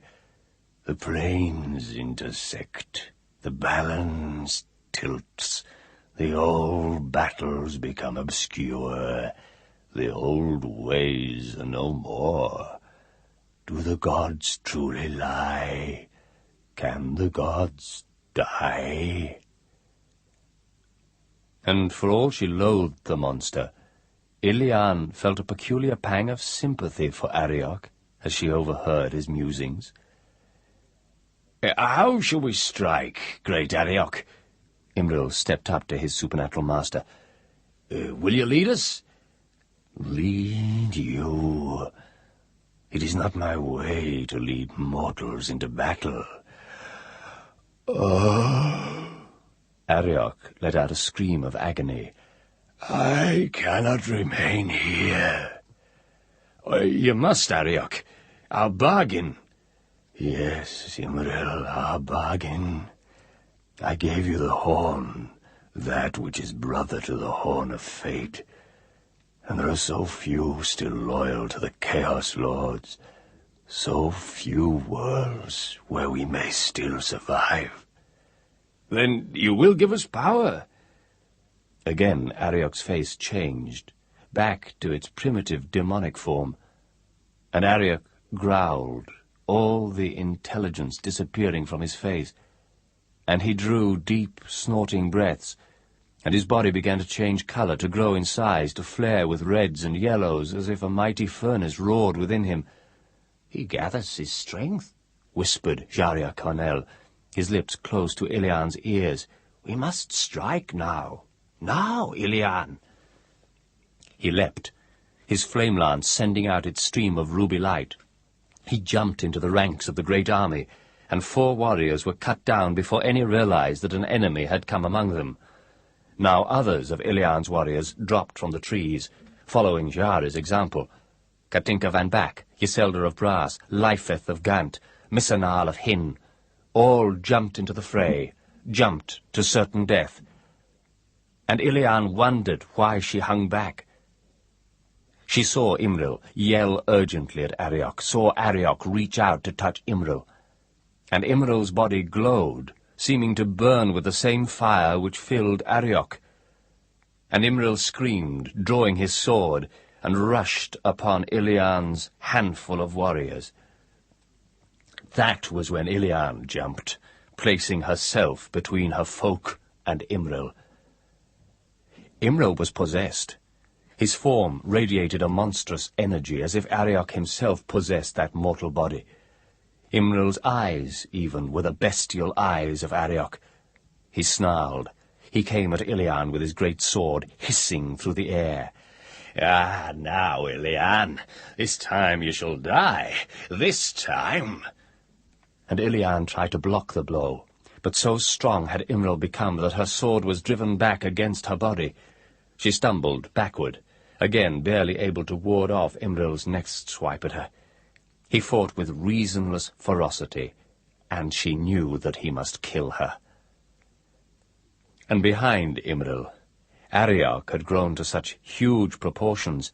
His body continued to writhe, growing larger and larger, but containing less and less substance. The face altered constantly now, from second to second, and she heard a faint voice calling, the balance, it sways, it bends, it melts. It is the doom of the gods.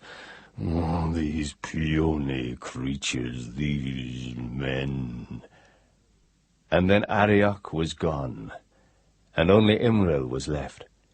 But an Imril filled with Arioch's terrible power. Ilian continued to retreat before the rain of blows. Her arms were aching, her legs and her back were aching. She was afraid. She did not want Imril to kill her. Somewhere she heard another sound. Was it a yell of triumph? Did it mean all her comrades were dead now?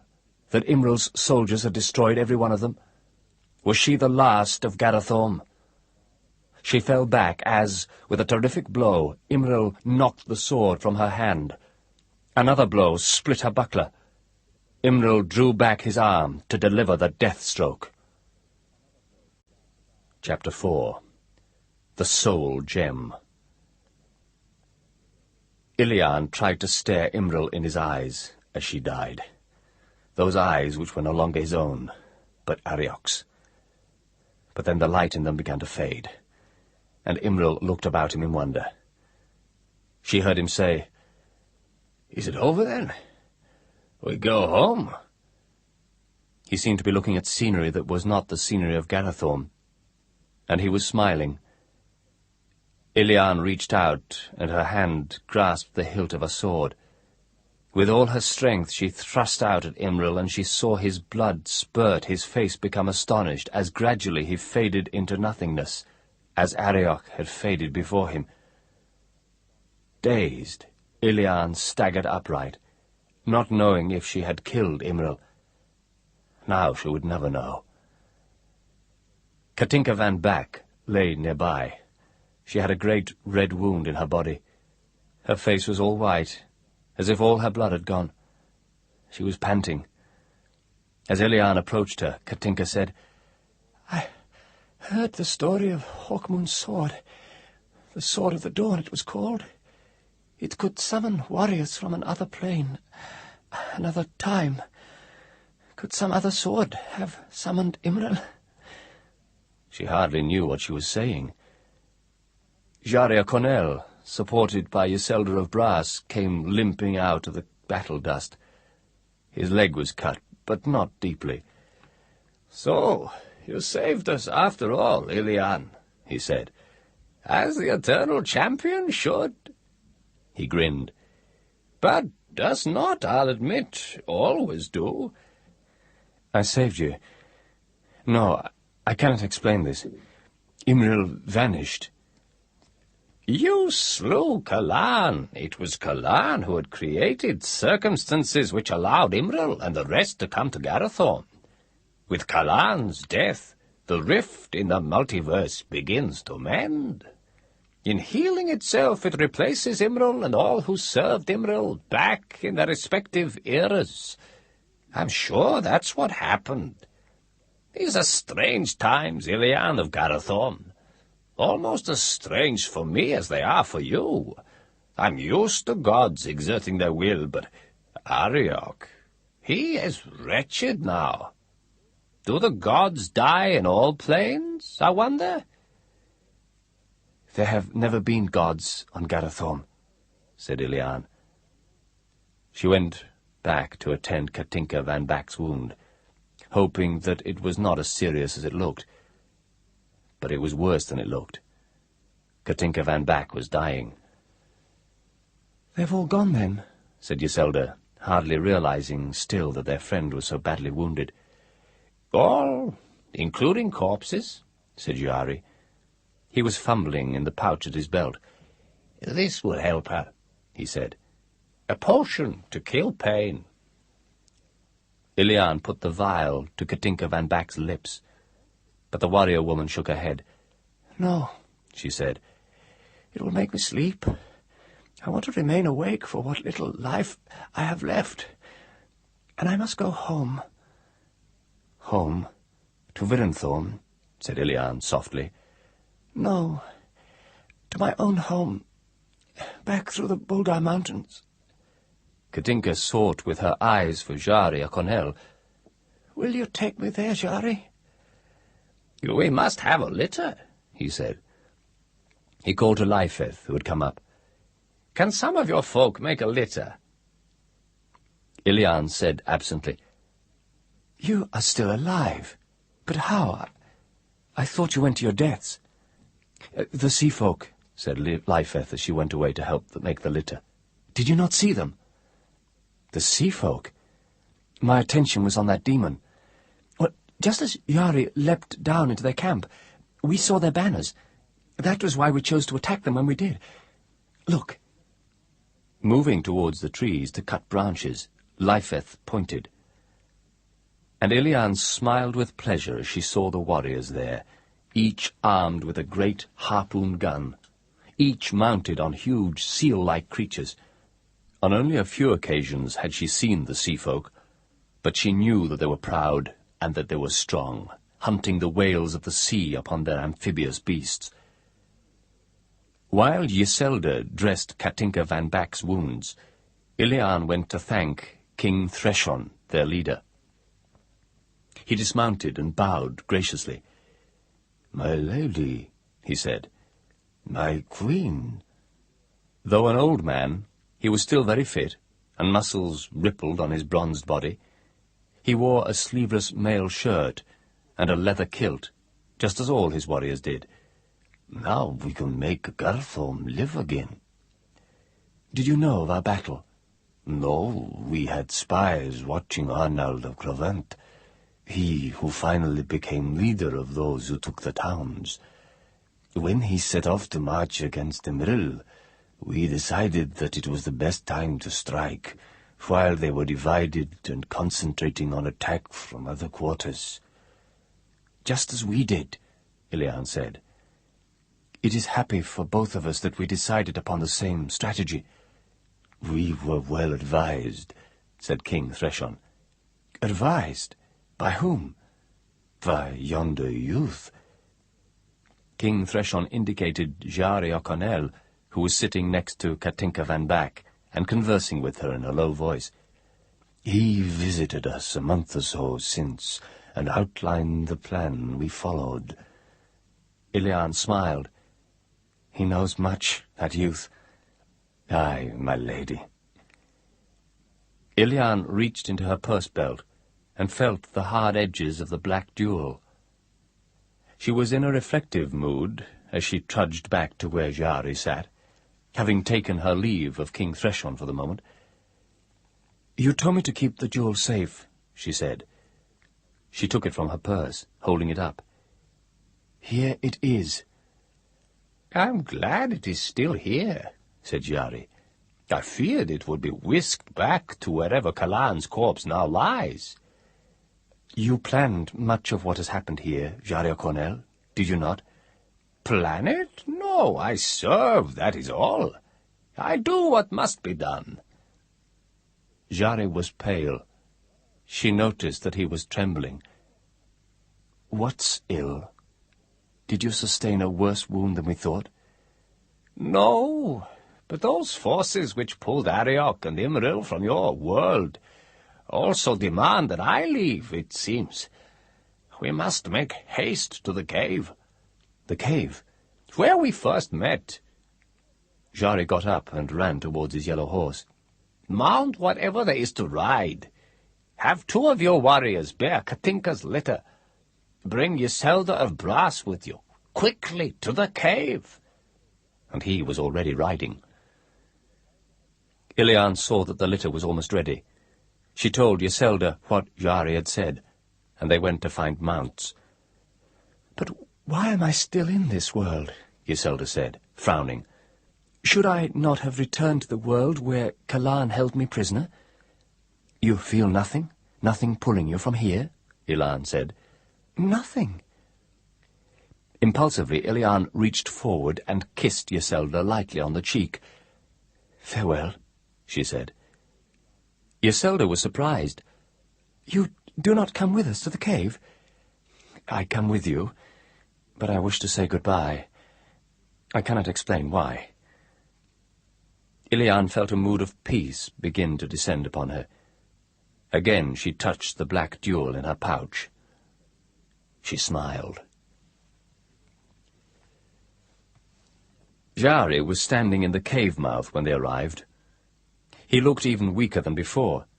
He held his black and white cat tightly to his chest. "Aye," he said. "I thought I would not be here. Good." Leifeth of Gant and Missanal of Hann had insisted on carrying Katinka Van's back's litter themselves. They made them to carry it into the cave, but Jari stopped them. "I am sorry," he said. "You must wait here. If Ilian does not return, you must elect a new ruler in her place."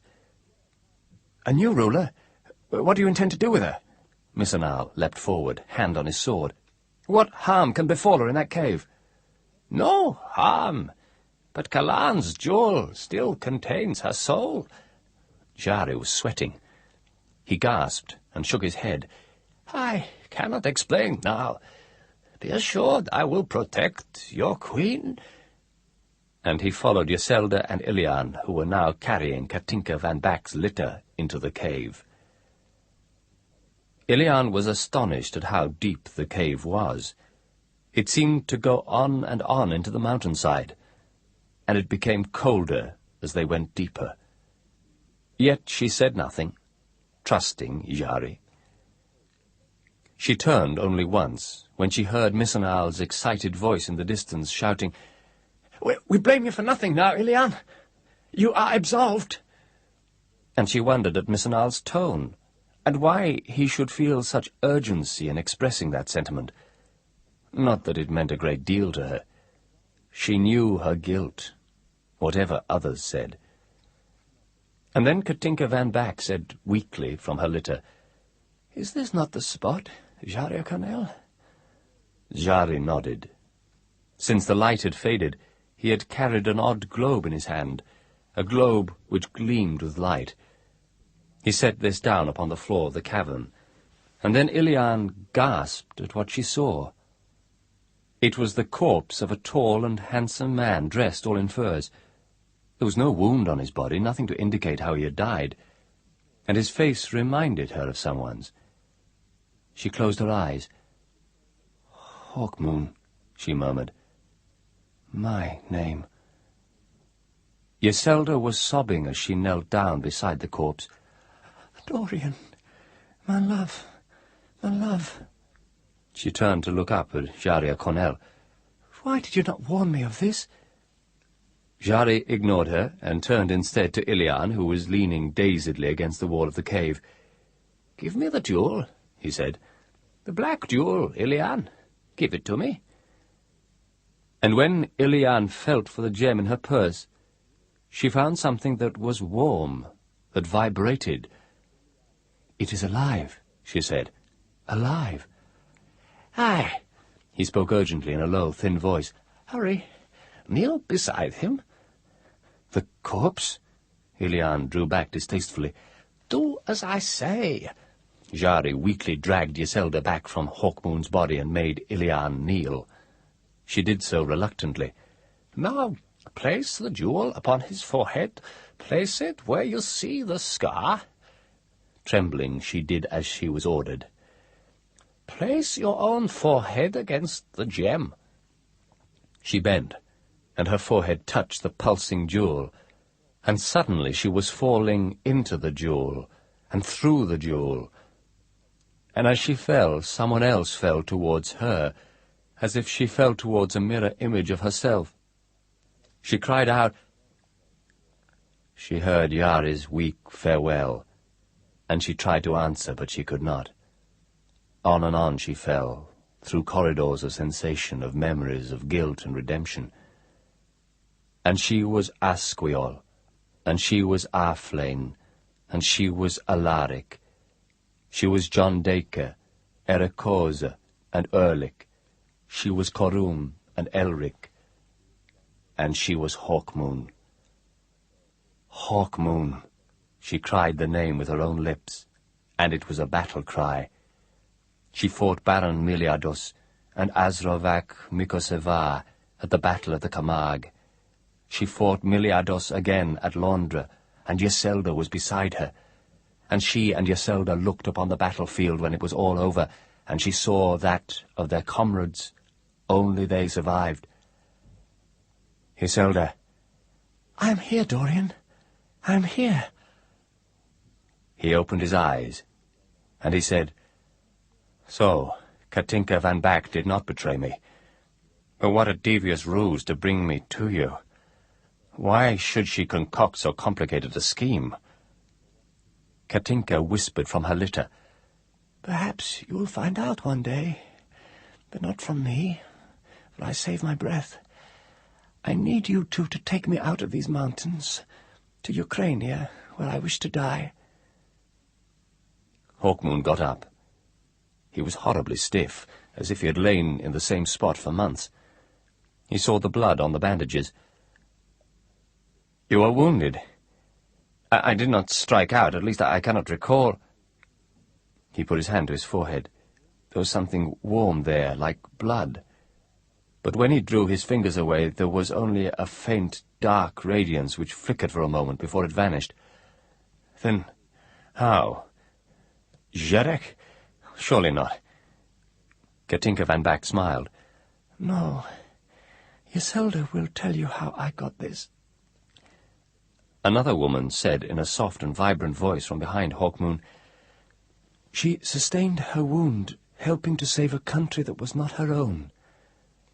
"Not for the first time has she been wounded thus," said Hawkmoon, turning.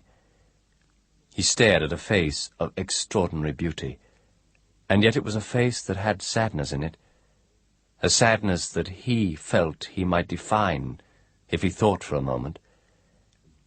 "We have met before." "You have met before," said Katinka, "but now you must part swiftly, for there will be other disruptions if you occupy the same plane for much longer.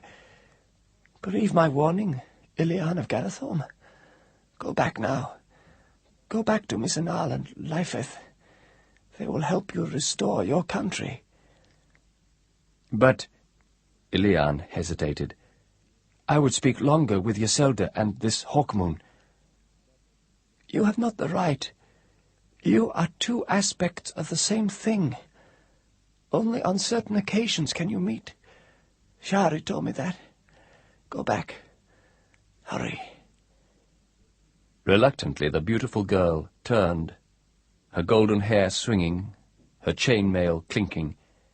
She began to walk into the darkness, and soon she had vanished from sight. "Where does the tunnel lead, Katinka van Back?" Hawkmoon asked. "To Ukrainia?" not to Ukraine, and soon it will lead nowhere at all. I hope she fares well, that maid. She has much to do, and I have a feeling that she will meet Imril again. Imril? Katinka van Back sighed. I told you I would not waste my breath. I need it to keep me alive until we reach Ukraine. Let us hope the sleigh waits, still waits, for us below. And Hawkmoon shrugged. He turned to look tenderly upon Yselda. "I knew you lived," he said. "They called me mad, but I knew you lived." They embraced. "Oh, Dorian, such adventures I have had," said Yselda. "Tell him about them later," said the dying Katinka van Back, pettishly from her litter. "Now pick up this stretcher and get me to that sleigh." As she stooped to take one end of the litter, Yselda said, "And how do the children fare, Dorian?" and she wondered why Hawkmoon continued the rest of the journey through the tunnel in silence. This ends the second of the Chronicles of Castle Brass,